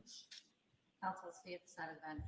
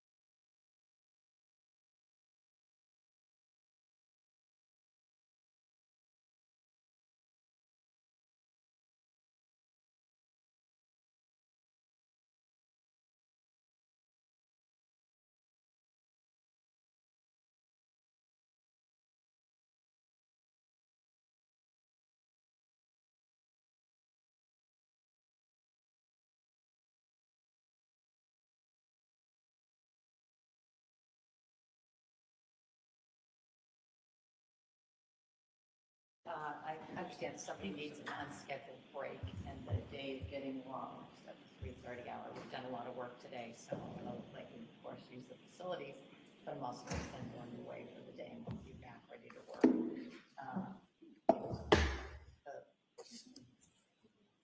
The weather, I know you guys aren't watching, you're not listening to the news media, so the weather turned out to be nothing but to say. Safe travels home. Before I leave you, I want to remind you first, don't do any research about this case. Continue to be vigilant about not listening to any news media, any social media. Talk to anyone, don't do any research about the case. Continue to have open minds. With those mornings, you're ready to come home for the night. Appreciate your work. We'll see you back. Ready to work in the morning. All rise for the Lord, please. Close your notebooks.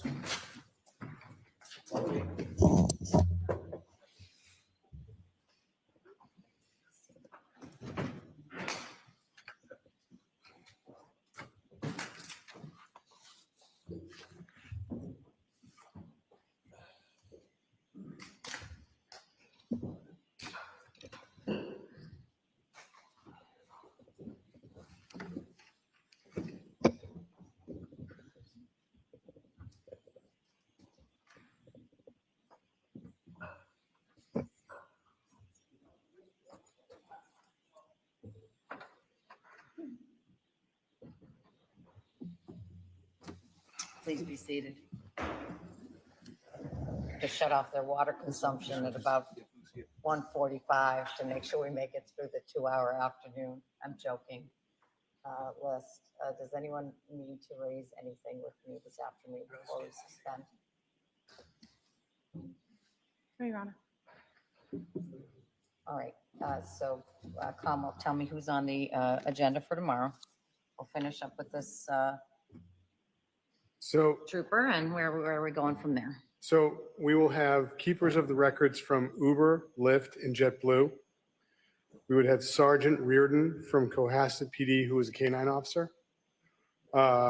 William Foley from U.S. Customs and Border Protection. Michael Kenyon from Swampscott PD.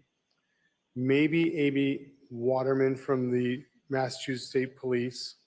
And then I'm trying to determine if we're going to have, based on witnesses' availability, is it going to be Connor Keefe, Davis Gould, and Heather Sullivan? I've been calling her Sutherland for about 2 months now. I apologize. So my hope is that in the next 20 minutes, I'll be able to email council and let them know what that lineup will be. All right, But I think that that would take us easily over a day to accomplish Sullivan, Gould, and Keefe. The others, I think, are very quick and we can get through pretty easily. so it is actually more important that you're talking to each other than you're telling me what's going on. And I appreciate your continuing efforts to do that and to, And we can look at the clerk too. oh, I know. She just saved me from some of the messages. Anyway, it's more important that you're talking to each other, Yes, Your Honor. keeping me informed as I need to be. Anyway, everybody else set? Yes, Your Honor. Good night, everyone. All rise.